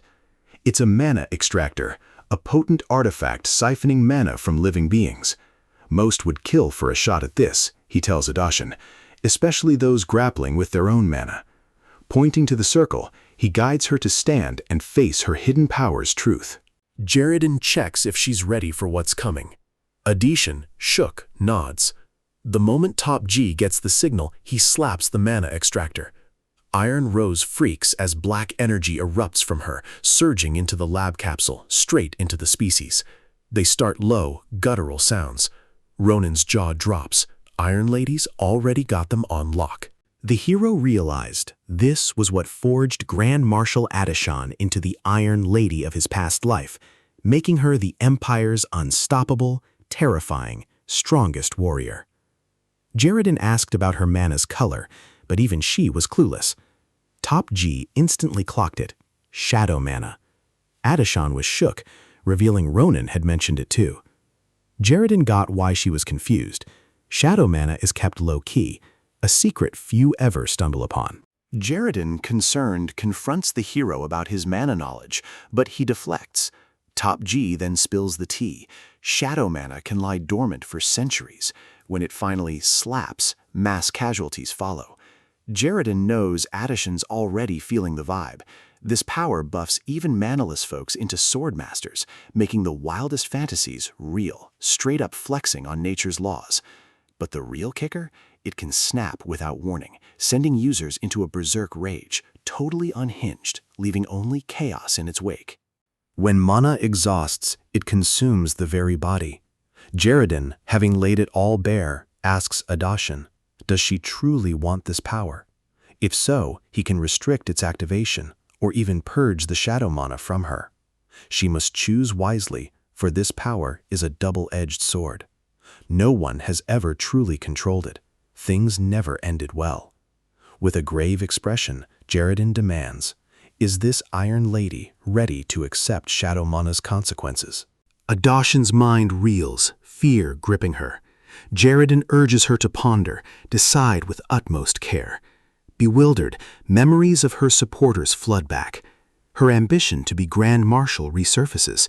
She admits her fear to Top G, yet empowering words echo. Ronan's words ring true. Give it your best shot. No cap, no time to back down. She's ready for whatever this power throws. Jaredin, proud AF, hypes up Iron Rose. Knew Navarrose's TA would deliver. Decision made. Top G's like, let's get this bread.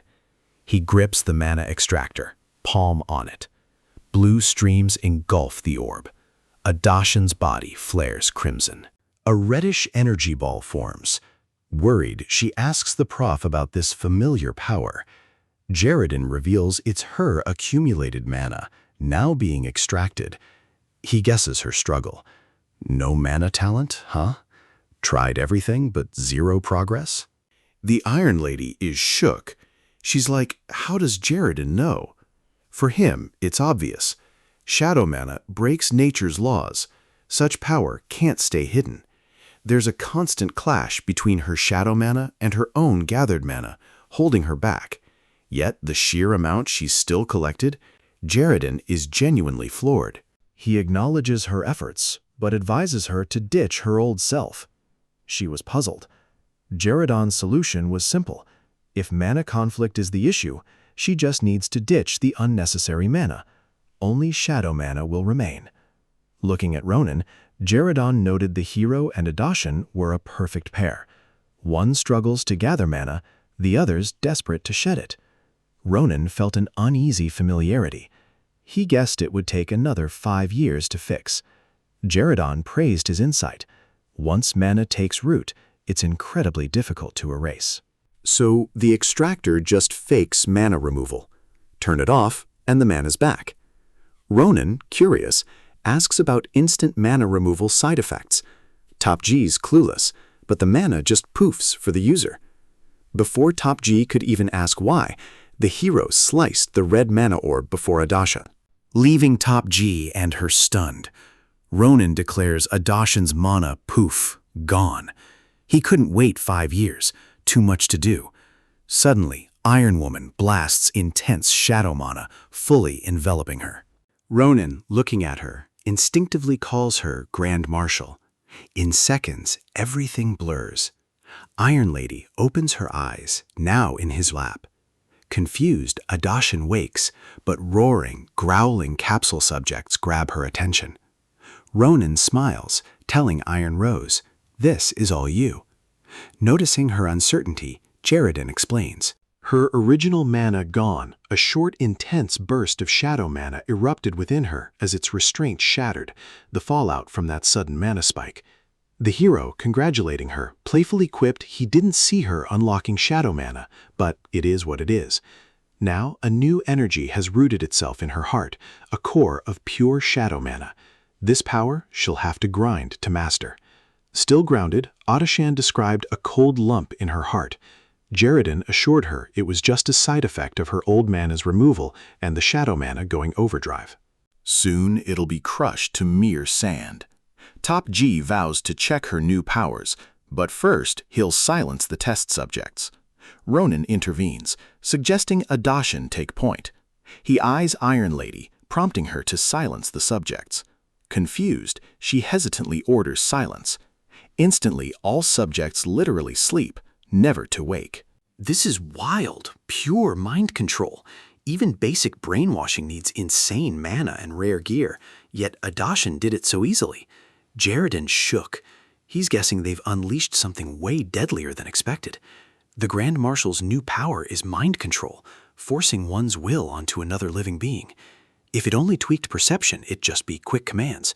But used on a small unit like soldiers, it turns them into puppets, no diff, no fear of death. Grand Marshal never hesitated to flex. During the Hayate War, Adishin watched the chaos. Ronan watched her. He low-key asked if this was the only move. Guilt-free, she dropped the intel. Another path to clutch the win. Stay locked in, heads on a swivel till the final boss fight. That's the only reason we're still breathing. Destiny forged Adishin into the Iron Lady. Ronan clenches his fist, gazing at Adashin. A chilling thought gnaws. If this happens again, how can he protect her? More critically, what choice will the Grand Marshal make? Leaving the lab, Adashin and Ronan walk. He strides ahead, not meeting her gaze. She's absolutely stoked, having unlocked a new power, and Jared even offered practice. Ronan turns to Adashin, who's silent. He was about to ask about her Grand Marshal dream, but she's clearly spiraling. Dark shadow mana bursts from her hand, growing stronger, uncontrollable. Adashin's worried about harming others, asking Ronan if using this dangerous power is even right. She was hyped for new powers, for her dream, but now, seeing this darkness, she's just straight up scared. Her dream to save? A major red flag she missed. She fears going full villain, sacrificing innocents, playing them like puppets. She fears death, fears becoming a monster who'd do anything to win. Ronan now realizes Iron Rose knows her power's a double-edged sword.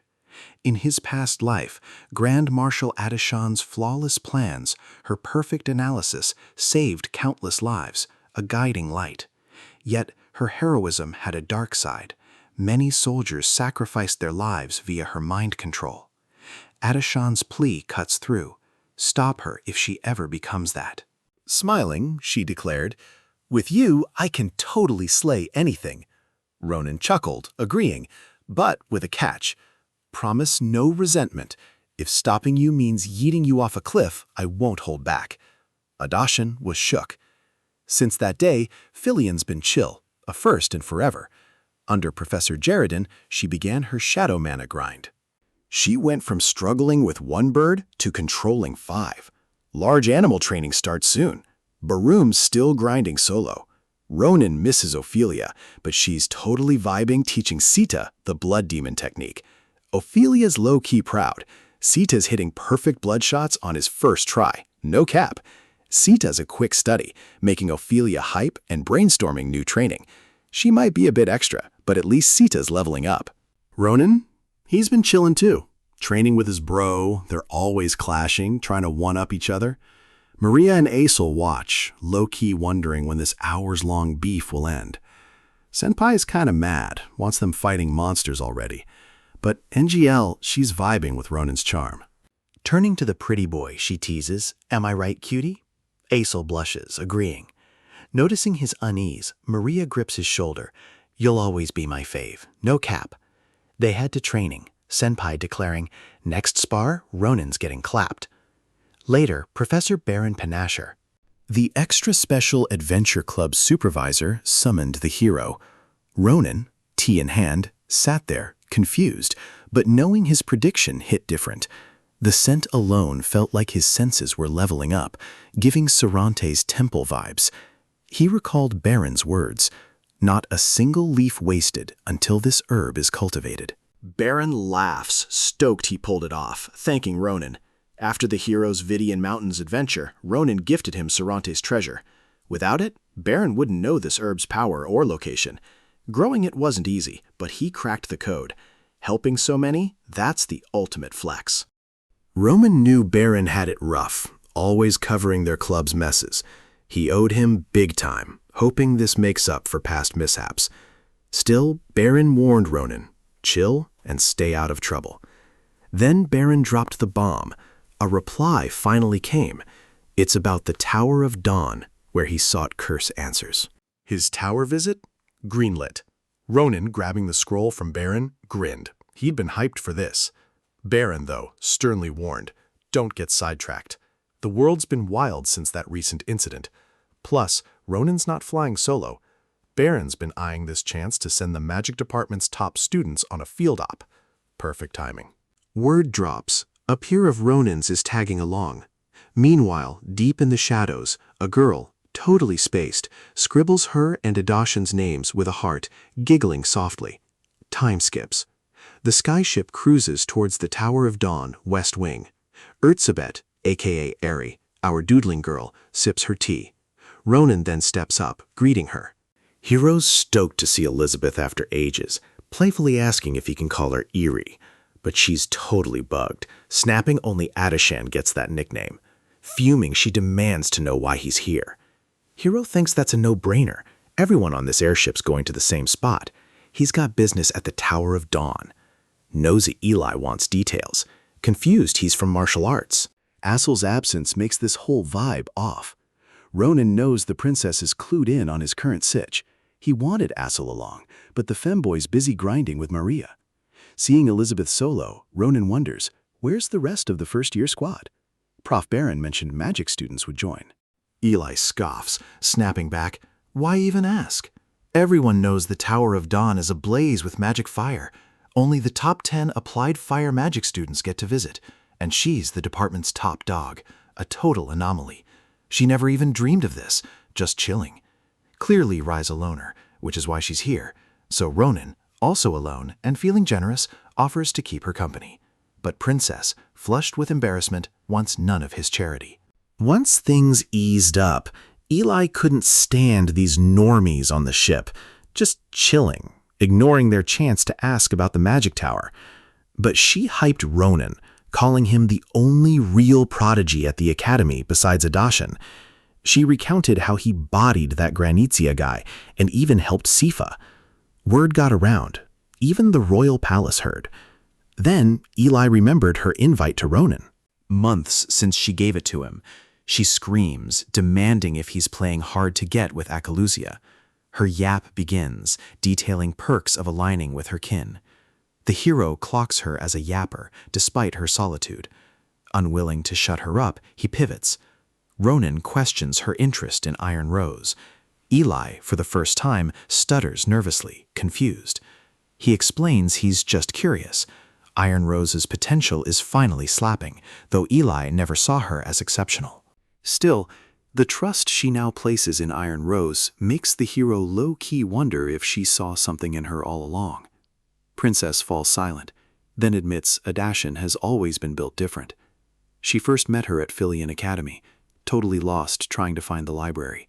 Adashan was the first to step up, guiding her and even hyping up Eli's fighting skills. Princess was low-key vexed by all the natural talent talk. But then Adashan dropped a truth bomb. She saw the grind, the sacrifices, the sheer struggle. Her words? A total game changer for Eli. The Iron Lady kept it real, offering a safe space to vent. That first impression on Eli? Unforgettable. Period. She fangirls hard over Adashan's beauty right before the hero, gushing about her features, hair, clearly missing her. The hero's super uneasy, wondering what's up with these geniuses. First Schlieffen simped, now Eri. Hero ignores it, knowing Eli's future help to Adashan is paramount. Suddenly, Ronan's eyes widen in panic. He slams his hand on the table. He barks at the princess. Silence. Staff out, now. Eri's confused, but the hero yells, no time to explain. Something's heading for the ship. As he hauls Eri outside, she gripes, seriously, a sack of flour? This is how you carry me? Ronan cuts her off. Can your telekinesis even lift me? But the hero shouts, it's coming. Eris is lost, seeing zilch. Then, boom, a massive fireball, heading right for them. Princess is shook. That spells only for intercepting airstrikes in full-blown war. He brushes off her words, reminding the princess of the mission. Then, weapon gripped tight, he launches skyward, declaring, "Eris, I'm counting on you." Mid-leap, Eli's invisible hand skill catches him, ensuring his ascent. Ronan, no cap, charges the fireball, slashing it repeatedly until it's snuffed out. But countless shards remain, a real threat to the ship if not stopped. Fireball shards rain down on the ship. Ronan panics, clueless, but they're instantly vaporized. Prince Charm stares, shocked it was Eri. Eli reminds him, she's Erzabeth Akalusia. This, just a walk in the park. Eli launched a fiery arrow, incinerating debris before it hit the airship. Ronan hyped her up, realizing Akalusians don't play around in a fight. Dude's still leaping, calling her Eerie, a name she despises. Landing, Ronan's relieved to be alive. She's low-key cussing him out with every foul word she knows. Meanwhile, Prince Charm's wondering if that was a welcome, because things went sideways fast. Just then, the Dawn Magic Tower looms into view. The airship crew immediately hails them, dropping the bombshell. A spell just yeeted from the tower, hitting their ship. Ronan clocks their wide-area comms magic. The Dawn Tower quickly responds. Not an attack, they were just as shook. Precautions are locked down. Airship cleared to land, no more drama. An apology and explanation were promised post-landing. Airship's down, but students are still shook by that fireball. Where did that fireball even come from? Who blocked it? Is this tower safe? Eli's livid. This is a total clown show. How can a great magic tower allow such a mess? I need a proper explanation, or my family's sending a formal complaint, period. This ain't right, but Ronan's gut says hear him out. He's got a hunch. Prince Charm flashes back to Baron's intel. Magic towers locked down, thanks to Nebula Glacier. Baron's words echo. Your order hit Grancia, attacked the Academy. Now the Empire's hunting you.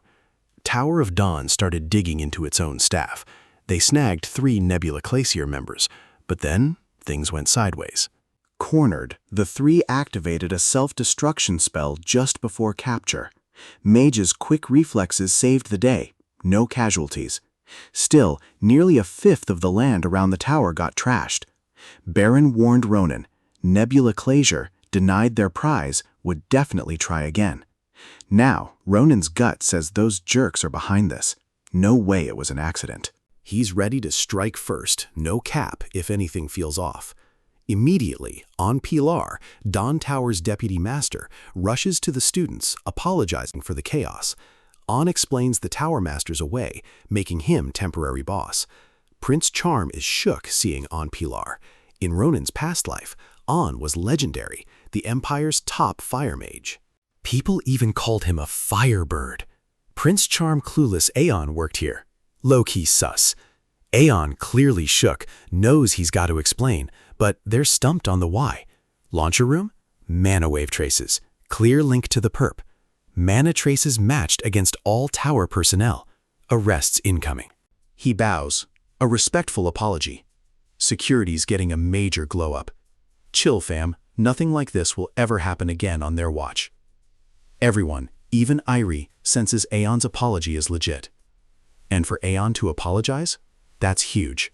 So they let it slide. Ronan, especially, trusts him completely. During the Ahayute War, Aeon literally yeeted himself into the fray, buying them crucial time, one of the first to jump in and stop the chaos. Aeon literally went full inferno multiple times for his comrades.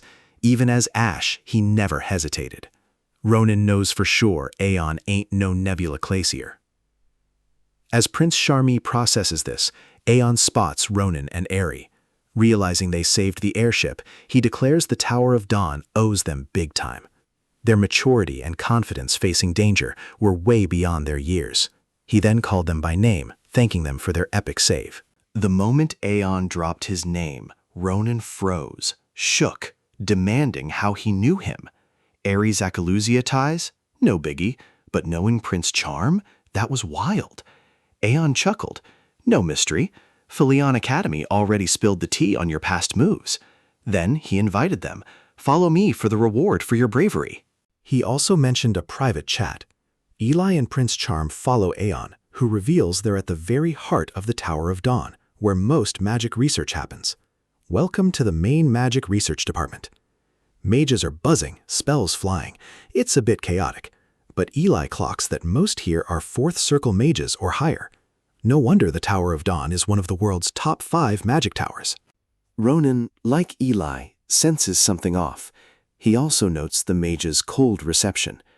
Prince Charm overhears whispers. Is it wise to let outsiders in, especially after the recent disappearance? They hush quickly, fearing leaks. Ronan realizes something sus is brewing. Can he ever break this curse? Meanwhile, a mage lurks behind a pillar, clutching a plushie. She mutters to a master only she can perceive, promising to execute the command. "I'll clear the path, master," she whispers, by offing the Acalisin. At Aeon's office, Ronan notes the tower's current chaos. Aeon's intel suggests Prince Charm now sees it as an accident, yet Ronan senses a missing piece. Rhiannon immediately confronts Aeon. "Why didn't you stop that fireball? Prince Charm is convinced someone of your caliber could have easily dodged it before it hit the airship." Aeon, visibly shook, agreed with Ronan. Any mage in the Tower of Dawn, himself included, could have yeeted that attack if they'd even clocked it. Charm and Eli flinched, the realization hitting hard. The tower was ghosted by the fireball. No one clocked it until impact. The princess found it sus. How could such a power strike vanish from their senses? Turning to Ronan, she declared, if true, the problem was way more serious than they'd thought. Only a massive perception interference spell could have ghosted a fireball like that from everyone here. Aeon, a 7th circle mage, was clueless about this attack. Only Lorhan, the Empire's sole 9th circle archmage, could manage this spell. Ronan recalls Lorhan sealed one of the 3 giants in the Great War. Loyal to Ronan till the end, the hero doubts he's the culprit. But whoever's behind this is seriously strong, at least Lorhan's level. Seeing their tension, Yoon tells them to chill. No evidence yet, so don't jump to conclusions. But no cap, if any other threats to the tower pop up, he'll personally incinerate them to oblivion. You're safe now, for real. Switching gears, Yoon wants to reward them. He heard about their impressive accomplishments and prepped something for their arrival. First up, for the princess, as the top student in her class, her special reward, personal instruction in fire magic. He'll teach her next-level spells no one in Filion even knows. This got Eli hyped. For Ronan, whose club lives for adventure, Aeon had something clutch.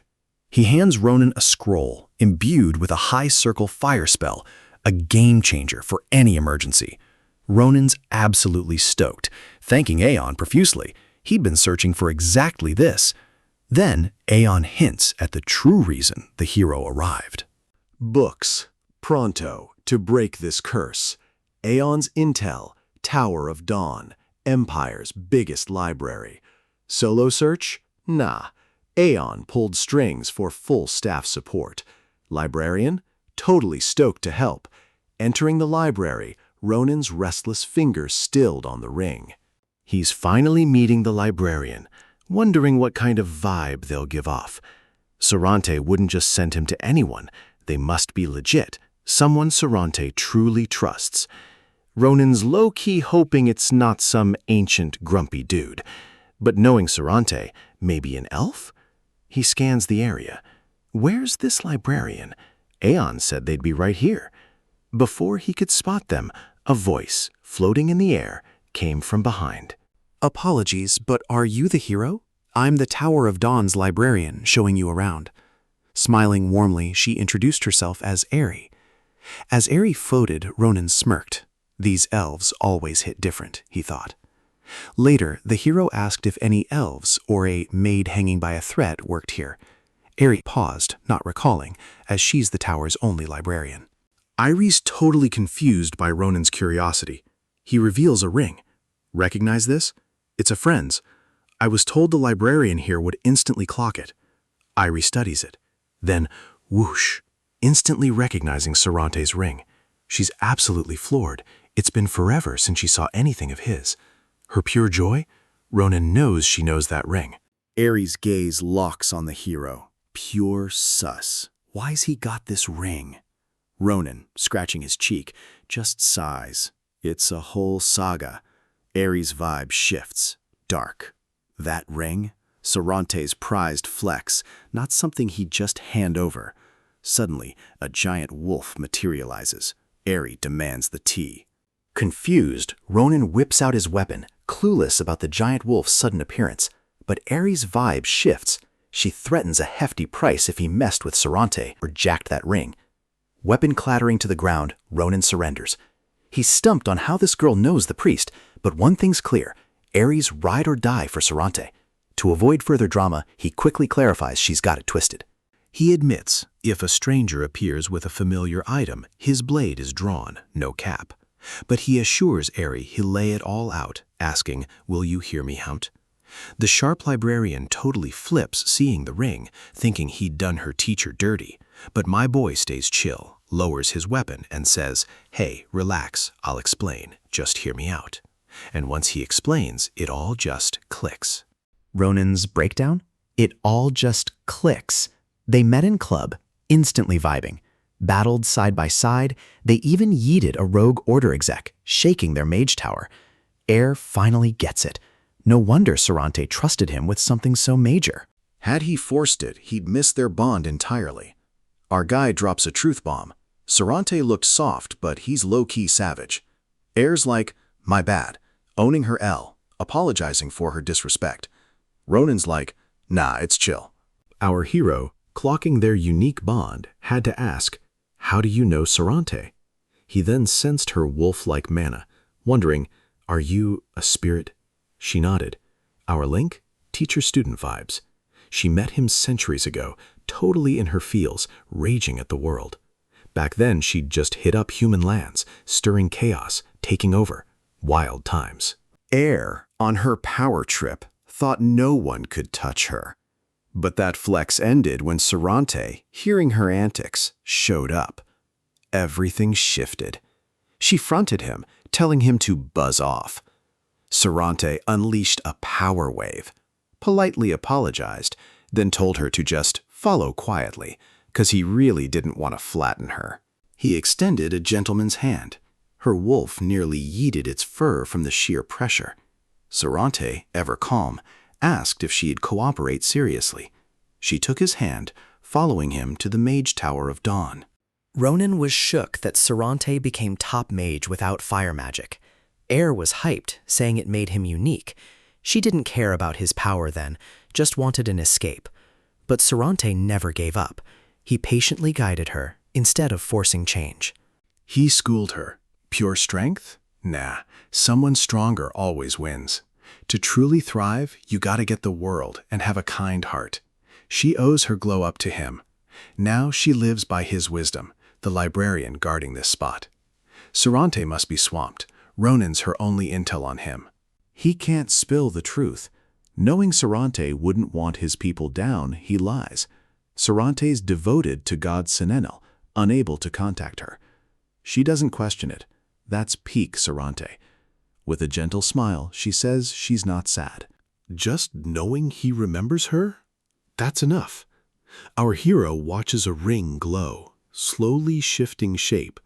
He asks what it means. A one-eyed book, unseen, silently watches it all. 3 days pass. Mage Tower? Still buzzing. No cap, our hero finally got to study his curse. But after drowning in tomes, his brain was totally cooked. Air asked if he'd made any progress. Ronan admitted he hadn't cracked the curse itself, but picked up related ideas. He gave props to Air. She'd been drilling curse attributes into his head for 3 days straight. The more he learns, the more he just wants to ghost. Air totally gets that curses hit different, a real heavy vibe. She offers to help him decode his reading, since she's got time. Our hero then clocks something that caught his eye. He flips to a page, pointing out a forbidden text, Bahura. He clocks her face shift. She gets dead serious, asking how he even knows that name. She's low-key sus. He snuck into the Forbidden Zone. Ronan's shook, never even heard of it. He explains the name kept popping up in her books, which is why he asked. but the vibes are off.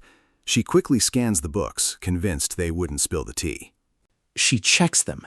Zip. Ronan's getting sus. He swears he saw it right on that page. He flips back to prove it, but the names just poof. She's like, Sarante wouldn't send him just because she's the librarian. This is way deeper. The Mage Tower of Dawn? Famed for its vast curse collection and deep lore. But even here, Bashura is a hard no. It's the most dangerous forbidden tome, whispered to be demon-penned. Looks just like that single-eyed book he saw. Touch it, and you get insanely powerful, but also a wild urge to destroy everything. Ages ago, during peace, it toppled a kingdom. That cursed artifact, the Bajura of destruction. A one glares at the chained old man. The decision rests with the dawn of tomorrow. He assumes the old man knows. The man in chains? None other than Tower Master Larden. Back with Ronan, books float. Air explains Dawn's library's forbidden section keeps Bajura and dangerous texts under wraps. Sarante picked her as librarian, knowing a spirit guards it better than a human tempted by their power. When our hero mentions Bajura, Air is shook and disappointed. It's the most dangerous forbidden book. She connects it to disappearances after Nebula collapsed. Ronan asks if disappearances followed the terror attack. Air nods. That event was unforgettable. Everyone missing was helping her in the library. When they vanished, she scoured the Mage Tower. 0 clues. Poof, gone into thin air. Ronan's like, can people really vanish without a trace? He's sensing a pattern. Things disappear right after that big incident, like something was waiting. He suspects the whole thing was a setup, a total bamboozle. Later, that night, smoke billowed, magic circles pulsed on the floor. Elizabeth stood, deep in thought. She realized Ewan's flame magic was built on audacious, unheard-of methods. It's just built different. Even a slight tweak with his theory, her mana waste plummeted. Elizabeth was shook by the refined magic formula, bringing him to Akalusia, a pipe dream. Awan was all in on his magic path, determined to absorb all the knowledge. Elizabeth suddenly felt weird vibes. Without a thought, her magic lashed out, ensnaring whoever was peeping. The robed figure floated to the ceiling. She yanked him down, pure rage boiling. Someone was ghosting around, invisible. But she froze. It was him, a missing face from the tower's board, that bright smile. Now, just empty eyes, a hollow shell. Before she could ask, a massive explosion ripped through the place. Flames spiraled into a fiery tornado, smoke choking the air. From the haze, a cloaked figure emerged, hand raised. Clearly the boss. 2 more hooded figures trailed him. His gaze snapped to Elizabeth. Then, flames erupted, hurtling towards them. But the leader popped a magic barrier. Thick smoke made it hard to see. As it cleared, Elizabeth stepped out, chill. She offered their friend back if they came for him, even after she'd clapped him. Their faces were not amused. The cloaked figure stayed silent. Elizabeth clapped back. They started this mess by attacking first. Still reeling, she demanded answers. Why were the vanished suddenly attacking her? One was Scion Grancia, the Scion family's 3rd daughter. Like the rest, her eyes were dead, totally lifeless. That blank stare confirmed it. Scion wasn't talking. No cap, she was ready. She'd been itching to drop Awan's new formula and flex her practice moves in a real fight. With a smirk, she warned, "Don't turn to ash too soon." Then she unleashed a massive, swirling flame tornado. They watched, shook. They slammed hands down, an earth wall rising, shielding them from the blaze. Elizabeth's attack hit different, catching them off guard. Her claim of being a new Akalusia pillar? Not just cap. Her power's next level, way beyond a 4th circle mage. They won't last if they don't move. Turning to Scion. Ready? Take her down. Scion whips up a flaming arrow, targeting Elizabeth. She fires. The fiery spear rockets forward. Elizabeth unfazed. The flame charges, halting mere inches from her face. She watches coolly, then dismisses it. Just a weak little fire toothpick. Scion is totally blindsided. Elizabeth cackles, clowning her for that basic spell. She yeets the spear back, then a volley of massive spears, flexing Akalusha's might. Elizabeth's going all out. She unleashes a wild barrage of fire needles straight for Cyan. Cyan quickly throws up a fire shield, scattering needles on impact. Elizabeth's relentless needle storm doesn't let up. The enemies quickly clock the defense is dead. They'll be overwhelmed if they just stand there. One charges, the other protects Cyan, knowing she's crucial to their master's endgame. She's the one for Akalusha. Elizabeth, out of nowhere, drops a bigger, faster needle, catching them flat-footed. No time to react. It blasts through a fourth circle magic firewall, one enemy screaming. Elizabeth keeps the pressure on, a relentless needle storm. Foes drop, one by one. The watching mage, shook by her insane skills, still clocks an opening. Tunnel-visioned on offense, he doubts she'll defend. He yells to Akalusia, does Elizabeth even consider dodging a thing? Smart or not, this MC energy in a death match? Total noob move. He grips his flaming sword, swinging it. Your carelessness, it's about to hit different. But Elizabeth was already playing 5D chess. Ground spikes erupt, striking him before he can react. He yelps, frozen in pain. Elizabeth cackles, finding it peak comedy he thought he could exploit her opening. Just a moth to a flame, she mocks. The stunned mage demands, "How? You had no time for another spell?" Elizabeth smirks. Why cast new? I just redirected what was already underway. She strikes from behind, a barrage of needles piercing him. Her telekinesis makes the spikes grow, pushing deeper. The mage screams in agony. He finally clocks she's dual casting, and it's wild. Elizabeth corrects him. She handles 3. But for a scrub like him, not worth the flex. He's just a basic moth. Caught in a firestorm, he's swiftly dealt with. Elizabeth then pivots to Cyan, who's throwing shade. Mages are scorched, but Elizabeth assures them they're not croaking easily. Fire mages are built different, can take the heat, yet it still hurts like hell. She warns Cyan, spill the tea now while she's merciful. Her age doesn't matter. Akalusius and Cyan's clash, the whole empire goes down. Who wins?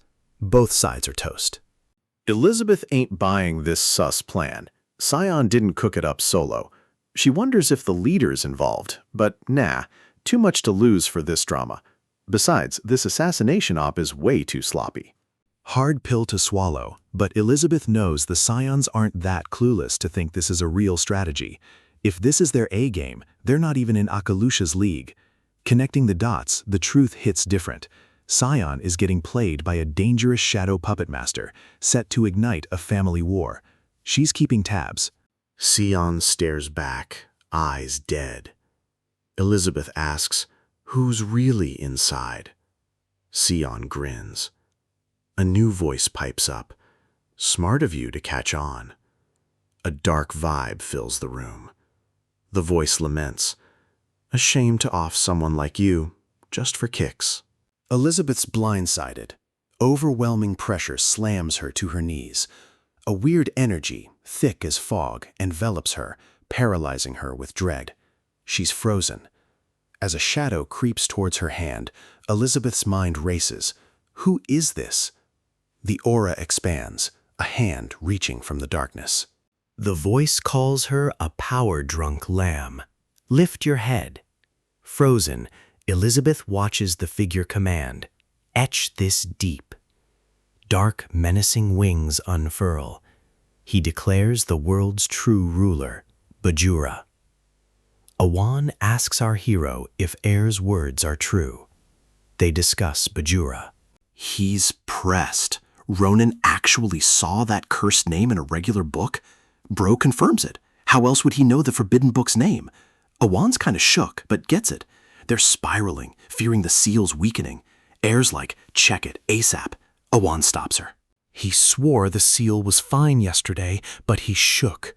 Air, fuming, slams the table. "Did you solo the forbidden section?" she snaps. "No one's allowed in there without me or the Tower Master. Not even Awan's safe if those books tempt him. She glares, yelling, "This won't slide. She'll tell the Tower Master everything." Awan quietly apologizes, admitting his screw-up. Painfully, he drops the truth. Tower Master Larden is already down there, sealed with Bajora. He spills the tea on last year. Tower Master never left the Mage Tower despite training claims. Instead, he plunged into its darkest depths, breaking Bajora's seal, the ultimate forbidden book for ancient knowledge. Air asks if that's why Tower Master went MIA. She screams, totally bugged, why Larden, already OP with fire and phantom magic, would touch a forbidden book. Awan figures this is why the Tower Master thought he could handle Bajora. Larden saw Forbidden Book's power wasted, blaming misuse for disasters. He believed dangerous power, wielded right, could do good. Bajora, he felt, could be a massive boon. Ronan quietly knows this story's end. The Tower Master. Gone, too. Awan realized they misread that power. It's an evil no one can truly control. Even Larden could only hold it back briefly. Not just knowledge, pure evil.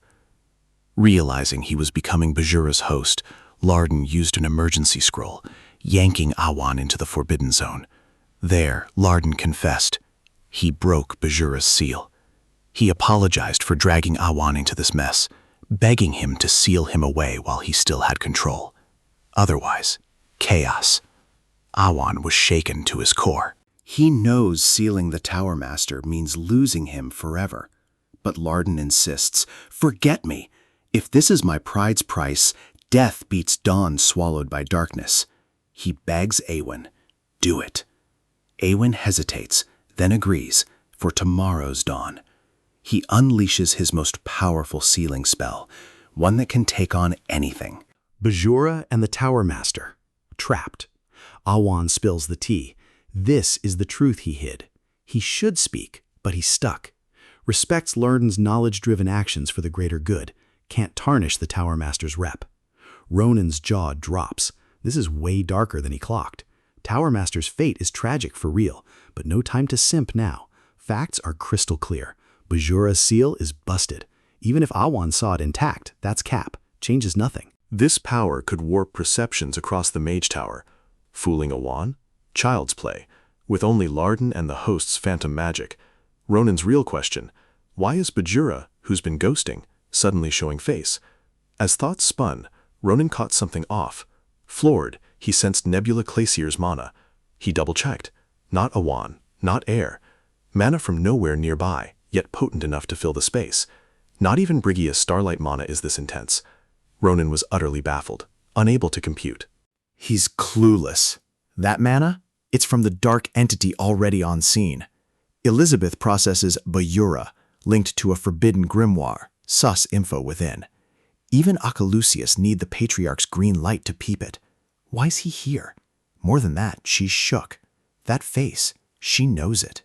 Even with the changes, she's sure it's Tower Master Larden. Bajora clocks her staring, realizing she's figured out his host. For her entertainment, he'll confirm, this is Larden, master of the Dawn Mage Tower, a top elder, almost humanity's best. But he overreached, tried to seize Bajora's power, and lost everything. Bahura smirks, calling him a riot, just like Akalucia. Face squished, Elizabeth mutters, "Manners from an old forbidden book? Wild." She rolls her eyes. Pure cap, but holds her tongue. If this is her Bahura, not even the Mage Tower could hold him. But something feels off. If he's that powerful, why hide? She grins, scoffing. It's pathetic for someone so strong to hide behind a 10-year-old. If he truly had his power, he wouldn't need to be sneaky. He's too weak to manifest without crumbling. Bajora laughs, claiming she's only half right. A dark, heavy vibe slams into Elizabeth, stealing her breath. Just as she suspected, he still needs more time. Bajora explains the old man's mind fights back, merging bodies, a brutal challenge. Every attempt, Larden fights him from within. Bajora shrugs it off, calling it pointless, but claims it won't matter soon. A far superior vessel than Larden just showed up, walked right in. Elizabeth narrows her eyes, demanding what he means. Bajura just drops one name, Ronan. Her eyes blow wide as Bajura coolly declares Ronan is his beginning and end. Bajura lifts her chin. She doesn't flinch. Instead, she demands, "What do you mean, our boy is your start and finish?" Larden's mind is too stubborn, Bajura says, but it'll fade. What really bugs him is this old, weak body. Then things shifted. One day, bored, messing with Larden's mind, he yeeted a flare at an aircraft. Pure luck he found our hero, a massive, untapped power source, making Larden look like a boomer. Bajura was shook. A vibe like Ronan's, unseen in eons. Days later, convinced. This kid, his next vessel, no cap. Family drama? Irrelevant. A mere stepping stone to something far grander. A glance at Elizabeth, he sensed another potential vessel. Definitely a keeper. Smirking, he said she was too valuable to just off. Rotting hands burst from the earth, clutching her tight. With a wicked smile, he gave her the ultimatum: loyalty or Cyan's blade and her empire in flames. Decide. Elizabeth trembled, teeth clenched so hard blood stained her lips. She claps back. Basic, if you think I'd flinch. Boomer. Furious, she spits. Cut the talk. Off me. Feared death? I'd be unworthy of Acalusia. Bajura sighs. Basic bitch. Then, suit yourself. Nothing goes your way. Bajura rolls his eyes, calling Elizabeth a flop. At his cue, Cyan lifts her sword, ready to strike. Suddenly, the air cracks, distortion spreading, shattering the sword. Just as you'd guess, our hero bursts through the glitched dimension, weapon first. Without a second thought, he snatches Cyan's wrist mid-swing, stopping her. Elizabeth's jaw dropped, utterly shook. Ronan clocked her, then pivoted to Cyan, low-key familiar, dropping a calm, "Yaloni." Even Bajura's shook, trying to process this wild scene. But RMC ain't waiting. He goes full aggro, unleashing slashes into Bajura's confused form. His body crumbles, vanishes, leaving just his head, face frozen in disbelief. He's baffled how Ronan pierced Larden's potent illusion so easily, without a clue. Meanwhile, our MC stands, Cyan slung over his shoulder, looking down at Bajura. Bajura just grins. Our hero absolutely smashed his wildest expectations. His worst fears confirmed. Ronan's becoming the perfect vessel. Then the illusion shatters. Awan, shook, finally gets it. The entire training site? Just layers of sensory blocking spells. Ronan was right all along. The residual mana? Tower Master Larden's. Then the drop. Bajura's seal. Busted. Elizabeth, on the floor, wheezes, then just loses it, laughing. Muttering about looking a hot mess, she couldn't stop. That phantom pain? My brain thought it was the season finale. Still cackling, she side-eyed our hero. Don't spill the tea to Adashin. Ronan smirks. Still stubborn, huh? He eyes the girl. Schlieffen's little sis? Elizabeth nods.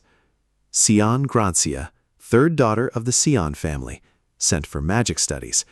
Never thought our reunion would involve a dagger to the face. No scene from me. Clearly Cyan was just Bajura's puppet. He shakes his head. Acalusia's hit different, for real. He laughs, calling Elizabeth a legend. She glares. Only Adashin gets to say that. Moments later, she's KO'd. Ronan sees she's wiped, but alive. Good enough for now. He spots blackened lumps, like burnt charcoal. His heart sinks. These must be the missing people from the Order's attack. Though free from Bajura's control, their bodies still bear the Order's magic. Suddenly, it clicks for our hero. The missing folks were spies planted within the Order. He recalls only those helping Air in the library vanished. It all adds up now. The attack wasn't random chaos. The real target was the Forbidden Books section. It was a diversion to keep everyone, including Air and Ewan, focused elsewhere. Just as silence falls, Elizabeth breaks it, panting. She warns Ronan to run, saying he's Bajura's main target. Our hero, confused, asks what she means. She's screaming, no time, but he's not getting it. Bajura's real body? Never there. Everything was a mirage. Even Elizabeth was wrecked by a mere shadow. Bajura's power is beyond anything she's faced. If he snags Ronan and completes himself, the Mage Tower of Dawn is cooked. She begs him to bail while he still can. Then Bajura's voice slices through the air. He freezes, panic flooding him. The training site warps, dark and twisted around him. He calls out for Elizabeth, but she's locked up. Air and the Vice Tower Master, frozen too. Panicked, our boy shouts for answers. Bajura calmly replies, everyone in the Mage Tower, body and soul, is now under his control. Everyone but Ronan. He says the wait is over. The one he's awaited has finally appeared. His perfect vessel. Outside, dark magic whirls chaotically. With a chilling grin, he tells Ronan to come alone. Our hero is absolutely seething, his eyes practically blazing.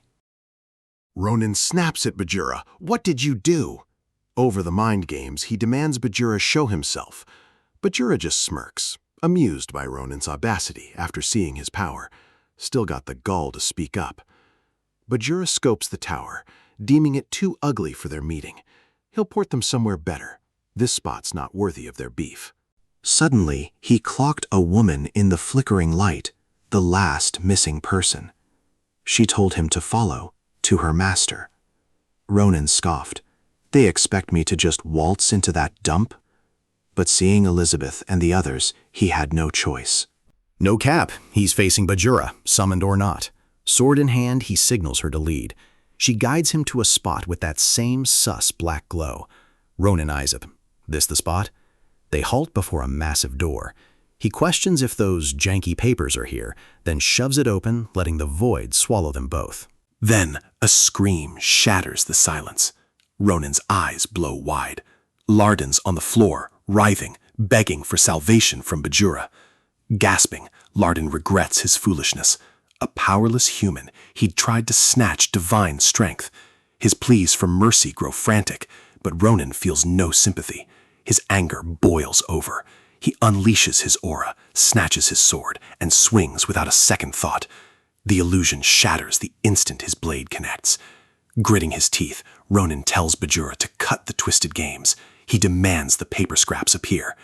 Bajura smirks, feigning shock Ronan didn't enjoy the show. He's in.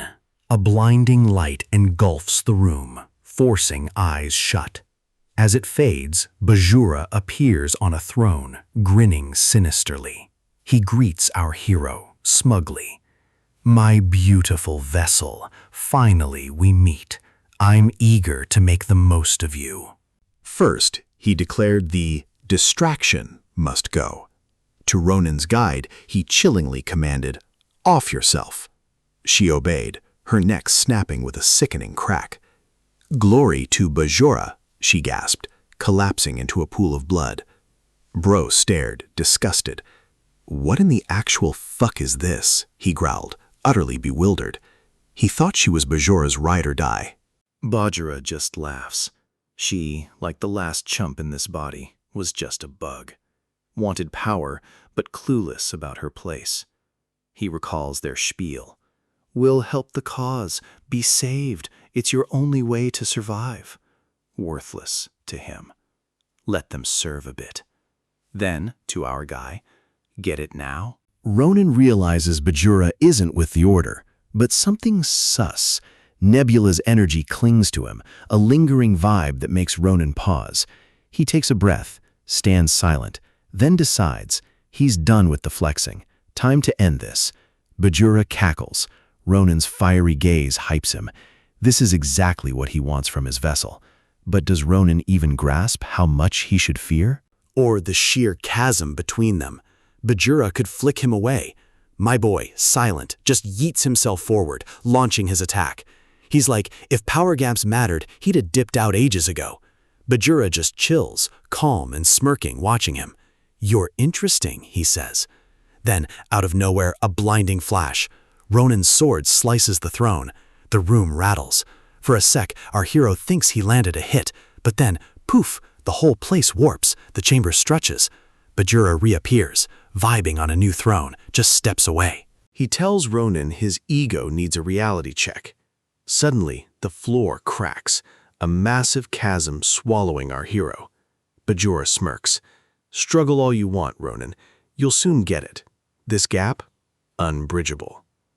Ronan tries to retreat, but before he can, a green glow bursts from his front pocket. Sarante's ring! It's responding! Energy surges into his sword, a familiar glow enveloping the blade, surprising him. Bajura's attack doesn't stop. Its giant maw lunges, ready to swallow him. The beast snaps its jaws shut, green light bursting from within. He grits his teeth, fuming this nasty creature dared get so close. With a death glare, he snarls, "You want to die?" He strikes the beast, no hesitation, pummeling it to dust, revealing Bajura, chilling on his throne. Bajura taps his fingers. Our boy gets the memo.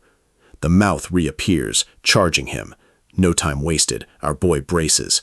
As it lunges, he unleashes a fierce strike, splitting it in two. Bajura watches, intrigued, as our hero shreds the monster. He chuckles. Ronan did all right. A bit rough, kind of wild, but not half bad. But Bajura's not done. From the monster's remains, arms suddenly burst forth, grappling our hero. More twisted creatures swarm, piling on him. Bajura smirks, hyped to see Ronan struggle. Monsters grip him tighter, crushing him. He curses as more rush in, buried under hundreds, swarmed. Bajura slowly raises his hand. Ronan catches the move just before the fist clenches. Suddenly, the horde formed a massive sphere, boxing my boy in. Bajura just stood there, watching, waiting. Then, a green light erupted from the sphere. Monsters got shredded, one by one. Inside, my boy kept swinging until it all collapsed. Bajura, amused, tells our hero he should totally handle this. He draws his bow, nocks an arrow, and fires at Ronan. The arrow strikes, cracks spiderweb out, then explodes in blinding light. Our hero braces. Bajura grins. "Nice, actually, very nice." He bursts out laughing. "Ronan, crank it up a notch. Show me what you got, kid. No holding back." Suddenly, a massive firebird manifests. Bajura looks genuinely puzzled. The Vice Tower Master's signature spell? The fire fowl. Bajura's low-key shook by the kid's power, but then he clocks the old man's fire mastery. To him, this stunt is just whatever. With a flit of his finger, the firebird goes poof. Bajura shrugs. A shame. Thought that was Ronan's trump card, but it crumbled too easily. Still, he can't overlook my boy's sharp instincts. As the flames vanish, he clocks Ronan's gone. Then it hits him. The firefowl wasn't about attacking at all. A calculated mana surge, masking Ronan's presence. Peak distraction. He vanishes, blinking behind Bajura. Sword arcing for the neck. A deadpan. Die.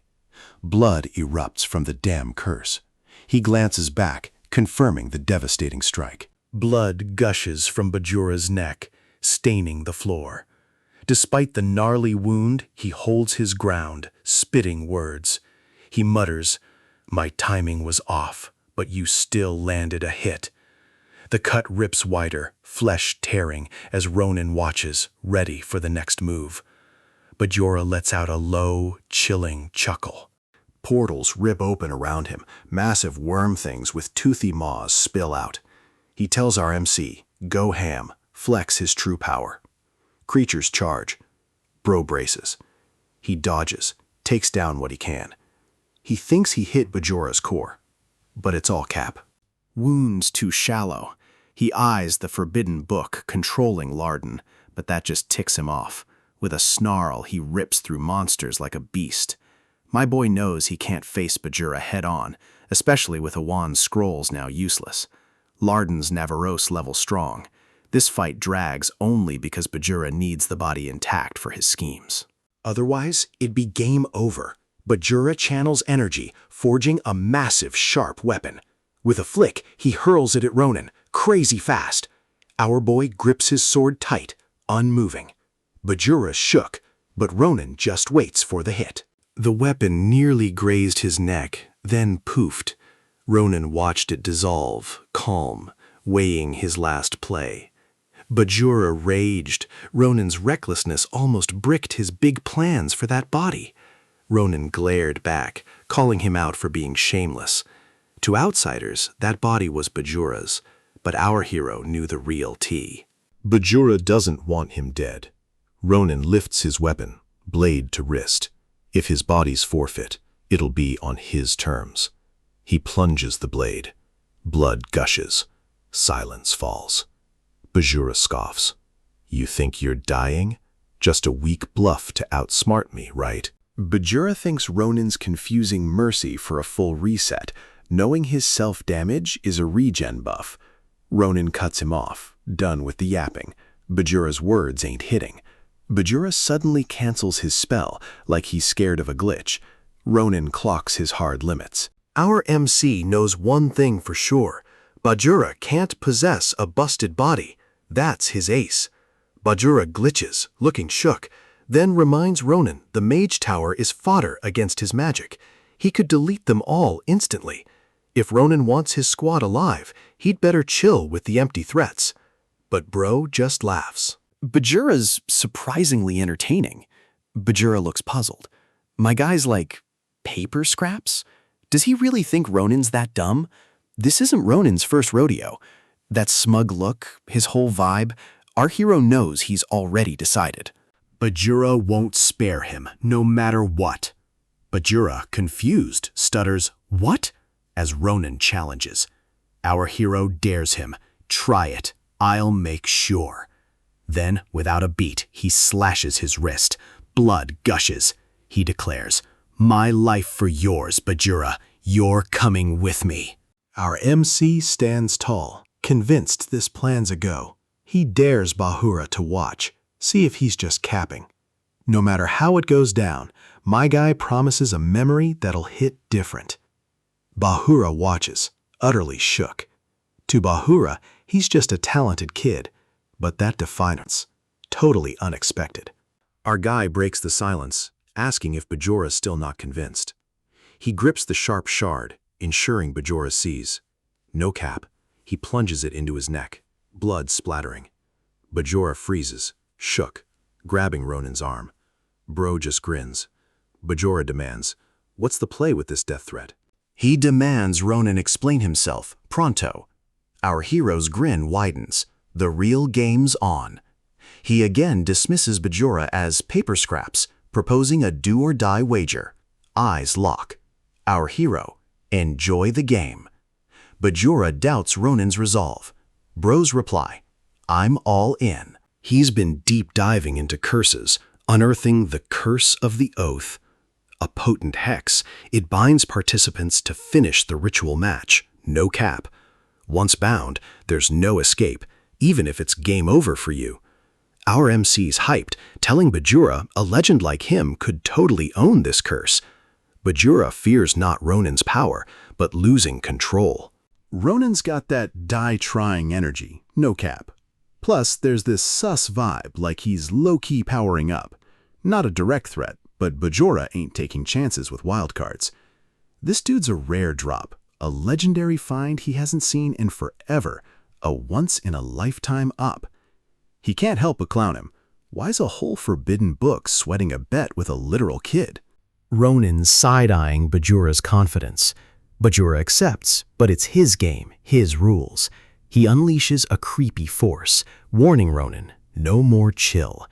Ronin clocks Bajura's gone full unhinged. One wrong move? GG. But Ronin pulled him into this, so he's kind of vibing with it, whatever comes next. Ronin's convinced the outcome's set.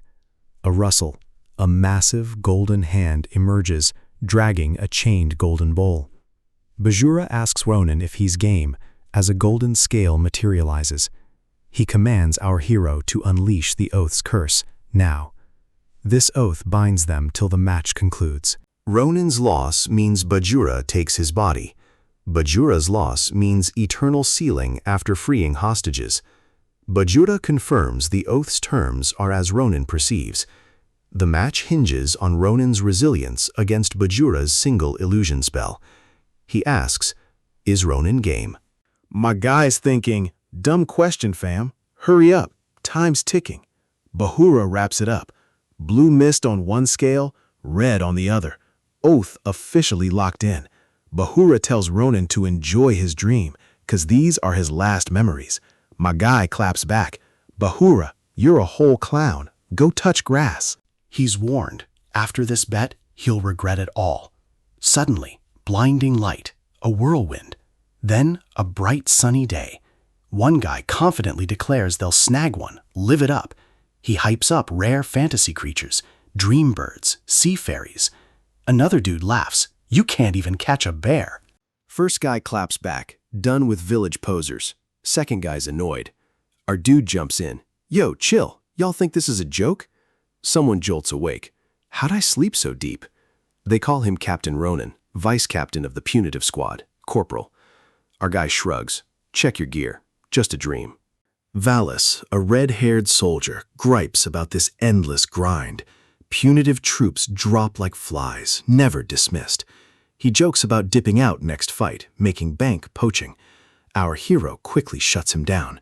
Mention that again, and I'll hack off your limbs. Valis holds his ground. Our boy demands silence, reminding them General promised freedom in months.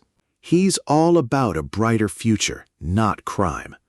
Martin, hand on his shoulder, assures them, stick together, we won't bite the dust.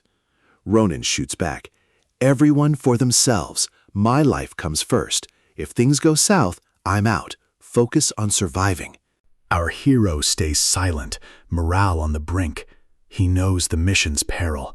The general promised pardons if they nail it. He's dead set on Nimmerton, his sister waiting. Then, out of nowhere, a magic circle rips open the sky. A blinding light slams down, obliterating everything. Troops freak out, eyes on Ronan for orders. Our MC's frozen solid. A chilling dread hits. A shadowy figure emerges, commanding, accept your fate. It's the dreaded Ayut. Ayut's call snags everyone's attention. People freak. What's happening? Someone points skyward. Suddenly, magic circles appear, blasting lasers. The sky's going full-on boom with raw power. Pure panic erupts. Light flares, debris rains down. People are yeeted like bugs. Most couldn't even react. Screams filled the air as blasts tore through them. Blood, chaos, pleas for help. Even Ronan stood frozen, utterly clueless. Horns blared from robed figures. Ronan's crew, hearing the command to push forward despite the monster, were livid. Are they nuts? They screamed. Everyone's lost their minds. Our hero plunged in, blocking a spell as lasers and debris rained down. His crew, stunned by his audacity, got an earful. Idiots, snap out of it, he roared. No time to freeze or whine. Fight or haul ass to survive. Just keep moving. Then a laser blast hits their spot, aimed right at his team. Blood splatters Ronan's face. He's frozen, laser still coming. Someone pulls Ronan down, saving him. They crash. The man yells at frozen Ronan to move. We can't fight that thing. They gotta hold out for backup. Our hero looks around, bodies gored by golden spikes. His heart shatters. A gut-wrenching scream rips from him. Everyone he cared for? Gone. Attacks just keep pummeling down. Back in reality, Bajura's illusion claws into Ronan's memories, dragging up every painful moment. It's a mental trap, leaving him wrecked, crushed, just wanting it all to end. This endless suffering? His grind to the top. Bajura knows no one can vibe with forever. He's baffled by Ronan's bet. Ronan gave up rule-setting power. Bajura knew it was GG. Now, he's eager to see Ronan's despair hit rock bottom. In Ronan's head, a broken reel, another friend, gone. Grief's a chokehold. Riding away, a glance back, another comrade, just dust. Then a third body, eyes wide, frozen in a silent scream. His mind spirals into the void. Everyone gone. Each breath a heavy burden.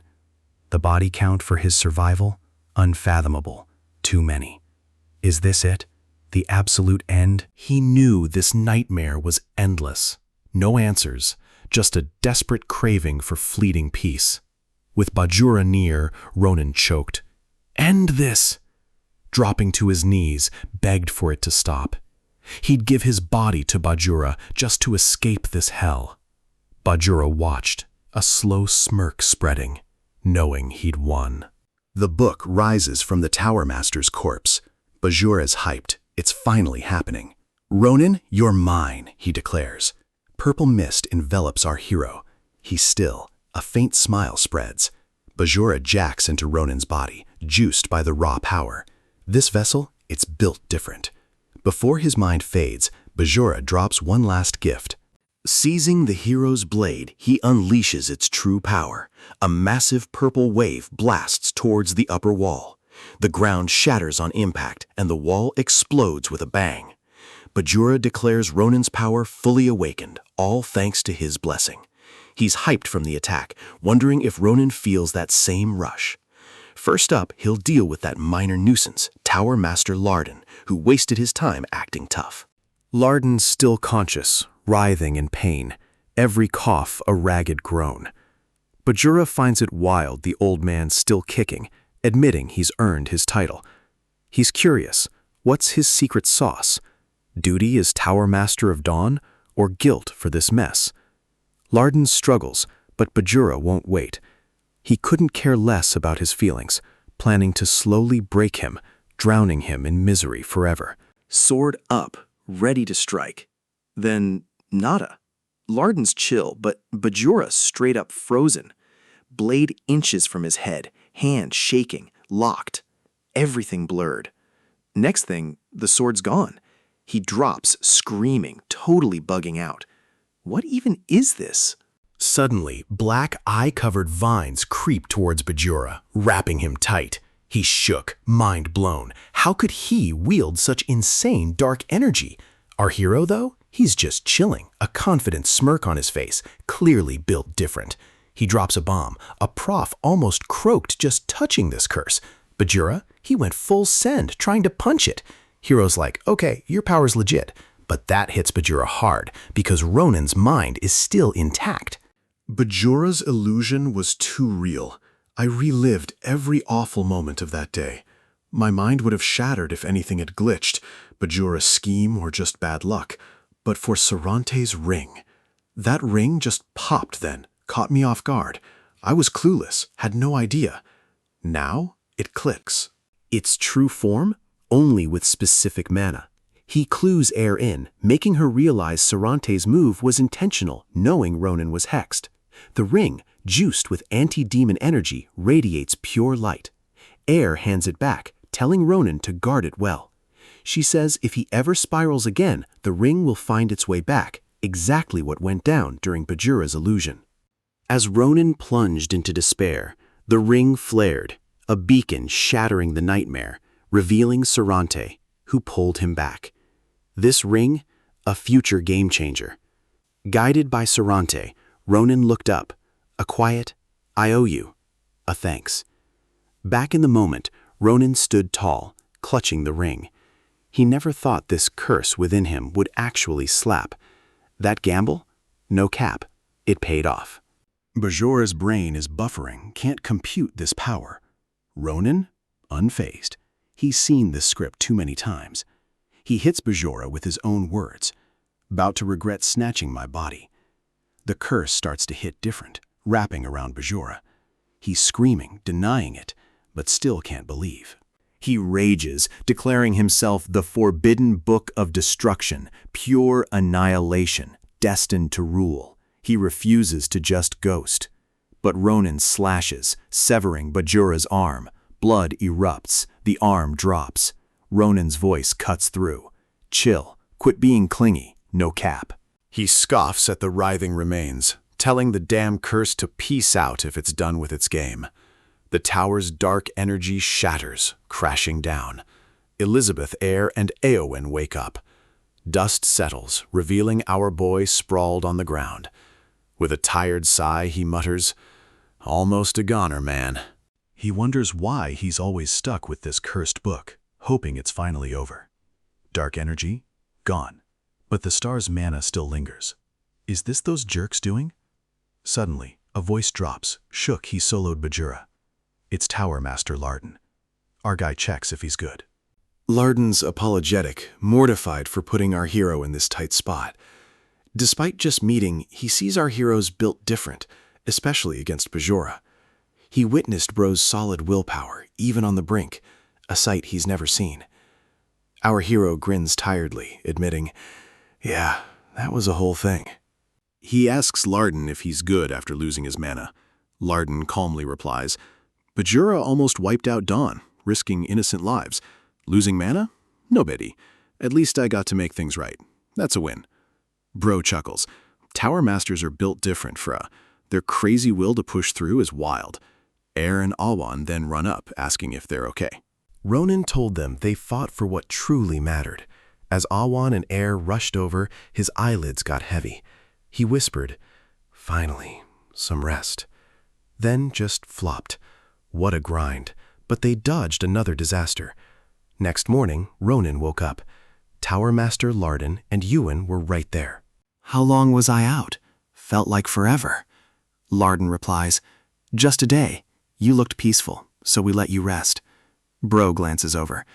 "Guess you guys being here means it's all chill now, huh?" Alwyn confirms. "Yeah, Ronan clutched it. Took down Bajara. The messed up magic? Poof. Gone with Bajara." The watch was on. Good news, no sus side effects. Elizabeth, post-treatment, immediately went hard on the wrecked mage tower. Despite pleas to rest, she's high-key refusing. As Akalusia's priestess, she must guide through chaos. Sion just woke, but her vibe is off. Something sus. From waking, she's been Elizabeth's shadow. My guy's low-key curious how these families are vibing despite rising tensions. Knowing they're managing brings relief. He can bounce worry-free. He then half jokes about a super cheesy farewell party. Larden and Ewan, shook, quickly deny it. No way. Low-key, farewells were put on hold.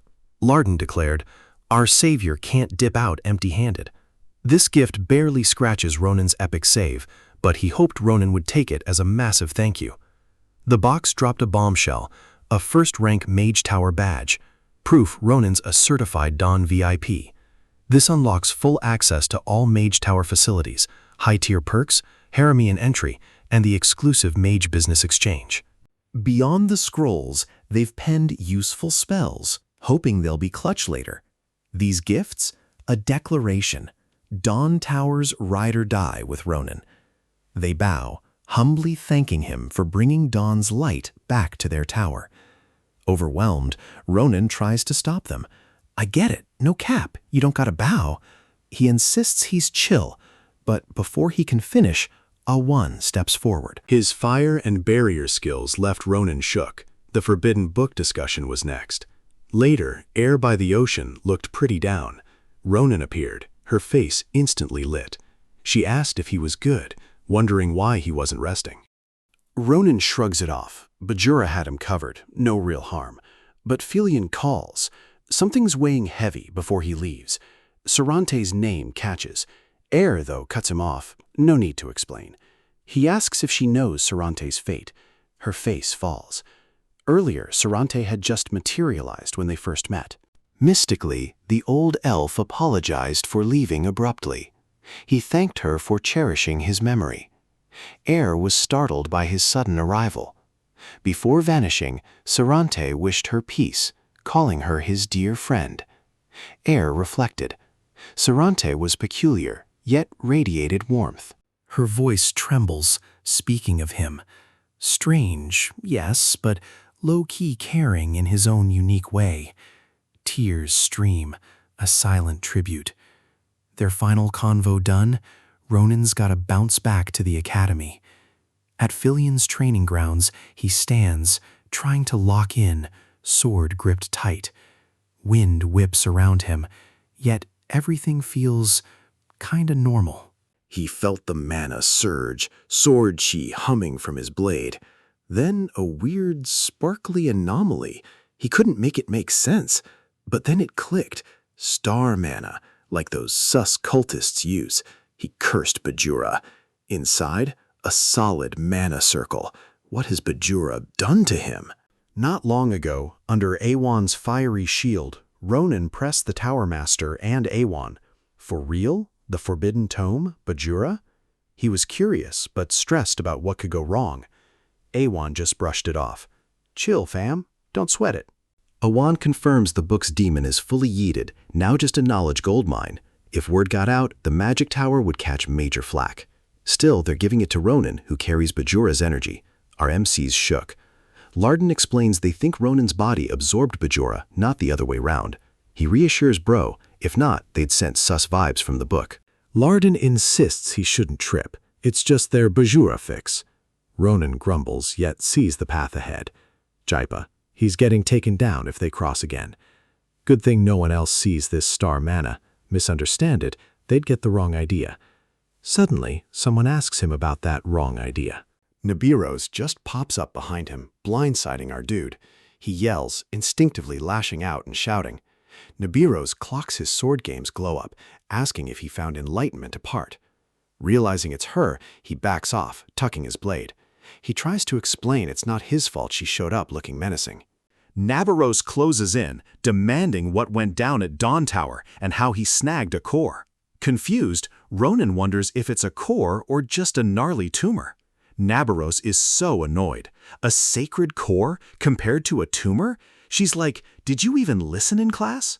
Ronan quickly apologizes. She sighed. The core? Earned through endless mana grind and countless battles, a true warrior's ultimate flex. It's a mana-saturated heart, now a direct reservoir. Developing a core is a game changer, a life shift. Core mana is next-level dense, way thicker than ambient. This condensed power unlocks aura, a core cultivation milestone.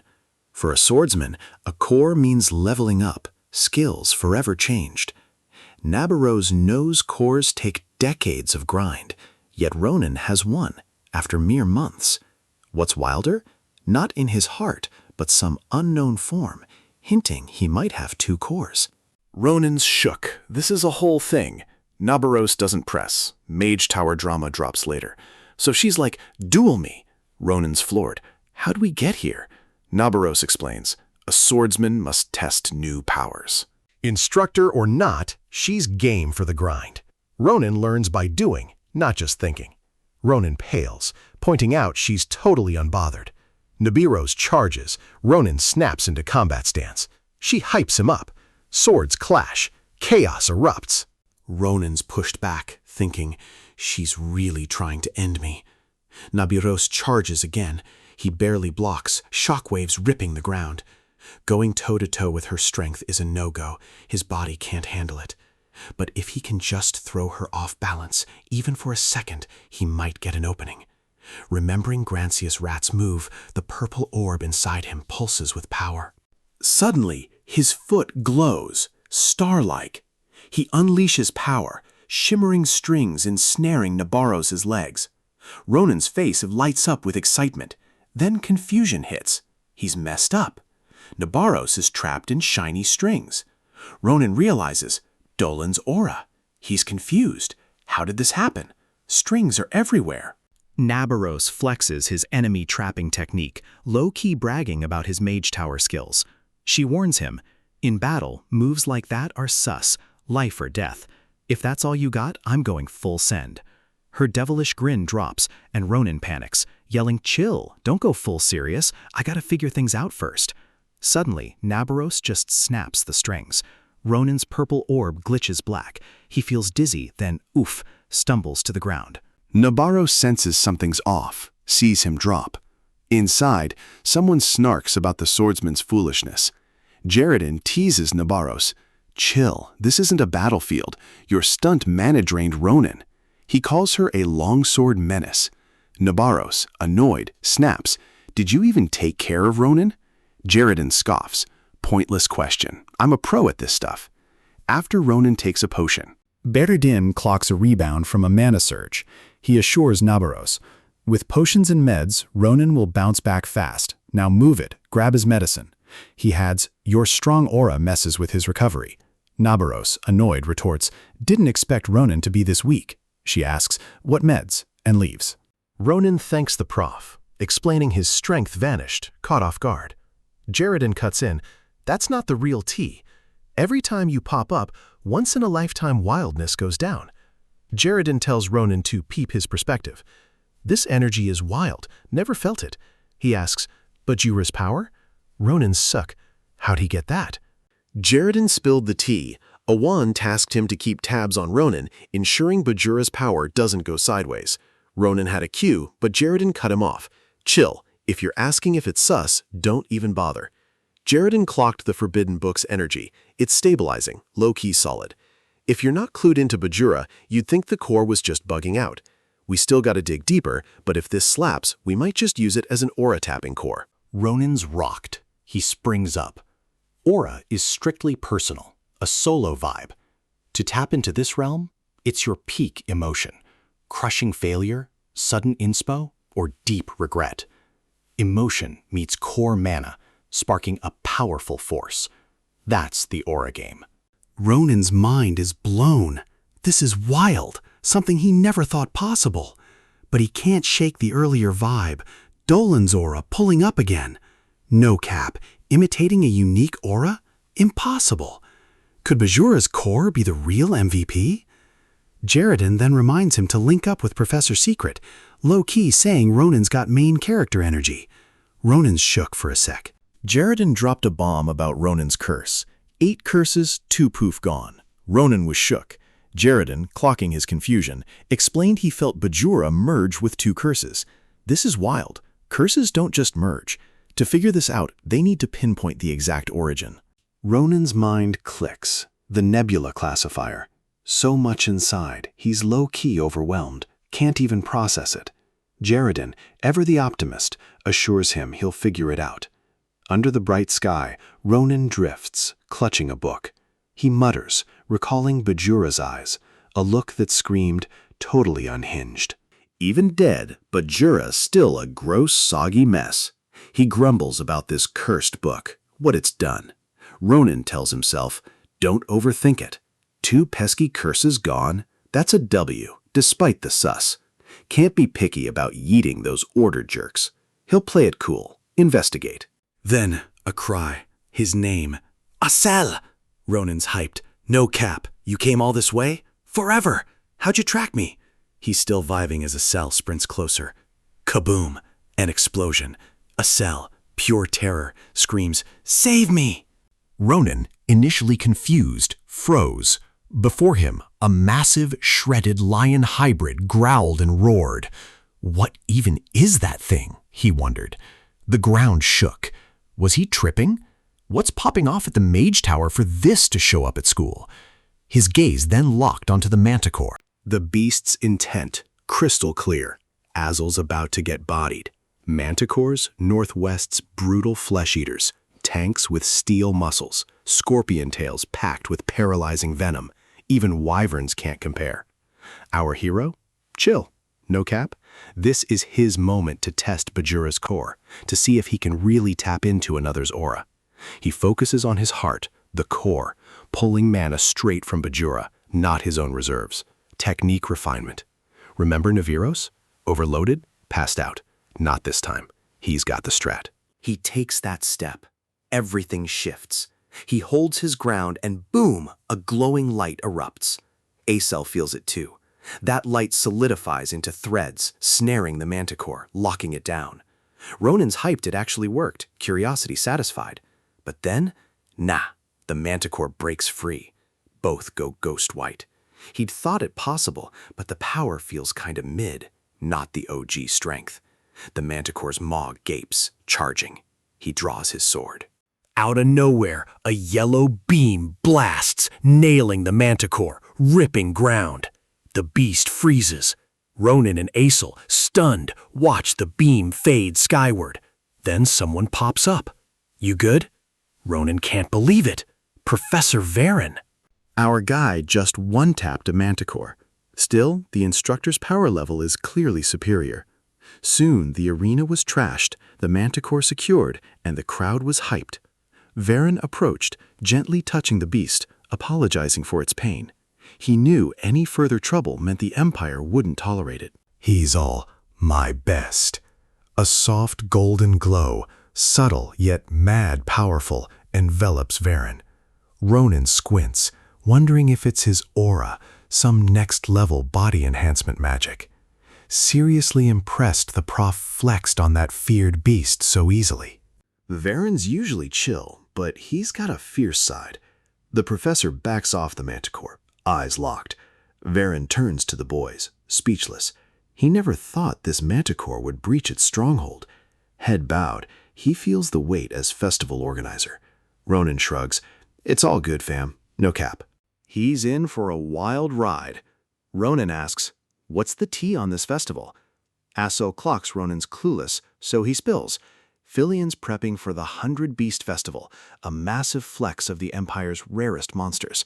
Folks flock from everywhere, hoping to glimpse beasts unseen. Hiro saw it scheduled, looked kinda lit, had to check it out. Ronan hit up the prof.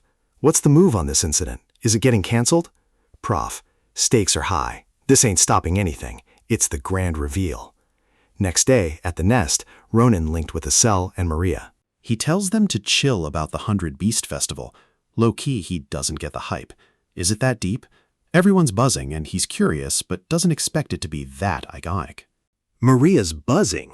This year's 100 Beast Festival? Next level. A pair of doppelgangers, an Alpha and an Omega, are making an appearance. They're ultra rare, mimicking after eye contact and mind reading. Alpha becomes who you love, Omega who you fear. Maria says folks would pay mad cash to see it. Doppelgangers are rare. Few ever see one. A free pair? People are losing it. She asks Ronan if he's down to check it out. Now he's clued in.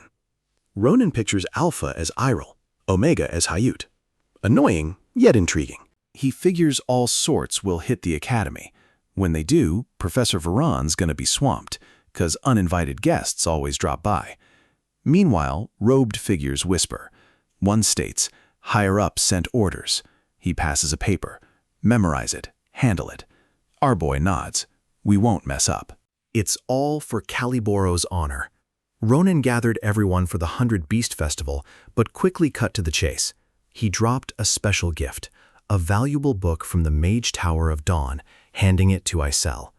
Our hero knew this was no chill read for her. Heard every page is stacked with magical seals. He figures it'll take her a whole day just to decode one. Tells her to chill with it. Acel shook. Never thought something like this even existed. Ronan asks if she can even figure it out. Azel's like, every page is a total maze, but I can peep some text. Hyped, she says with patience she'll get through it all. But low-key, truly getting it?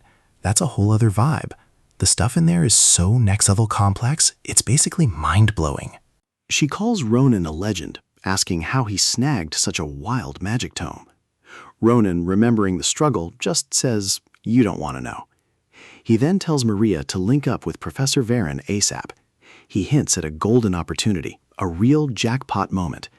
The prof finally nailed Sarante's herbs and is gearing up to brew potions for empire-wide distribution. He's pushing for Maria's Carabel merchandising to handle distribution. Ronan figures Maria knows the herb's power. With her biz skills, she'll be raking it in soon. Maria's eyes sparkled. Then Ronan stood, keen to check their progress. It's been a minute, and he's got high hopes. Maria grins. I'm so here for it. Got plenty to flex. Ronan, keep that same energy. Grab your weapon, follow me. It's duel time. Acel moves to join, but Ronan cuts in. Stick to the grimoire. That's your real glow-up. More effective than training now. They said their goodbyes. Acel watched them leave, chatter light, Maria's smile bright. A shadow crossed Acel's face. For a beat, she felt a drift, a distance growing. 2 weeks later, Galerian building. 2 figures stood center stage in the arena. Adashan's voice rang out. This is it, your 514th shot. Ready? Brahm took his stance. His opponent? Our main character. Adashan began the countdown. 3. Brahm's blade flashed. At 2, he's already radiating serious mono vibes. At 1, she blows the whistle. The signal blasts and Brahm charges, his sword glowing with power. Ronan just stands, even as Brahm is inches from him. As the blade nears, something stirs within him. Brahm suddenly stops. His sword doesn't even touch Ronan. An unseen force holds him and his weapon back. Brahm exclaims, "I can't move. This skill is wild." Ronan sighs, relieved. "Thanks for the try." Adashan high-fives Ronan, praising his mana output. "Peak! Speed and balance on point. Seriously shook you hit this level in just 2 weeks." Ronan nods. "All thanks to you guys. You analyzed my skills, pinpointed my gaps, and showed me the fixes." He notes Brahm going all out, boosting his focus and technique. He keeps mum about the aura's true owner. Brahm cuts in. "I learned so much from Ronan. I'm shook he doesn't flinch with a blade at his throat. That kind of guts, every swordsman needs that." New goal unlocked, thanks to Ronan. Brahm, grinning, crowned him GOAT leader. Ronan chuckled, vibing Brahm's energy. Brahm's going solo, but told Ronan to hit him up for another neck challenge. Ronan then reflected, all this from Dolan's aura. Still a nagging feeling. Something's off. He thinks back to Varen's golden aura. No matter how hard he grinds, his mana taps out before he can even mimic it. Are stronger auras just built different? Maybe a few more glimpses he could crack it, but the prof's swamped. Asking for another demo? Major hassle. He's kind of stuck. Deep in thought, someone pops up looking for him. It's Barry, the prof's assistant. Barry's hyped Ronan remembers him. Ronan, seeing him, asks, "What's good?" Barry says the prof bounced, left a note. Note says to hit up Ronan if things get tricky while he's away. Ronan's shook. Prof dips out with the festival practically here. He asks what's the deal. Barry explains, creatures from Theo Hall are gone missing. Not just any randos, these are key for the 100 Beast Festival. Doppelgangers? Ronan, puzzled, asks, what's the tea? They head to Theo Hall. Soldiers nod respectfully as they pass. Barry mentioned the professor dipped 2 weeks ago, right after the incident. Ronan, brow furrowed, connected the dots. The manticores break out? Barry confirmed. The professor felt something was seriously sus, deciding to investigate solo. Barry has no clue what was found, but that look on the professor's face, it still haunts him. He'd never seen him so furious. Next day, in his office, Professor dropped a letter and dipped. Letter, hit up Ronan if things go sideways. Ronan, arms crossed, sighed. It's tough, fam. The valuable doppelgangers escaped their cages and vanished. Adashan's eyes are glued to the shattered mirrors, a wary vibe. Ronan asks, anything? Adashan's gut says this accident ain't random. Barry shivers, voice shaky AF. She explains, the cage? It's for doppelganger transformations. This cage? Crafted from an OP glass alloy. They know its strength, no cap. Breaking it for no reason? Nah. Peep the shards, mostly inside, not out. That faint glow? High-density mana, still vibing. This is solid proof something powerful hit from outside, shattering even this unbreakable material. Putting it all together, she's convinced it's a planned terror attack. Someone's been hunting doppelgangers from the jump. Barry's visibly shook. Ronan's silent, mind on overdrive. He knows the Grand Commander's title is legit. Her read is spot on. He's totally vibing with it. Nothing else makes sense. He's been getting bad vibes since he stepped in. If her theory's right, this is a huge deal. He scopes the area, worried, voice rising. Dangerous criminals are on campus. If we don't move fast, this could go sideways. He turns to Barry. You with me? Barry's silent, clearly shook, tense and unsure. Ronan insists. We gotta move. Investigating now. He tells Barry to grab knights from the entrance. Finding culprits alone is a no-go. But Barry just stares, utterly confused. Adashan stops him, spotting something sus about this whole mess. Her gaze sharpens, like a detective just hitting a major clue. Ronan signals her to chill. No stress. This won't drag. He hushes the crowd. Knights pitch in. You're safe. He then heads to the knights, ready to spill about his messy school life. Everyone thinks he's a top student, but he's just a lost kid, low-key surviving. He says being in the limelight now is super draining. He asks the knights if they feel it too. They stay silent. Ronan notes they're all quiet, looking serious and cool, but their actions spill the tea. With a sarcastic smile, he calls their response a total mess, leaving them fuming and confused. One asks what he means. Ronan, with a side-eye, explains, even after the assistant called, they didn't check while students were already in deep. Seriously, not a single knight clocked what Adashin pointed out.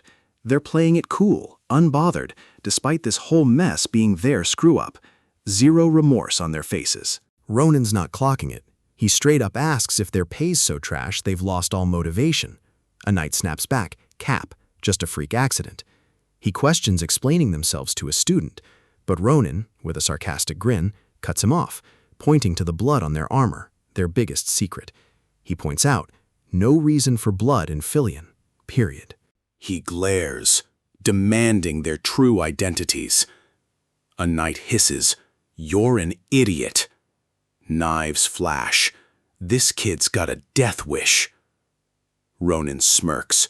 We'll see who's got one soon enough. Before he finishes, a knight from the back shanks the one in front. The others freeze, shook. Ronan, stunned like the rest, couldn't believe his eyes. Blood sprayed. The knight choked. The two knights screamed, "Traitor!" at him. The scene instantly erupted into chaos. Before others reacted, attacker closed in, slashing one, then grabbing the other to slit his throat, kicked both bodies aside, stepped over them. The downed knight curses, then freezes as the blade rises. He starts begging for his life. Ronan, still clueless, watches, trying to vibe check this guy. Then the knight turns. Ronan feels a major red flag, gripping his sword as the man closes in. But instead of attacking, he stops and bows politely. He asks if Ronan's seen how he handles those scumbags. Ronan stands confused. The knight calmly insists he's nothing like them, doesn't want Ronan thinking they're on the same squad. Still puzzled, Ronan asks what he means. But then, a memory slams him. He pauses. The voice. Familiar. Helmet off, recognition hits him like a tidal wave. He finally knows. He stares. Balrus? The man grins, totally chill amidst the chaos. Been a minute, Ronan. How's life? Our hero's on his knees. Ronan shoots Balrus a look. Well, fancy seeing you here. Sharp-toned, he tells Balrus, cut the crap. Don't spin this kindness into something it ain't. His mercy isn't weakness. Ronan's no softy, period. Balrus promised to spill the tea. Every detail. He can't forget that save. It was a total game changer. That day wasn't just a shift. It was a complete rebirth. He still feels it in his bones. Ronan's mission. Go undercover in Calaboro. Team up and tear down the whole ops from the inside. Balrus went hard, risking it all for the intel. His grind paid off. Soon, Calaboro's OGs clocked him, dubbing him Wolf, a title only for the real ones. His rank gave him the full T, HQ location, all the upcoming poaching ops. Following Ronan's play, he ghosted all that intel to Varin, making sure it landed right, no cap. Our hero recalls the prof's words, an unknown ally, low-key messing with Calaboro's schemes. Balrus, looking sus, admits he takes the armor, but has zero intel on its origin. Just comms, he doesn't know the supply source. He hopes Ronan trusts him. Ronan stands Balrus's hustle, but wonders why he's so hush-hush. Caliboro's reckless, but not dumb enough to target Filion. So what's the real push for this bold move? Balros explains, Caliboro's become a total joke lately. His intel helped Varen and the Imperial Guards wipe out nearly half their branches. Plus, his poaching disruptions caused massive chaos, sparking rumors Caliboro's on its last legs. With a proud grin, Balros admits he started them. He clocks the higher-ups spiraling, desperate for power.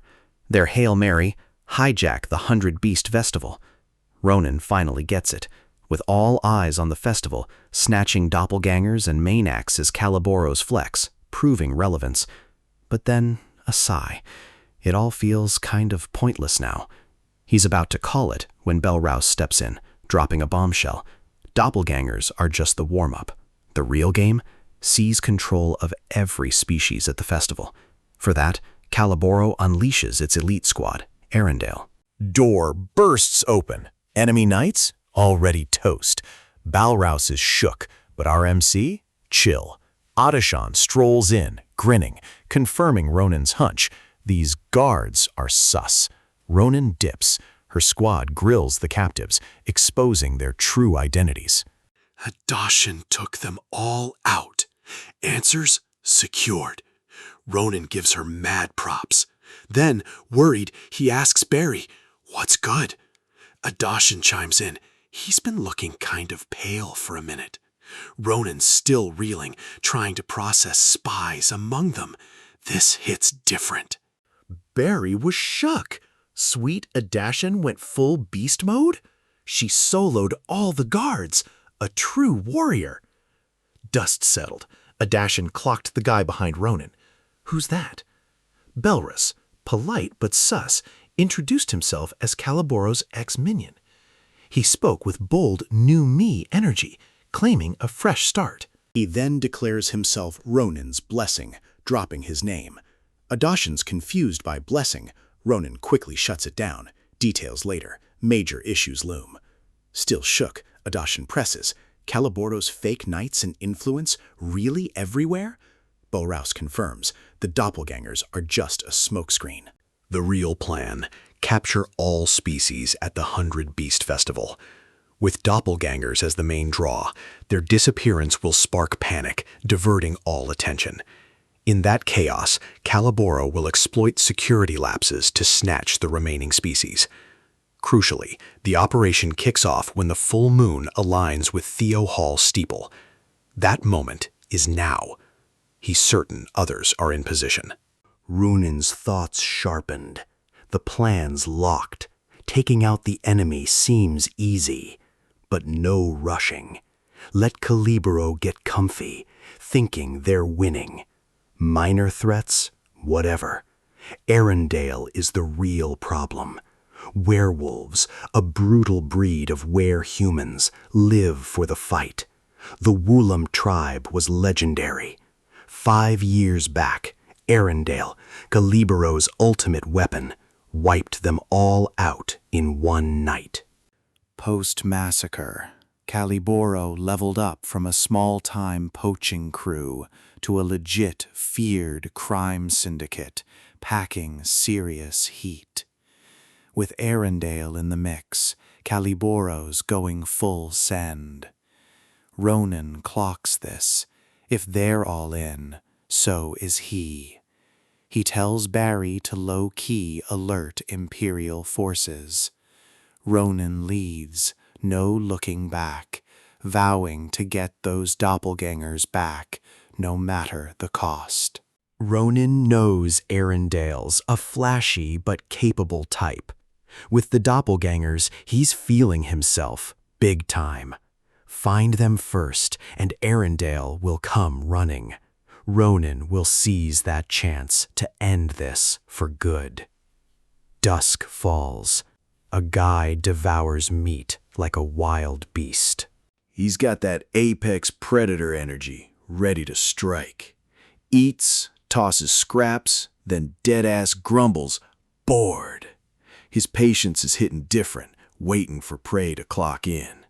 Manticore, doppelgangers, just side quests, he gripes. He just wants Varin out of the shadows, ready to skin him alive. This time in the forest, 3 familiar faces. Adashin captures local animals. Balraus expected greatness given her solo Caliboro gang takedown. But seeing her in action, he realized she's truly next level. He turns to Ronan. What's the plan with these nails? Our hero calmly answers. Use the animals to sniff out the doppelgangers. They'll sense, track, and lead the way. Balraus is surprised it's even possible. Our hero's confidence? Adashin, the future commander, is simply built different. Magic swirls. She thanks the animals. Whoosh, they're off, guided by instinct, powered by her. Deep in the forest, a fox sprints. No ordinary fox. This is the doppelganger Omega fox. Above it, a bird, charged with Adashin's magic, flies, tracking its mark. As it dives to strike, the fox suddenly senses danger. Its eyes gleam, shifting form. From a fleshy bubble, a snake slithers forth. It instantly launches, striking the bird. The bird sees it, but it's too late. Savagely devoured. That vision, linked to Adashin. She pings our boy. She spotted one, pointing. It's a snake, a doppelganger's twisted form. Ronan nods, a proud smirk. Nice work. He knows it's the Omega, moves to command. But Balraus suddenly yeets forward. I got this, he shouts. Ronan freezes, surprised.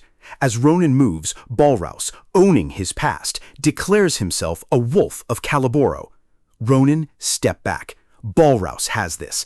And just like that, this dude delivers. He snatches the Omega. It writhes, twists, but escape is futile. He grips its neck, telling the snake to chill, no harm. Our MC gets vexed, calls Belrus a noob. Belrus happily reports one problem solved, but our boy chews him out for eye contact. He literally just said Omegas transform based on negative emotions, including fear. Realization hits Belrus. His smile instantly vanishes, replaced by creeping dread. The snake shifts. Balraus, clocking the fear play, gets shook. It becomes Sita. Balraus freezes, a cute chirk from the bird. Tears well, remembering the agony this bird caused.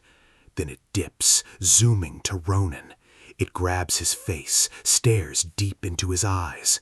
Ronan flinches, caught off guard. Before he can react, it's gone. Ronan knows this is bad news. He locked eyes with it. He's dreading it'll morph into a Hayut, a total headache. Jaw clenched. He must catch it before things spiral. Ronan sprints. Without a glance back, he barked at Adashin. Balraus, track the Alpha. I'll handle the Omega. Ronan races ahead, expecting the doppelganger to have shifted. No Hayut-like figure. Its size makes hiding impossible. Human footprints? That's sus. Yet mana traces scream doppelganger. Who did it become? The closer Ronan gets, the stronger the killing intent. He thinks of the guy who gave him the curses. He moves stealthy, hand on hilt, ready to draw. Mentally, he's locked in. No matter who, I'll handle it. But the thought shatters. He freezes, seeing the Omega's transformed figure. It's a total jump scare. Blood drips from the foe's blade. A low voice echoes, "You can't protect anyone." He watches the words repeat, then sees himself, saying, "I protected no one."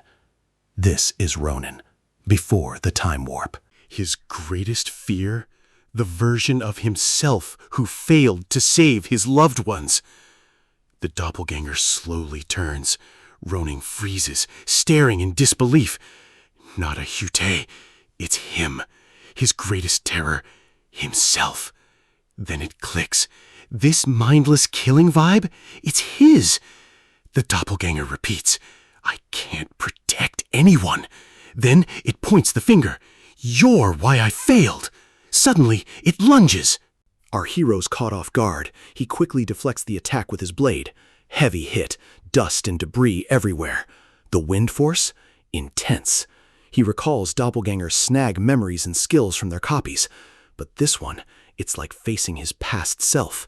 If this version of him fought a Hayate, things are about to get real. Gotta create distance, buy some time.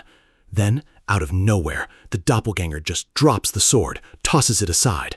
Ronan, completely blindsided, stumbles, loses his footing. He didn't expect the release, that sudden shift throwing him off.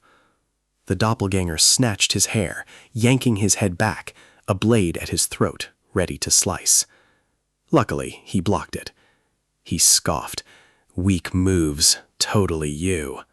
Smirking, he tightened his grip, parrying with just his sword's sheath. Wild. He's grateful to this doppelganger. It's unlocking a forgotten memory. Damn disciplined soldier. He jabs it with the sheath. Not deep, but it throws Omega Ronin off. The creature snarls. Our guy steps back, quick on the draw, ready. Even with his guard up, he barely dodges a blow that almost took his head. He realizes this was his old fight game. A wild man is just an animal. All attack, no thought, no strategy, just survival. No finesse, no control, just raw instinct and panic. Ronin knows one screw up and he's done. One slow breath and he's out. He keeps a close eye on the doppelganger shifts. Suddenly it drags its blade, kicking up a dust cloud right in his face. The doppelganger looks genuinely shook. Ronan squints. What's the tea? You know my thoughts. We're literally the same vibe. Their blades clash. Ronan realizes he barely scratched it. Loki shook it dodged. It glares, pure death stare energy. Then, using that dodge momentum, it headbutts him hard. That impact was no joke. Ronan stumbles back, blood spilling as he coughs like mad. He cursed the absolute unit. Before he could blink, a sudden kick slammed him. Blindsided, he was yeeted, crashing down, groaning. No mere push, he was launched. Mid-flight, it hit Ronan. This doppelganger, it's him. This ain't just one kick. If he's right, the other him is already prepping the finisher. He slams into a boulder, pain searing, but grits his teeth, ready. An explosion rocks the forest. Smoke chokes the air. A blade embeds inches from his head. He's locked on that blade. Death's whisper too close. Rage boiled. This Omega self? Way too OP. A risky play formed. Make eye contact with someone else? Maybe the doppelganger swaps. An easier fight. But before he could move, a new face appeared. He states the boy isn't his prey. Ronan feels a jolt, hoping for Varen, but is let down. Just a kid trashing his grounds. The hulking figure faces the boy. Who are you? This is Arendelle, the one we discussed. A strong blood scent hits Ronan, an intense primal vibe. Then it clicks. Balrous's description? Spot on. This is Arendelle. Ronan never saw this coming. Expected to meet, sure, but not like this. Timing? Way off. Arendelle asked if he was scared. Ronan's silence. Arendelle's smile faltered, catching a scent. Faint. Familiar. Not in the plan. Today was his perfect day. But that scent? The kid wasn't walking. Then a demand. Why do you reek of the doppelganger, Omega? Ronan's heart plummeted. A curse escaped him. Without warning, Arendelle lunged, snarling. Everything's just fine. Blades clash. A sharp ring. Arendelle flexes, bragging he bagged the Alpha and is now sniffing out the Omega. Ronan didn't see that coming. Arendelle closes in, taunting his trash luck. Our hero parries the blow. The hype about Arendelle, Caliboro's toughest exec, it's legit. Ronan feels the brutal force. One solid hit could flatline him, especially in this state. And another problem. The Omega, who should have ended him, is now ghosting, silent, its kill intent masked. That silence says it all. His past self is just biding time, so he's gotta move quick. Gotta wrap this up like now. Ronan flashes forward, blade catching Arendelle off guard, a shallow cut across his neck. Arendelle winces, griping it stings, then weirdly praises him. Out of nowhere, a punch. Ronan, quick, parries with his blade. Arendelle smirks. My vibe's so strong, most people fold. This is a good time. Ronan's Dutch screams. This ain't no accident. He's floored. That clean hit barely scratched him.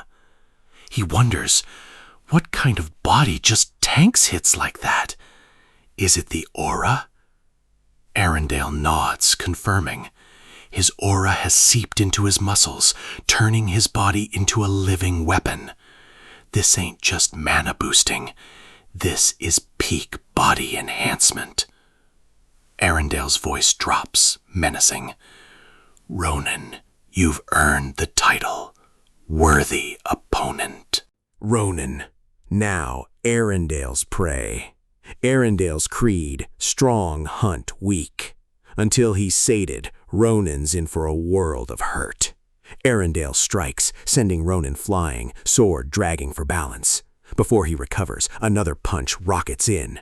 Ronan dodges, barely, eyes narrowing, shifting into high gear. With fierce determination, he goes all out, swinging at Arendelle multiple times. Arendelle blocks with his arm. Ronan's blade bites deep, but no pierce. They both step back. Arendelle, quick, grabs a boulder and yeets it at Ronan. Our hero braces, then boom, slices that boulder to bits. Arendelle charges, throwing a punch at Ronan's guard. He thinks he's got him trapped, but nah, our hero's already ready to counter. My guy shoots back, I got you. Sword blowing, battle cry. He swings hard, daring Arendelle to take the hit. Arendelle blocks, but the hit lands with a massive thud. He groans. Then something shifts. "This is lit!" he shouts. Ronan's face darkens, a frustrated curse escaping him. He watches Arendelle swell with power, growing. Arendelle's eyes sharpened. Been a minute since I hunted with all senses blazing. He gave Ronan props. You're totally worth going all out against. Energy crackled, power building with deadly intent for his biggest attack. But before he finished, he was hit. Blood sprayed. The kicker? It was the doppelganger. Even crazier, the dude's eyes are still shut.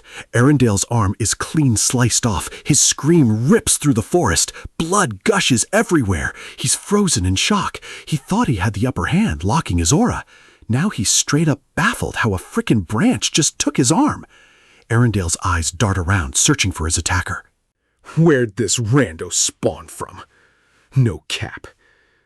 And that scent, the Omega. Seeing it just chilling with a branch, instant rage. Arendelle bellowed, not falling for that trick twice, as the clone lunged. One hand blocks the strike, cursing the doppelganger a damned beast. No sooner said, a bright orb flares. World spins as they crash. Doppelganger lands with insane agility. Arendelle falters, his one-handed defense crumbling as the doppelganger closes. His severed arm lies nearby. The doppelganger taunts, kicking it like trash. Distracted, Arendelle is struck. He snaps, calling the doppelganger mad arrogant for toying with his severed limb. This ignites his fury. The doppelganger closes in, slashing Arendelle repeatedly. Blow after blow lands, each hit sending his rage through the roof. His body battered, spirit unbroken. He watches, confused. The doppelganger's bizarre tactics, branch-wielding, eyes closed, raise more questions than answers. Ronan speculates it's to maintain its form, battling Arendelle. But the real mystery, its sudden 180. Moments ago, it wanted him dead. Why the sudden beef with Arendelle? Arendelle's rage, off the charts. But Ronan's brain is on overdrive with a wild theory. Arendelle claimed to capture the Alpha, and it clicks. Maybe the Omega is now sharing senses with that captive Alpha. Elsewhere, the Omega is booking it, heart pounding, until a sharp stab to its foot sends it screaming, hitting the deck. Someone approaches, clowning its pain. It's the Alpha. Arendelle snatches it, declaring it's time to bounce. The mere thought sends the Omega's nerves into overdrive, lashing out at Arendelle. Ronan gets it. Omegas are born from pure bad vibes. Hate, fear, anger, regret. Unlike the chill Alpha, they fiercely resist capture. Ronan saw this coming, but it's still wild. The ground shakes from their brutal clash. Arendelle squints, trying to figure it out. The creature's linked to Ronan, his brother. That thought is chilling. This doppelganger, young as it seems, hits different. Arendelle clocks it. Older, he'd be cooked. His Omega mission? Scrapped. Survival's the only objective.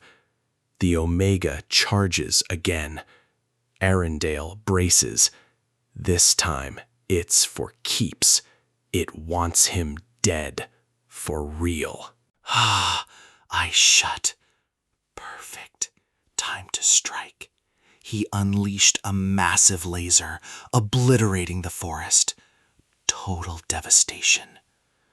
As the smoke cleared, Arendelle muttered, "What's its true form? How did it dodge that?" Doppelganger's true power? Still a mystery. Those closed eyes hide secrets.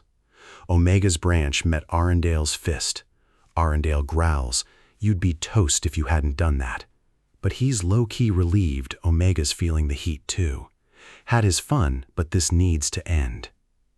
Even without his weapon or main arm, his biggest edge, he declares the hunt over, demanding the Omega's death. But before Arendelle can strike, the Omega speaks for the first time. I need protection. I must protect. Arendelle snarls. Cunning bastard. He'd never saw it coming. A weapon hidden, waiting to strike. Fingers plunge into his eye. Blood gushes. Pain detonates his skull. Omega grips his hair, holding his head, forcing digits deeper. Arendelle groans, drops to his knees, screaming. Omega pins Arendelle to a rock. One arm holds, the other a dagger. Arendelle begs it to stop, but the knife doesn't hesitate. His screams turn desperate. He can't believe this is the end. Then the rock splits in two, just like Arendelle. What a mess. Severe. Stark. A leader's objective? Achieved. The doppelganger's eyes snap open, inhaling sharply. Arendelle's form lay still.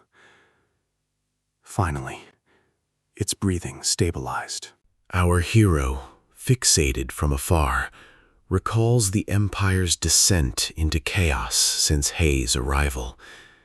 A heavy regret crushes Ronan, his past mistakes weighing him down. He can't help but replay every moment, wondering what if he hadn't lived such a wasted life. If only he'd heeded his sister's words. It's good to learn a little bit about everything. If only he'd saved one more. The thought crushes him with self-blame, his eyes a maze of regret. The doppelganger glitches, stuck on, I need to protect. Suddenly, a string appears, totally freaking it out. Ronan narrows his eyes, seeing the whole place is a string-tangled mess. A string ensnares the doppelganger's leg, pinning it. Ronan warns, watch closely. He grips his blade, declaring, this is my moment.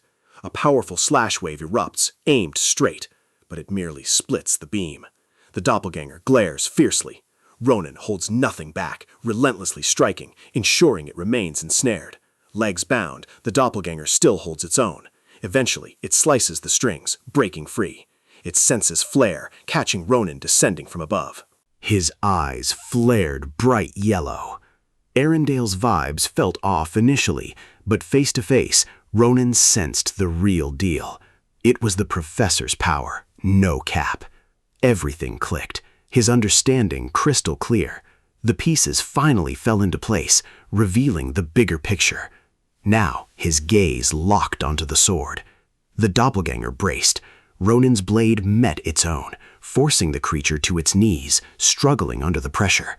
He recalled how, before the academy, he'd thought anything you could swing was a weapon. Recalling Navaros's graceful draw, he realizes his belief was cap. Swords hit different. Suddenly, the doppelganger's blade cracks. Ronan's aura bursts, shattering its sword. His reflection shimmers in the shards. The doppelganger senses doom. It lifts a hand to block, but the sword slams right through. Ronan shook. Is it really sacrificing its right hand? The doppelganger preps its other hand, grabs Ronan's face and slams him down, pinning him. Blood gushes from his mouth. It picks up Ronan's sword, ready to end him. Our hero curses, frustrated. He thinks, if it's come to this, I gotta cross that line. He preps to fight back, but then someone calls his name. The doppelganger freezes, shocked. It knows that voice. Its focus shatters. Seeing that, our hero thinks, perfect timing, no cap. He smiles, seeing the doppelganger react. Ronan muses. Still the old Ronan, huh? He tells it, look closely at who stands before this Ronan. Recognize these faces? The Grand Commander, still slaying, even if her vibes shifted. Balrouse glowed up from poacher to public servant. He even owned Caliboro. He hopes Martin and the crew are thriving, adding he's genuinely vibing. A wave of pure calm washes over him. He stands still, sword aimed, doppelganger frozen. Ronan takes a deep breath. From now on, things are gonna hit different. Trust me, I got this. His doppelganger, the soldier within, glows soft. It whispers, I'll watch over everyone. I trust you. It slowly fades. Ronan exhales, hoping for smiles 10 years from now. The 100 Beast Festival is bussin'. Students vibin', checking it all out. Epic monster displays. Amidst the hype, Maria sighs in quiet relief. She's worried. If Ronan doesn't expose the doppelgangers, and Veron doesn't control the Caliboro gang, today's good vibes are cap. Maria asks Acel, where's Ronan? Acel explains he's with Professor Veron, running late, but he promised the night parade. Acel notes Maria's slight letdown. Maria sighs. Bummer. Would have been nice to chill with him more. Acel grins. No worries. We'll have so much fun, Ronan will totally regret it. Maria laughs, leaning in playfully. Ready, cutie? She asks Acel. His face flushes bright red. A nervous, yes, escapes. Let's hit the main event of the 100 Beast Festival, Maria exclaims. This garden is seriously next level. So massive, so stunning. Whoa, this doppelganger situation? They're not playing around. Acel confirms doppelgangers are hyper-aware of their vibes. That's why this garden is so extra, explaining the limited visitors and intense security. No cap. Maria hard agrees. Her eyes scan, then lock on something distant. Is this creature even a doppelganger? Unimpressed, she deadpans. Who were you even trying to mimic? Acel speculates this form might be its true self. He's heard doppelgangers revert when their mimicry timer runs out. Omega's probably chilling, so this could be the alpha. Then it clicks for Acel, eyes wide. He'd forgotten a crucial detail. The alpha doppelganger doesn't just transform randomly. It reads minds, taking the form of who you love most. He's instantly mortified. Panicked, Acel tells Maria he needs to dip, asking to peace out. Maria's confused, but before she can respond, Azel bolts. She watches him bolt, brows furrowed in confusion. Then a sneaky smile spreads. It clicks. Azel's embarrassment means the alpha totally spilled the tea. She yells, teasing, "Who's got your heart all fluttery, cutie?" Azel shakes his head like crazy, denying it, but Maria isn't letting up. She playfully shoves him toward the doppelganger, dying to see who the alpha chose to mimic. The doppelganger locks eyes with Azel, who stares right back. Slowly, the creature shifts and morphs. Maria watches, holding her breath. Then, right before their eyes, the alpha transforms into Maria. A heavy silence fell. Maria was speechless. Azel, face buried, was utterly mortified. Maria hadn't seen that coming. Her cheeks burned as realization hit. She opened her mouth, maybe to confirm, but Azel cut her off, voice cracking, mumbling he had to bounce. He bolted. Days later, post-Hundred Beasts Festival, Ronan met privately with Professor Secret. The prof, fresh from a chat with Jaredin, brought up Ronan's recent struggles. The curse, fused with Bajura, didn't vanish. Instead, it became a core-like energy source in Ronan's chest. Sounds like a win, right? Nah. The prof warns the curse's fundamental seal remains.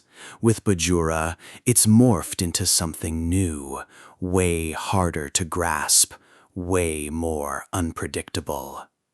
Prof's chill, but Ronan caught the ominous vibe. The core isn't dangerous yet, even has perks, but the curse's lingering presence, a ticking time bomb. Ronan, with quiet resolve, is dead set on banishing it for good. The professor senses a profound shift, a new determination. What triggered this, he probes. Ronan's mind flashes back to that strange encounter with his older self. He's cryptic, but his resolve is clear. He must be complete, bound by an unbreakable promise. Professor Secret senses the gravitas. With a faint smile, the professor reveals Ronan's timing is peak. His research finally hit the mark, ready to lift one of Ronan's curses. Ronan, hyped, practically bounced ready for the mission. The professor, ever calm, reined him in. The drill, he explained, was familiar. Ronan must dive deep, expose the curse, pinpoint its source. To sever it, he must confront it head-on. But this time, it's a whole new beast. Unlike the last, this curse has evolved, shielding itself fiercely. The danger is real, no cap. To stabilize Ronan's inner world, they'll need a ton of mana, crucially, a suitable catalyst. The professor assures him, mana management, that's on him. The real grind, finding the catalyst.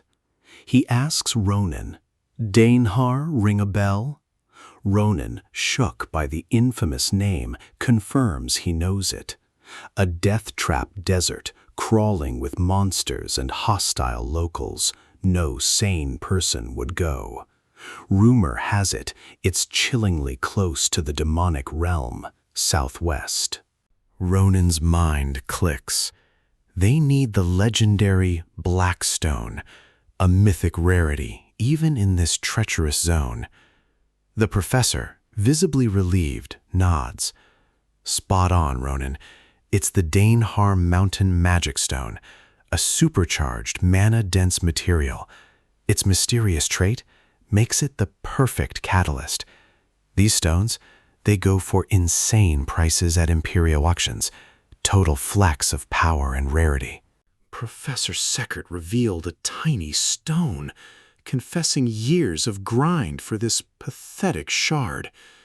Ronan, a bit shook, wondered if this was it, but the professor explained, "This won't cut it. For the procedure, a thumb-sized stone is needed." He hadn't called Ronan earlier, clinging to hope for a substitute catalyst. Ronan's still not vibing with this plan. Dainar?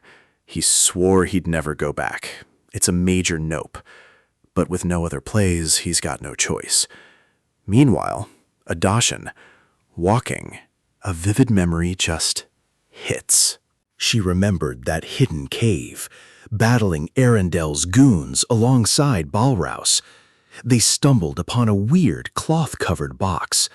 Balrouse asked if the Alpha was truly inside. Adashan, trusting her animal instincts, confirmed it. Curious yet worried, she opened the box, checking if the Alpha was hurt. Suddenly, a stunning bright blue light erupted. Then, the real shocker, the Alpha emerged, shifting its form. After the transformation, Adashan and Balroz were shook to see the creature was Ronan. Mortified, Adashan quickly covered the doppelganger's face, hugging it tight to hide her shock. Balru was frozen, speechless. Before he could react, Adashan pleaded with him to keep it secret. That cringe moment has haunted her ever since. She couldn't meet Ronan's gaze. She knew his true form manifested due to her trust and gratitude. He alone believed her visions. She vowed to shed her shame. From now on, she'd face him, fearless. But just as she resolved, fate threw a curveball. Ronan strolls past her tree, deep in thought. Panic. She ducks behind it, hoping he won't clock her. Ronan hears a sound, stops to check it out. Heart thumping, Adashan tries to chill, step out. But before she can, Ronan spots her. What's good? Adashan screams, startled. Ronan, equally shook, awkward chuckles. Catch something sus? She shakes her head fast, voice trembling. Grabbing her hand, Ronan, perfect timing. I've got something major to show you. Grinning, he invited her to forge a weapon. Her query met his vague, "Trust me." He'd been waiting. A creepy paper in hand, he promised a sight worth risking it all. As they set off, the scene cut to a dark, ominous temple high in the mountains. Inside, the vibe is chilling. From the ceiling, bodies hang, lower halves severed, blood dripping into a massive pool. A woman in white, scroll in hand, announces a direct order from the leader. Suddenly, a figure rises from the blood. The man, with a flick of his hand, uses energy to stir his robe. He declares the stern agent of the star requires him. He tells the woman, Brija and Varen's consecutive mission fails have totally derailed our plans. Robed, he warned her, no room for error in this mission. Stepping from the pool, he commanded Yuria, to Dainhar, now. As he exited, his robe bled onto the floor. Meanwhile, in Grand Cappadocia's capital, the Empire's largest smithy, rebuilt after Nebula Clagier's assault, thanks to the Grancia family. Ronan grins at Daron's new spot. Old man didn't just level up, he absolutely crushed it. As Ronan and Adashan approach, Didakon spots them, beaming. The Beastman bolts over, sweeping Ronan into a bear hug, hailing him the hero of Grand Cappadocia. Ronan chuckles. Long time no see. You're hyped. Didakon grins. Grinding at the forge, non-stop. He spills that Ronan snagged a new weapon from Daron, who pulled an all-nighter prepping it. Didakon clocks Adashan, grins, but she's kinda lost. He sidles up to Ronan, low-key asks, Is Adashan why you've been ghosting everyone? Your new main? Then he drops Maria's name, clowning Ronan for being a total bad boy. Ronan quickly shuts him down, warning Assel would totally flip. Adashan's here to help scope out a weapon, so Didakon, no cap, don't even think about wild ideas like last time. Didakon, intrigued, pressed for deets. Ronan flashes back to his first forge visit, flexing about some trial, only to get absolutely bodied by Didakon. He warns Adashan's powers are low-key wild. If they pop off, she's toast in one hit. Diddycon eyes her warily, fear flickering. Ronan jokes, "If I bite it, you're throwing me a proper send-off." Diddycon, anxious, retorts they ditched old rituals. "Darren's waiting, let's head in." With a nervous smile, he asks Adashin to come. She's sus about his sudden niceness. Diddycon, masking his jitters, dramatically kicks open the door, announcing to Darren, "Yo, Ronan's finally back!" Before he could finish, a hammer whizzed past his head. "Quit kicking the door, fam!" Adashin asks Ronan, "This the legend you mentioned?" Ronan just grins. Bingo! Darren, the old blacksmith, gives Ronan a warm welcome. "Got your message, all prepped." He lays a blueprint on the table. "Countless sleepless nights went into this, yo." Yo, new weapon alert! Darren's hyping it. Built right, this thing's gonna drop jaws with wild features. He stresses the final product totally depends on special materials. Grinning, he asks Ronan about picks. Ronan's like, "Chill, not yet." Daron asks if Ronan brought more of those weird shells, noting more means a better weapon. Ronan admits they're out of shells, but promises something even better. He pulls out a paper, radiating seriously dark vibes. Daron's eyes widen in disbelief. He's shook. This can't be better than the rare Dreambird eggshell. He touches the paper, and terror hits him. Countless souls scream in agony, their restless shrieks piercing his ears. Horrified, he drops it. He asks Ronan, "Where did you find this dark, twisted evil? This is endless power. Never encountered anything so sinister." Ronan praises him as the greatest blacksmith, marveling he recognized its essence with one touch. Prioritizing this was a power move. No cap, I'm hyped to see the weapon we forge from this material. No way, we can't use this. The weapon could be busted, but we've no clue what it'd do to the wielder. This violates a blacksmith's soul. Chill, it won't harm you. Daron wants answers, but Ronan says, "Later, fam. Your turn first." Ronan clocks Daron's face, totally giving him away. Just picturing turning this into a masterpiece, he's practically drooling. Daron quickly denies it, but Ronan just waves the paper, teasing him hard. With a cheeky grin, Ronan's like, "Just give in, bro. Admit you're dying to turn this into a killer weapon." He even dared Daron to beg.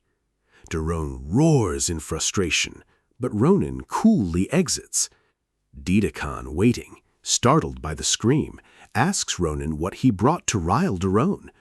Ronan grins. "It'll totally blow your mind." Curious, Ronan then asks, "Where's Adishan?" Diddycon swarmed by smiths, all pushing alternative weapons, claiming a sword isn't her thing. She's likely struggling. Ronan spots something on her neck and asks. Diddycon proudly flexes a camera-like gadget, a space-time storage and playback device.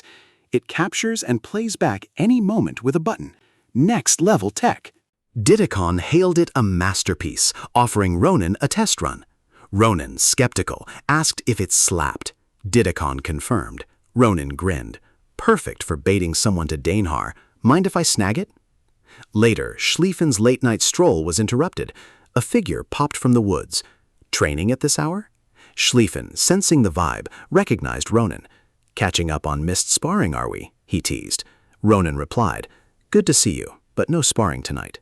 He raises a hand, asking Schlieffen to link up. Says he's heading somewhere wild, only Schlieffen can roll.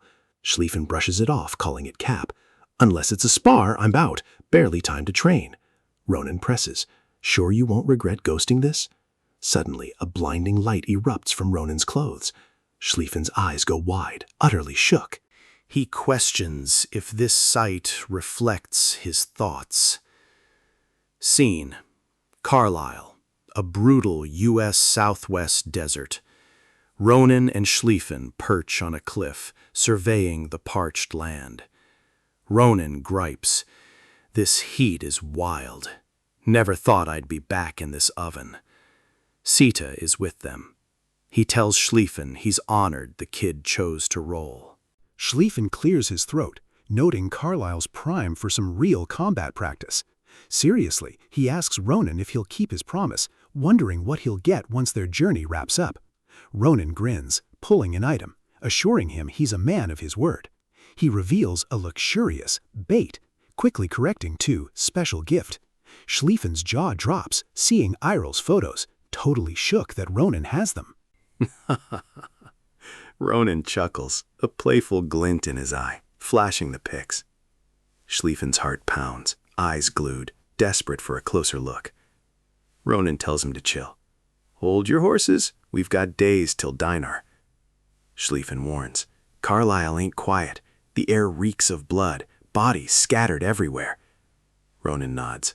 Yeah, this place is where the real game begins. Those who fail to snag the Dainhar magic stone often just turn bandit.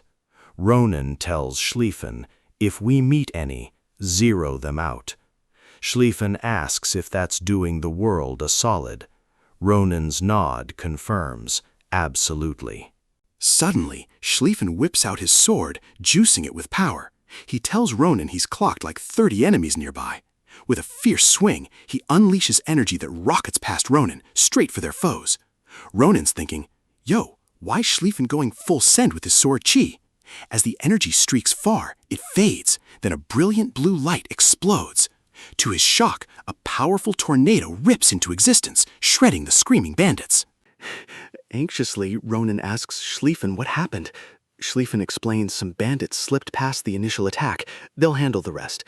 Surprised, Ronan asks if Schlieffen really sensed their movements from afar and struck first. Is that even a thing? He wonders.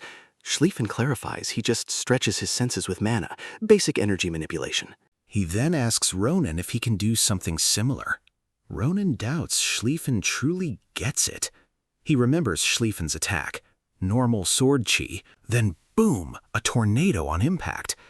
Ronan can barely believe Schlieffen compressed the Stormblade into concentrated sword chi and launched it, especially since the kid struggled with this move last time. Just how much better has he gotten? He sometimes doubts Shallan, but moments like these, they hit different. This prodigy could one day clutch the legendary Sword Saint title. Just 5 minutes before Schlieffen's sword storm unleashes, Scout Pip of the Red Desert Gang scopes Ronan and Schlieffen. Seeing Ronan flash photos, Pip clocks them as prime targets for a snatch and grab. He grabs his comms, pinging his boss. 2 armed lone boys up ahead. What now? Can, their hulking leader smirks. Noble brats, sword training. His crew grins. Can muses. Chop their limbs, send them back as ransom, he adds darkly. Bleed their families dry, then to the sandworms. The Red Desert Chief barks at his crew. Gear up, time to get back to business. Suddenly, Can spots a blue light and feels a sharp energy surge. Looking up, Sword Key transforms into a wild storm. He snatches his shield, yelling for his guys to take cover. But it's too late. Some bandits are shredded by the blitz. Pip, slammed by the tornado, hit the ground, stunned.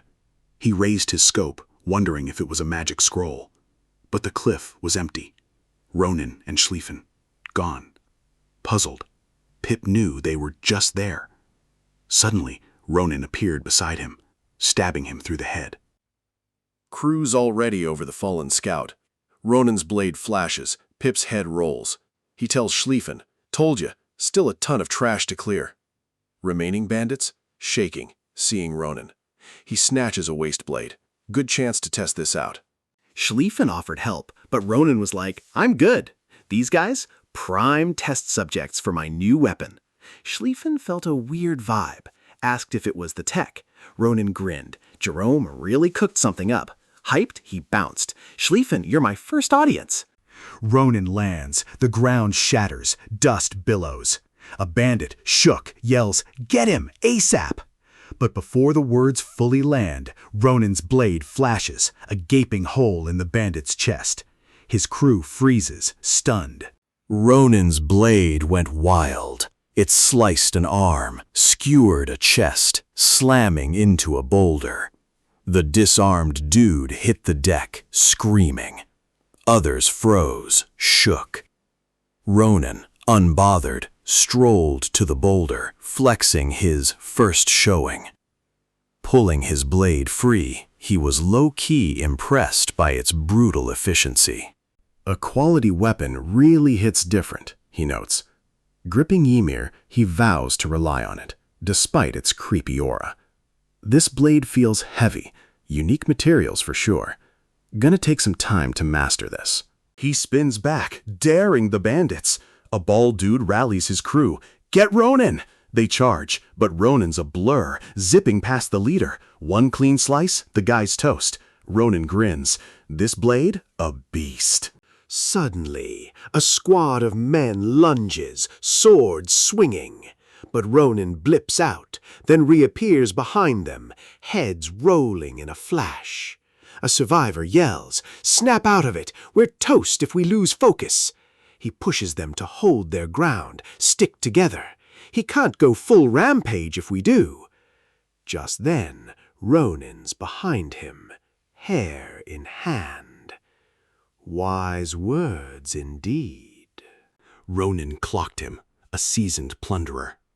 Shook, the man stammered his name. Ronin just snapped his head off, blood everywhere. The bandits were stunned.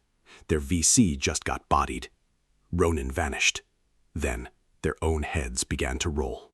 Ronin's bodying bandits, senses sus vibes, dodging the boss's massive shield. Dude's clearly pressed. Ronin asks, "You the boss?" His audacity, thinking he can take on the red desert of Carlisle? Wild. He glares. "You picked the wrong fight." He taps his shield, growling, "Anyone out of line gets meatballed by my blood shield." Ronin just shrugs. Bring it. Can's shield barely holds. It shatters. Can's left stunned. Ronin asks, "You good without your shield?" Can's mind reels. How? How did he even... Can screams for his crew to bail. They're gone. Ronin's shook Can dipped, but knew they'd just respawn trouble. Time to delete this trash. He's got one last cheat code, Ymir's ability. As Can dips, he's plotting Ronin's origins, vowing to rally more ops for a full-on raid. Ymir drops in, blocking their escape.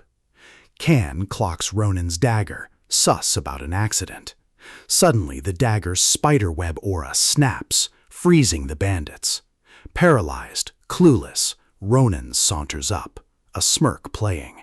Darren's the goat. Bandits freeze at the ominous spider sigil. Ronin's ready to end them. Their pleas for mercy? Nah, Ronin's not having it. He mows them down, no cap. Once the dust settles, Schlieffen, impressed, asks Ronin about Ymir's sick features.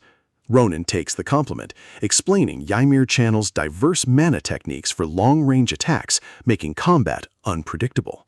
Schlieffen eyes the fallen, wondering if that weapon needs rare tier materials. Ronin, tight-lipped, calls it a top-tier secret he can't spill, hinting at wild components. Then things get real wild.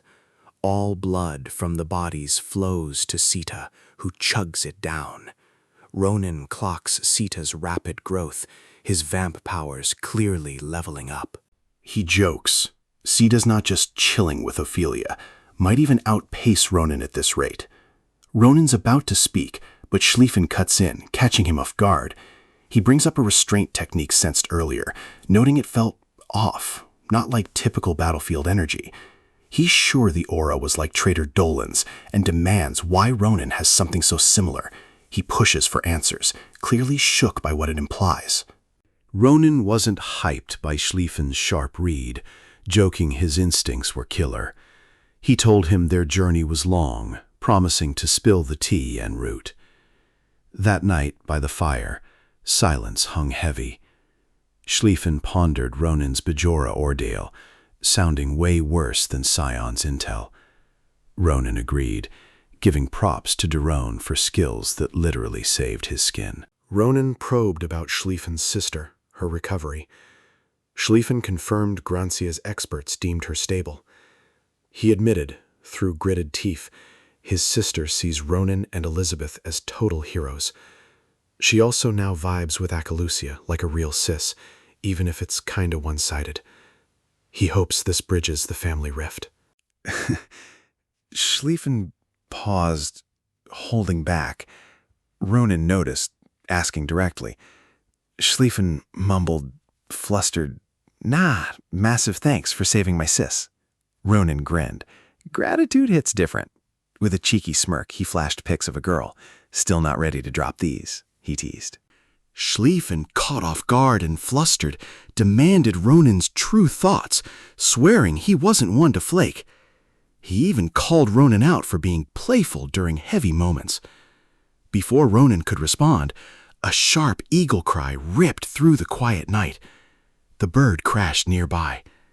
Schlieffen shook, wondered if this was a monster attack. Ronan doubted it, figuring it was just a fallen bird. They move closer. Approaching the downed creature, Ronan wonders if it's a Deinhardt transport rock bird. Why is a transport bird injured out here? Schlieffen senses a child nearby. Sita quickly channels healing magic to both bird and child. A soft blue glow envelops them as magic activates. Slowly, the bird and child stir. Half unconscious, the child's mind floods with traumatic memories.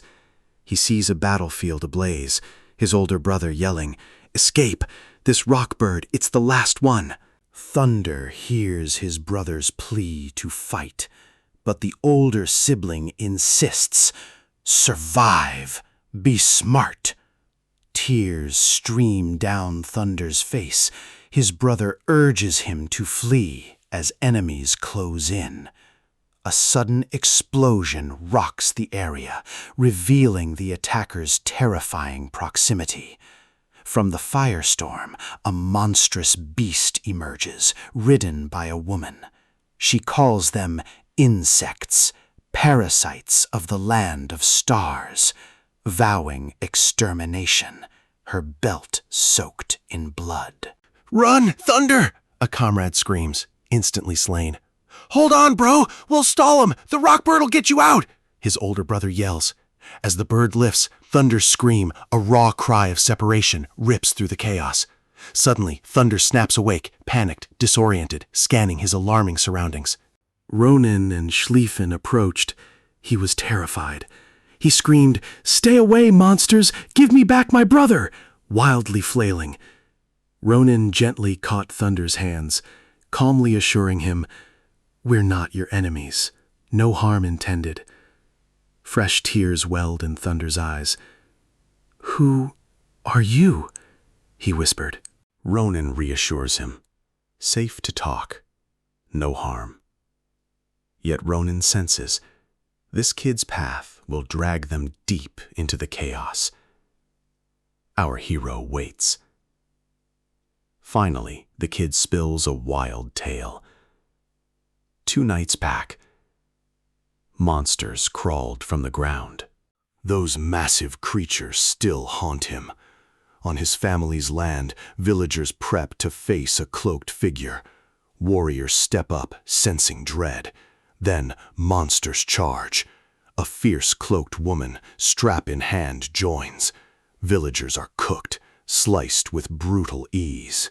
They all went down, bloodied. Not a scratch on her. Ronan's shook. Can't believe they folded so fast. He always thought these desert warriors were built different, tough as nails, their strength rivaling the Empire's elite knights. He remembered his past life. A 3-day mission turned months because of their skills. But now, they're up against an enemy they can't even touch. He asks, "What are those intruders?" Thunder replies, "Never found out. Wiped before we could do squat." He only knows these white-shrouded creatures leave them both shook. Thunder reveals their wild powers make them nearly impossible to fight. They call themselves the Star Welcomers. Shelfner and Ronan go stone-faced, one name hitting them hard, Nebula Clagier. Thunder thanks them for the assist, vowing to pay them back if he makes it out alive. He's rescuing his brother, warns them to bounce if they don't want a permanent L. Our hero tried to intervene about soloing Dainhar. Kid brushed him off, dead set. A Dainhar warrior doesn't fold, refusing to drag others in. Then he added, "Honestly, y'all look too scrawny. Follow me, you're basically signing up for a dirt nap." That jab hit both Hero and Shelfner right in the feels.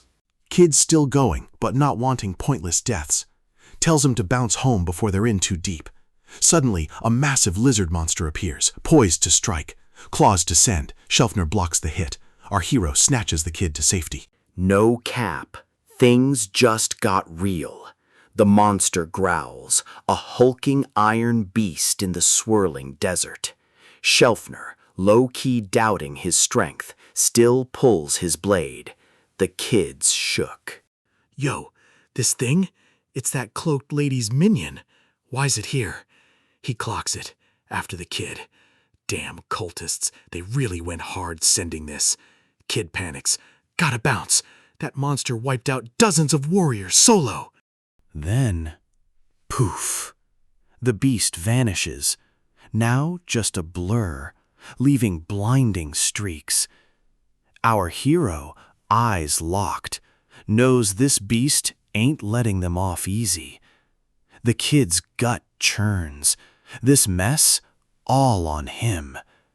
Shelfner, ever observant, notes its footwork. Basic, but mad strong. It's giving him Ronan midterms vibes. Ronan, seeing Shelfner's grim face, stays silent. Shelfner admits he was clueless back then, couldn't handle the footwork, took the worst option, wiping them both. Then the monster makes its final move, charging Shelfner full force. But Shelfner, he's locked in. That was then, this is now. Sword slams down, a massive energy wave erupts, buzzing through the air. The monster stumbles, shook by the sudden pressure. It's yeeted into Shelfner's swirling mono-tornado. The monster's roar amps up as the tornado goes full send. Thunder shook as its iron shell cracks like a glitching texture, its whole body bugging out. Just when it looks like a total wipe, it flexes a hidden weapon, firing it off. But our hero's already above, dropping a cool, "Nice try, but I'm not here for the drama." One clean move, and bam, neck sliced. Beast crashes, a crumpled heap. Its beam yeets skyward, kaboom! Thunder shook, jaw on the floor. Hero lands, main character energy radiating. Still think I'm weak, Thunder? Bet. Cut to sus cloaked figures. One asked, "Yo, what's good?" Yuria, the leader, replied, "My runaway pet's signal is dead. No rando kid or desert drifter could have snagged it. Our guest has entered the chat." The man nodded. "Good. We'll soon see if that kid's truly built for the starlight baptism."